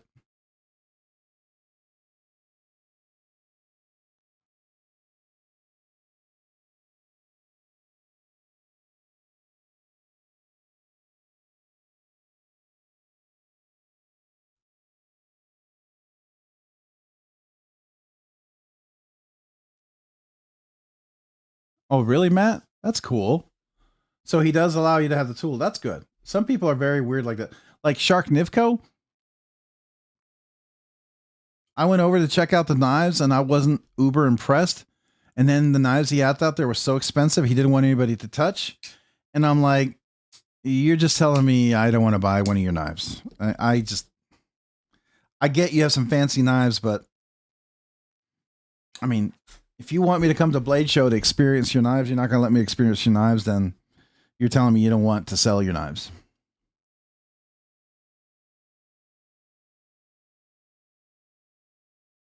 So you say BladeBinge, huh? We don't need to go there, but we will.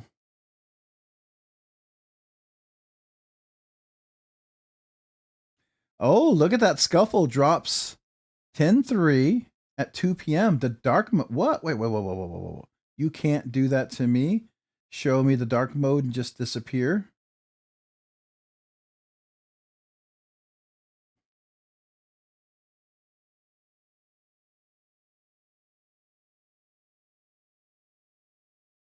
What is it's DLC? What? What?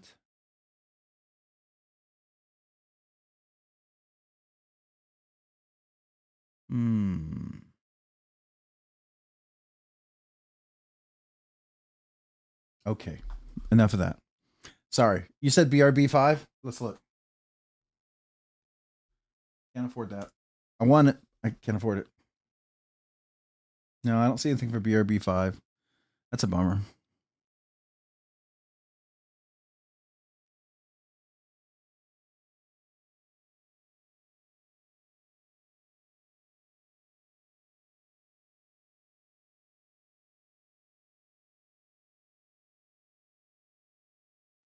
Really? That's good to know.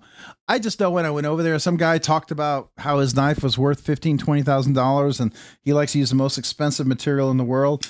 And I'm all for a really nice knife if it's worth every penny because it's just that good. I can, you make a knife that has certain details and things and finishes that you can justify it, right? I'm not in the store. You're right. You are right. I went to the shop. Thank you.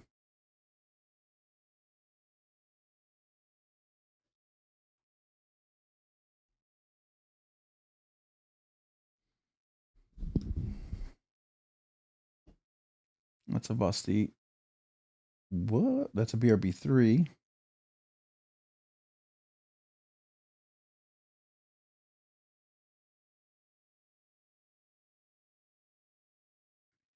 I have a BRB3, but I don't see a BRB5.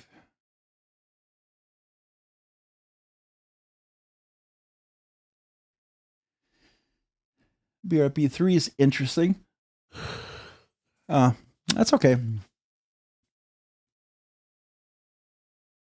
Yeah. I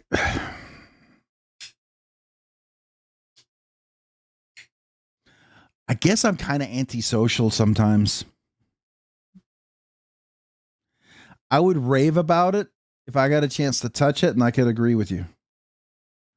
But it looks good, looks really neat. I tend to I don't know, I tend to get a little, I want to have my own judgment on it. I've seen people rave about stuff, and so okay, let me get back to this. There's things I get excited about, and I think they're really cool. They're new, they're different. And I know a lot of people want to see new, different, and that's cool. I like new and different, but I like knives that really excite me and that I want to support and enjoy and talk about and collect are knives that are exciting, but they have a enduring aesthetic, design, ergo, whatever about them. It's not just because it's new and different. Because new and different will get you hyped up, but as quickly as you go up, you'll go down. Enduring is different. It's like evergreen, right? It's something you get. So you have knives that are hyped up 3 months later, no one is carrying them. You don't see anybody carrying them. You don't see anybody having screenshots. Knives that endure are the knives that you'll see show up in people's feeds over and over and over because they constantly keep carrying the knife, right? Like the transient. Here's a transient. I got this and I thought, is this I carried the snot out of this and I don't stop carrying it. And I don't stop carrying it because I feel like, oh, I'm bored with it. I'm not. It's just a good knife. It works. It's just, there's a reason why it's popular because it works. The Dixon, I love carrying it. It works. The Machine Wise, I love carrying it. It works, right? Those are knives that you can pick up that you would keep carrying and it would keep in your collection because you're going to keep carrying them. So I don't say that because I'm dissing it. I'm just saying that because I want to know, does it have that factor? I just, sometimes people get hyped. There's certain makers that people get hyped for because you have to hype them in order to be on the in crowd to get them. Am I saying that right? I'm not trying to throw, I'm not making judgments here. I'm not throwing accusations, but there are some people that I don't want to be on the in crowd to get it just because I expect it to say certain things. Am I saying that right? If I get it and I think it's amazing, it's amazing. But amazing knives are always carried. Always make your rotation.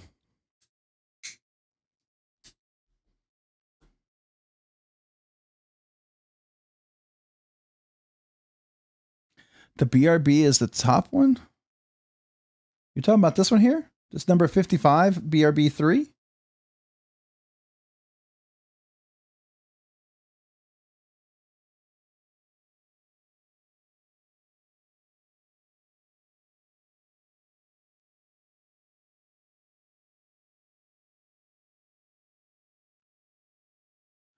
Yeah, I agree with that.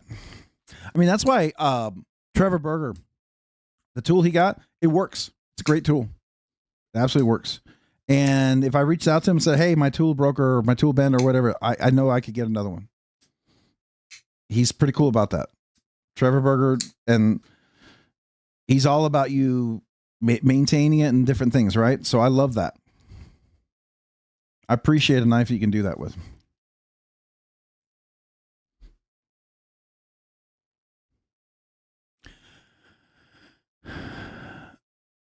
Oh, it might not be my link. Sorry.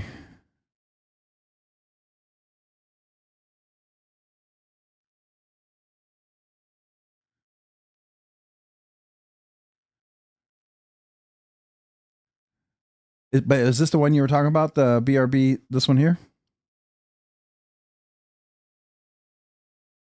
Yeah, it's just, it's a unique shape. It's very different for me.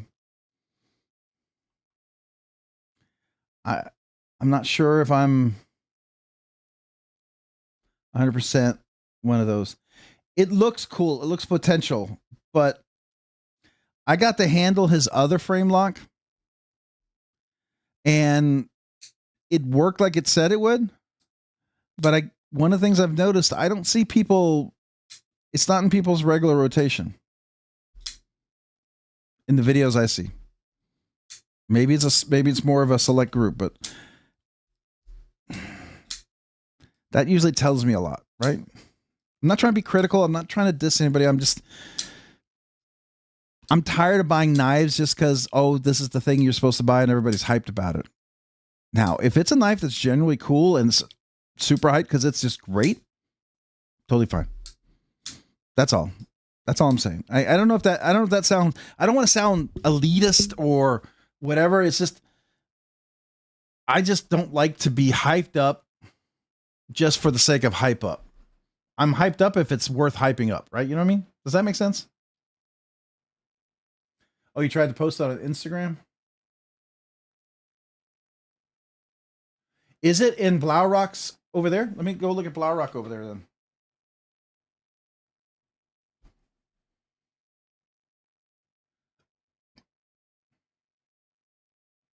See, I like this one. I just wish it was bigger. Oh, it's a slip joint too. I didn't even know that. It's a slip joint. That's cool, but what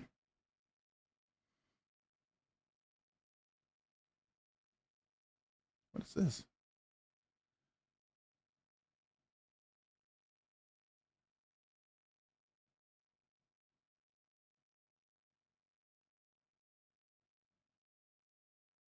Oh, that's cool. I like that. I really like that. Yeah, when I went over to, so I was that Blade Show Atlanta, I was ready to buy a Shark Nivco. I saw, or Blade Show Atlanta, or Blade Show Texas, and one vendor had a Shark Nivco that was kind of in the range I could buy, but I went over to the Shark Nivco table because I wanted to talk to him and see a little bit more about the knives. And when I got over there,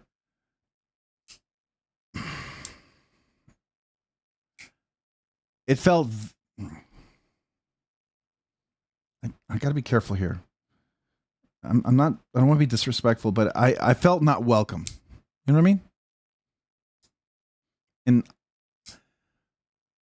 I may not be the guy buying a $25,000 knife, but I should not have to be the guy buying a $25,000 knife to be feel welcome to a knife maker. I mean, if that's what you want, then why even go to Blade Show? You're so exclusively elitist. There's no reason even to be at a Blade Show. Just my opinion.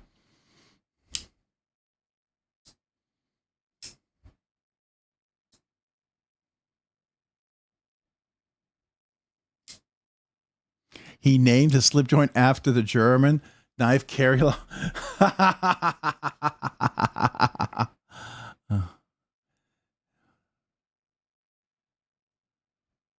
It's down a bit multiple. Okay, so tell me when to stop.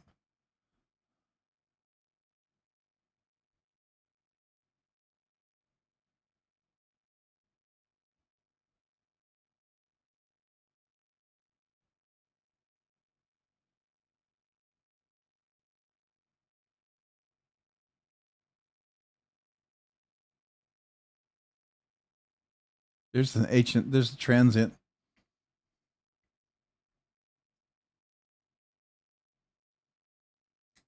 Stop. Okay. I've stopped now. Tell me how many to go up. You're probably going to see this delayed, so tell me to go up how many.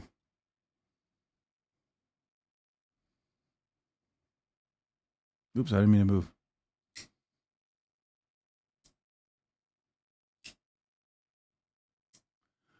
It was on the tree trunk. This one here?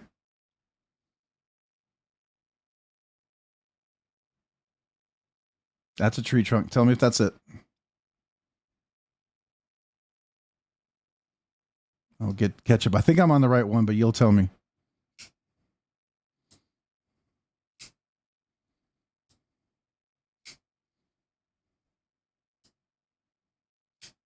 Nope. Keep going. Okay.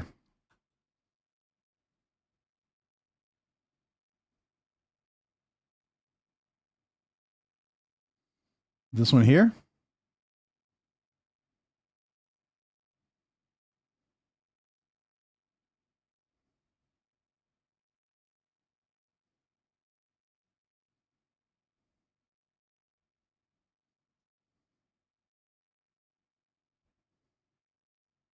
Am I close?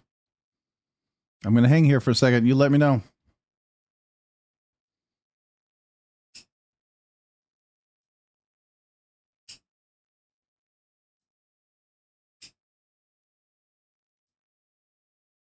No. This one here?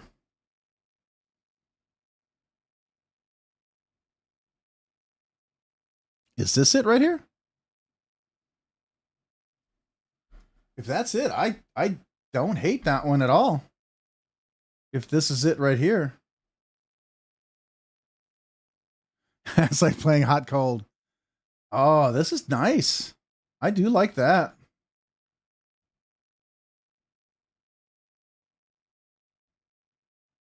Oh, no, no. What are you doing? Ah, ah, no.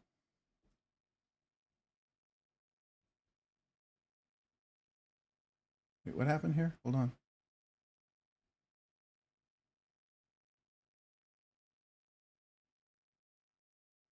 Oh, somebody got hurt. Okay. Why did you do? I didn't touch that. No, what's hey, hold on. What's going on here?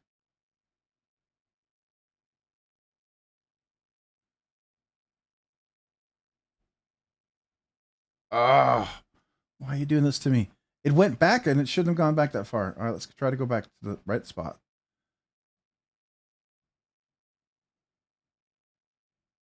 There it is. I like that.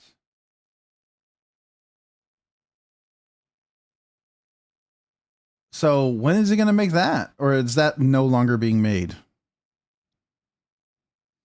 I like that knife. I like that one a lot.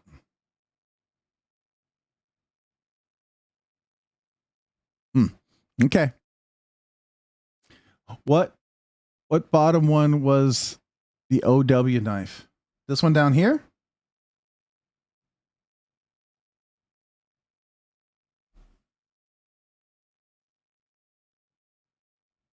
Oh, that's oh my what?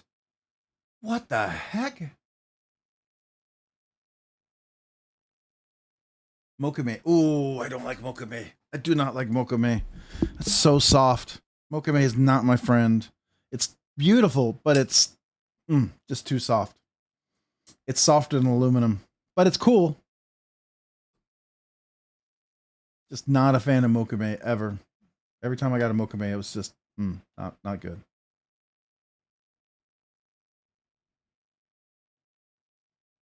Wow. I like his look. That's nice. Okay. Yeah, he's pretty cool. Am I following him? I am following him. Okay. I always get surprised if I'm not following a really neat knife maker, you know? That's cool. I hope he does the BRB5 again. That would be cool. Does anybody know anything about the BRB5? Is that like a prototype for a new one, or is it an old one? He does customs. They look like customs for sure.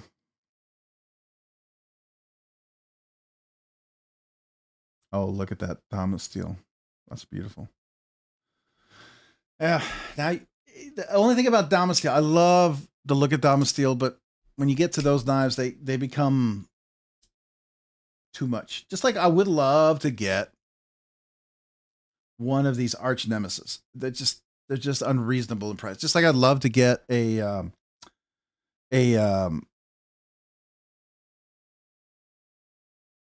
Hawk Knives Deadlock.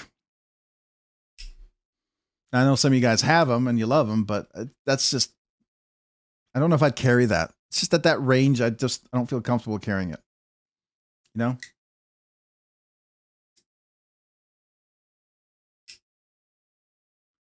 The video said that he made a lot to bring to Blade Show. Is that for Blaurock or is that for the other guy? Oh, he's still a one-man show? That's cool.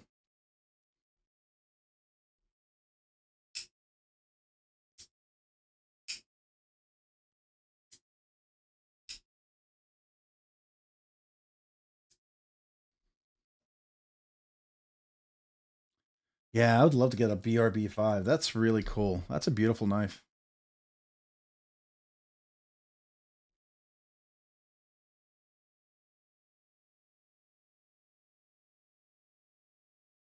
He did.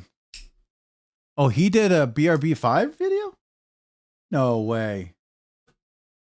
Hold on. Let's go there. Try state EDC BR. What are you doing? BR. Stop.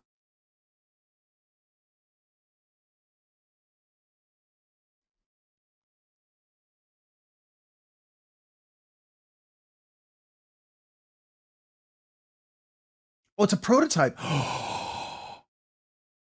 Does that mean it's coming out as a new design?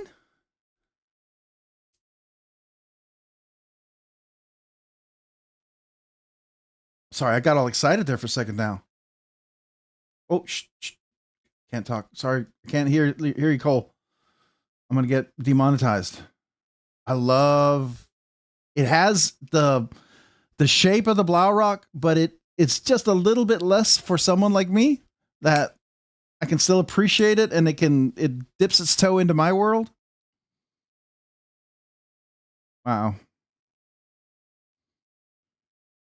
I like the step milling. Okay. All right. That would be the knife for me for sure. Thanks for sharing that one. I appreciate you sharing that because that I really, really, really dig. I really dig that. That's really cool.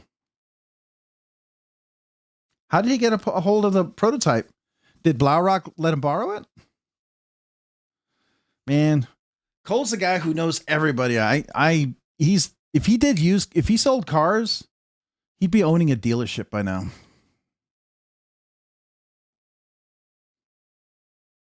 Okay, that's cool.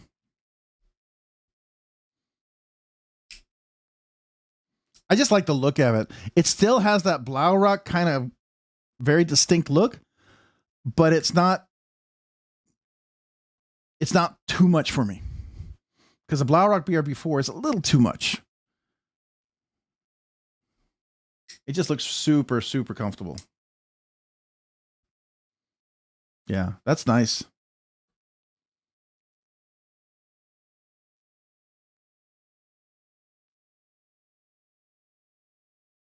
Does he measure this?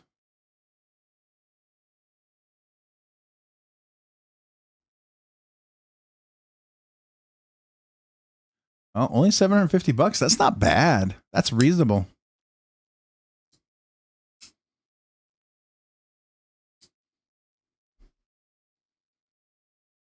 Yeah, that's cool. All right. All right. You sold me. You sold me. I like it. I like it.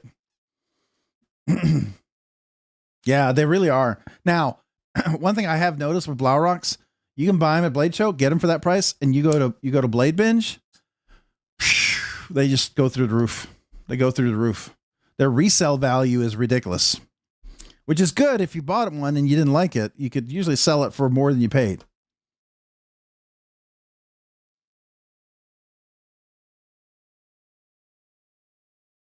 I bet the slices. Oh, yeah.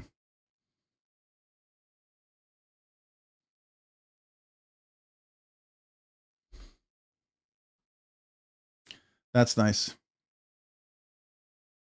What is this? Is that new? Oh, no. I thought it was new. Got all excited.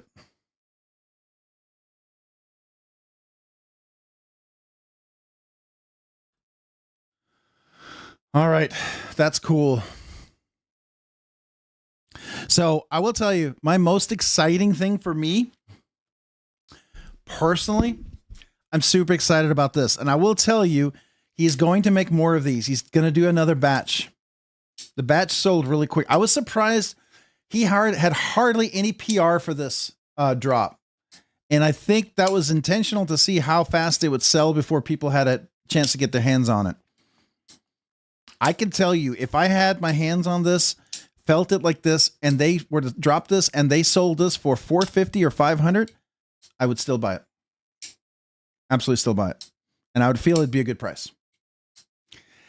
I will tell you that I think this is better than the Barnes, quality wise. And it's not that simple. There's way too many details if we really were to examine this, that finishes that you can't dismiss as not costly. So I'm super excited about carrying this guy for fun, for work and everything. It's not going to, I will be using this as a regular carry user knife, and I'm digging it. Yeah. Ryan, I think if you ever decided that you didn't like it, that's one of those knives that, unless you beat the heck out of it and scratched it and bent it, you could probably recover your money. And if it's in really great shape, make some money. I've never seen those sell for less than usually what they retail at Blade Show. That's my experience, at least. I mean, there's some knives, you know, as soon as you buy them, they're going to drop in price.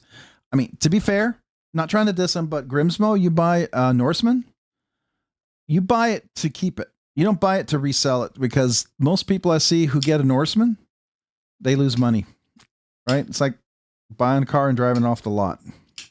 But there are some knives you can buy that retain their value. Buying knives is never an investment, in my opinion. Now, you can get a knife that you can maybe get for trade, right? That works. Some knives you're lucky and you can just buy it and recoup what you did.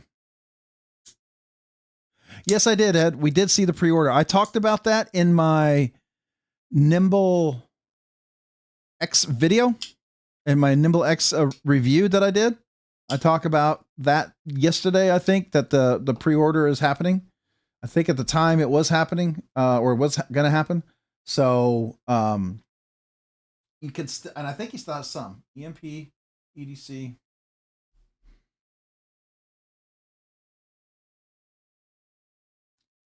He has the plain one, the looks like satin, the blacked out one. This is like my Nimble X right now. And then the one might probably be sold out. This does look really appealing. To be fair, this looks really cool. It's a really nice combo. I really dig this. If I had the money, yeah, I could so get that.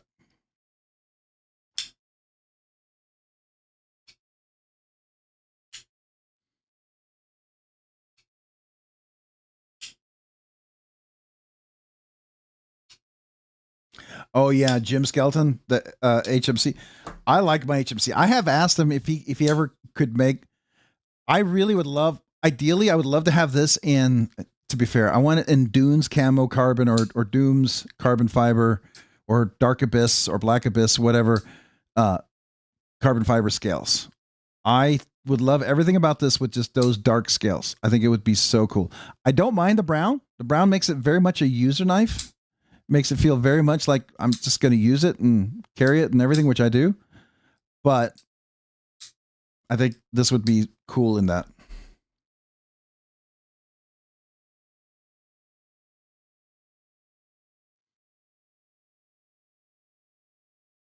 Oh, you got the 2.9? So the difference between the 2.9 and 3.2, is it the cutting length or the actual length of the blade? I should see. Is mine 3.2?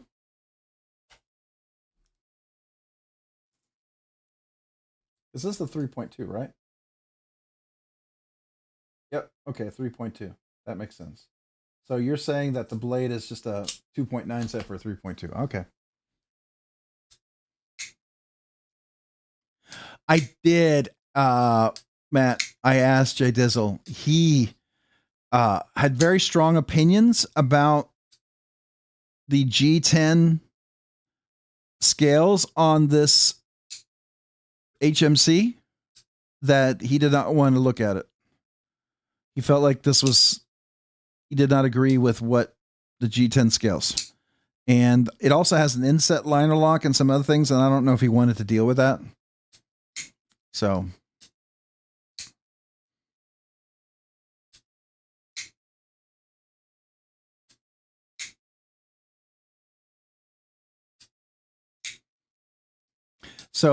is the blade like shorter in here? You have more room, or does this come up a little bit shorter too? Because as you can see, like handle to blade utilization is pretty good. I mean, it's about 1/4 of an inch, but I mean, relatively speaking, for protecting the blade, I think it's pretty good.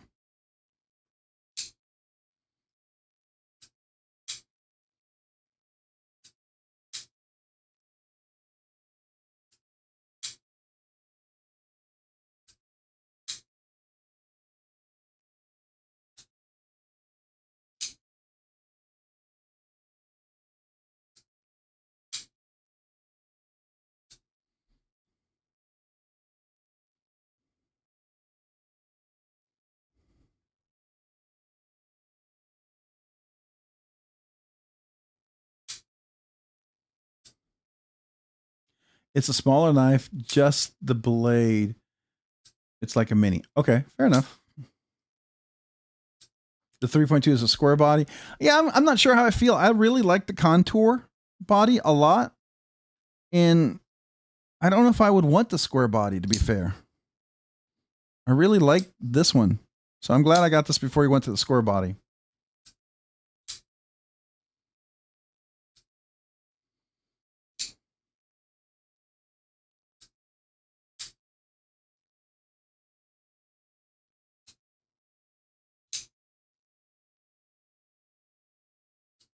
I would like to see if somebody could make scales for it, but I'm going to wait to see if Jim will do it. I keep kind of asking him kindly. And when he sees when I drop videos and talk about it, I mentioned how I would love to buy that from him someday. So I'm hoping at some point he might be like, have the time and availability and might say, all right, if you're interested. That's just, kill him with kindness and keep complimenting and keep asking. I like some skeletons, right? Skeletons are interesting for me. Some of the skeletons feel like too stripped, right? Like I did this and I felt like that's about as much skeleton as I would want to do, right? In this, I felt like that's about as much as I'm willing to do. So I get it. It's not fully skeletonized, but that's about as much as I feel comfortable with.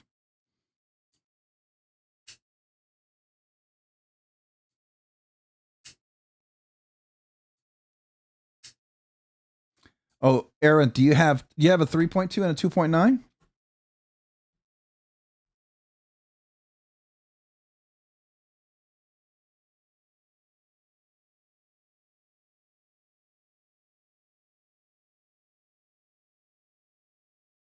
Oh, okay. That's a pretty good size. Yeah, I'm glad I got the 3.2. The 3.2 is just pretty decent size for me. I can grip up here and still have room back here. You can see that? So I feel comfortable with that. And then I can choke up here. I think that the 2.9 would have been too small for me. So 3.2 is good.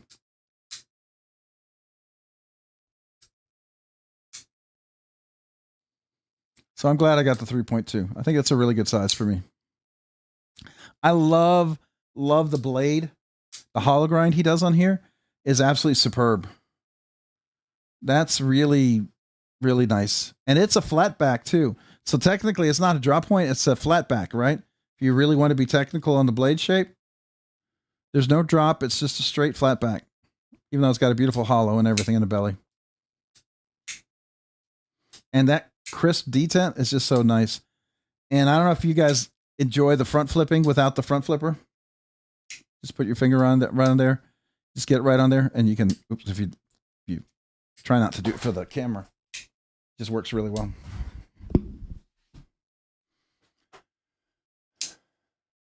It really is sick. And then once you get now, okay, before I had my diamond suspension strop, I couldn't get this sharp, so I reprofiled the edge. And it's a little bit longer. I don't know if you can see that. It's very slightly. And makes the edge super crazy great. And then when I got the diamond strop, it's even crazier because now I can just shave right away, right? So.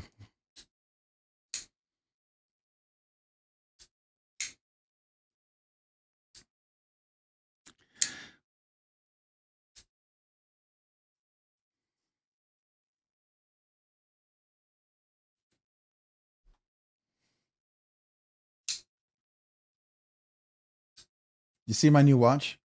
I actually got a new watch. My old watch, it's time for a change. I decided to get the bigger one. I kind of like it. So, anyways.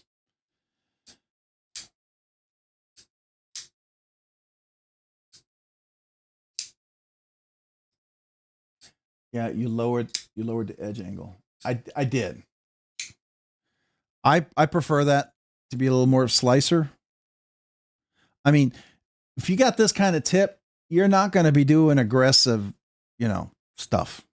This is a slicer type of knife to do slicing for a job specific to that. If I'm going to go be working out in the yard or something, I will be carrying my, this is not this one. This is my typical in the yard beat up knife right here. It's my Andrew Demko. This is the one I take out to the yard and I start to work on things and yeah, you can sort of see it over the time, but this one right here, I like this one a lot.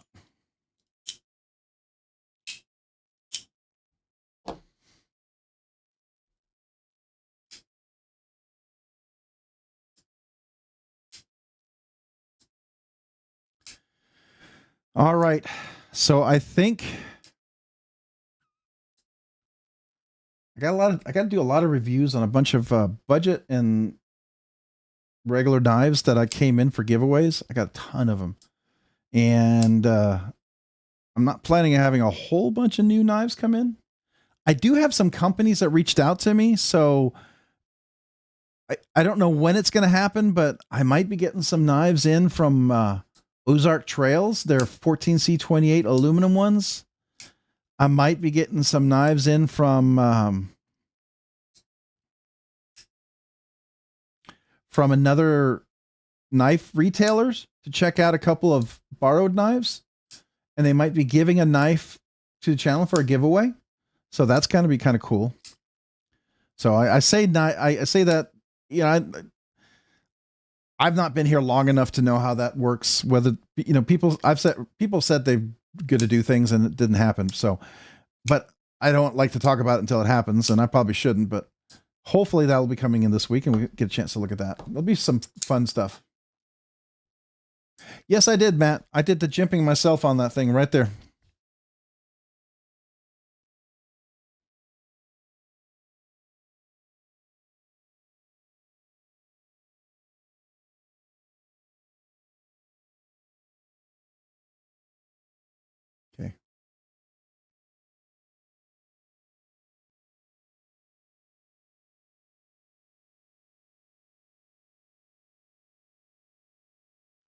So, and I did my diamond bit on that.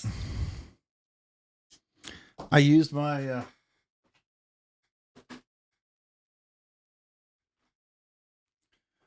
easy lap. You start on a corner. And the trick is to make sure you're going straight. You can use a vice grip and just have your hand and just keep that angle perfectly straight.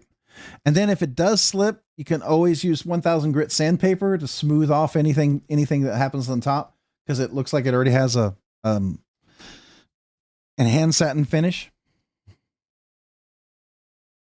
Oh, here. So I added that, and I really like it because it makes it a nice front flipper, right? I mean, it's not the primary open, but it's nice to have an alternative, right? Kind of like what we do with, what's another knife that's not really a front flipper, but we like to front flip? The Knoll Knives Radon. I mean, it's not technically a front flipper, but the way it's set up, I mean, it does work, right? Just like the Bodacious. It's not really a front flipper, right? But it certainly front flips. Even the Excalibur, it's not technically a front flipper, but it certainly can front flip if you wanted to. The Machine Wise Mojave is technically not a front flipper, but it certainly can front flip if you wanted to. So, I don't know. If there was jimping on here, I could probably front flip this guy too, but I don't know if I feel ready enough to modify this guy just yet. I'm not sure. I have been tempted, since I already polished this, I got to be honest with you, I've been tempted to smooth this down a little bit more and put some jimping on here, because I think I can get this to be a front flipper.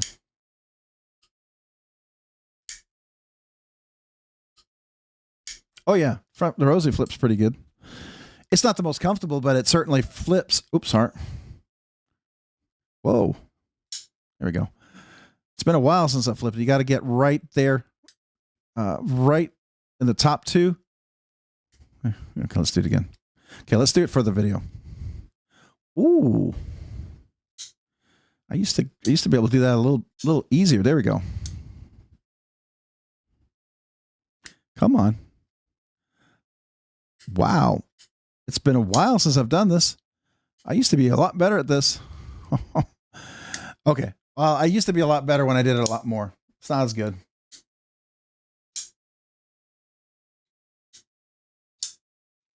One that front flips really well is also the McNees. I remember I was telling Jonathan McNees, I said, these front flip pretty good. He goes, no, you can't front flip these. And then I go, yeah, you can. And he looks at me and goes, I guess you can. And I go, yeah, these actually front flip pretty. Oh, sorry. These front flip pretty good. And he was like, I think he and his wife both looked at me like, what did you just do to my knife?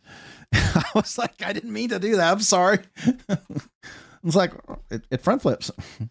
So I think I freaked them out there. Oh yeah, the Protean's really nice. I will tell you what I did on my Protean.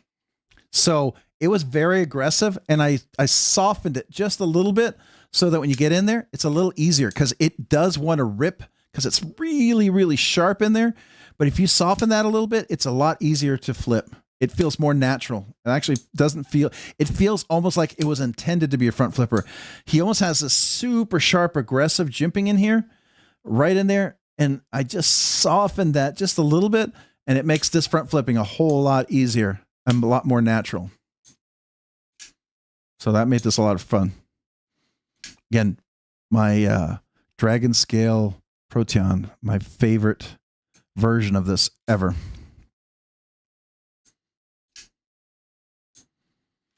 What's another one you can front flip that's kind of interesting? Oh, this is a fun one. You all know this one, right? The large Suspenza. I did the jimping on this one, right? So that I could, oops, come on. Been front flipping a lot here. So you can easily front flip this guy.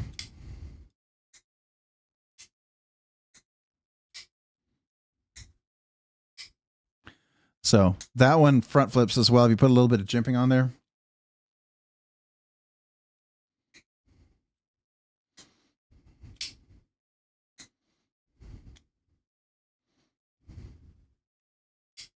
So anyways, that's a Savenza.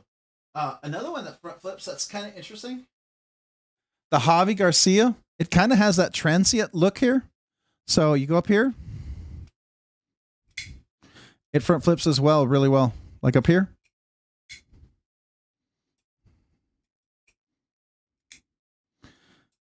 Boy, my thumb's a little raw from all the front flipping with the different things. It's really, I've been front flipping a lot here. It's a little tender right now.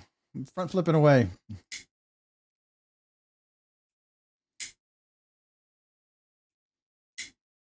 I think I can still do it left-handed, can I? Let's see here. Yeah, you can get it left-handed too. It's got to get up high, clear the flipper, and it works pretty good.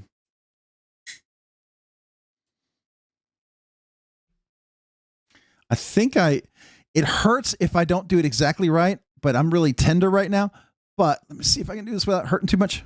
I'm a little tender right now. I've been doing a lot. Maybe I can do it left-hand knuckle. Let's see if I can get it just right. Yeah. I'm a little tender right now. I've been front flipping like crazy. Whoa. You know how it is if you front flip too much, you get a little tender on your knuckles. So anyways. When you front flip knives that don't technically front flip, but you make them front flip, it could be a little raw. All right, guys, it's been great. Appreciate you guys. You guys have a great evening. I'm gonna call it a night. I'm a little tired and I need to hit the hay. So appreciate you guys. Thanks for joining for another late night live stream. Appreciate you guys hanging in. Thanks, Blessed Knives, for jumping back in. I know we just came back and here we are still hanging out. About to wrap it up though. I do need to get some sleep tonight. So appreciate you guys. Thank you for being here. Hopefully you guys will be back next week. Like I said, 2 weeks from today, we'll have the members exclusive giveaway. So if you want to be back for that, feel free. That'll be in 2 weeks. I will drop the members giveaway video next week for you guys after the live stream. So that'll be the case. All right. Appreciate you guys. Thank you for watching the content and being part of the channel. And thank you for all the generous super chats. Appreciate you guys. Thank you for the milestone memberships, the new members. Appreciate every one of you guys out there. Thank you. You guys have a great week and a great night. And thank you, y'all. And sleep well. And let's go out with a little bit of tunes.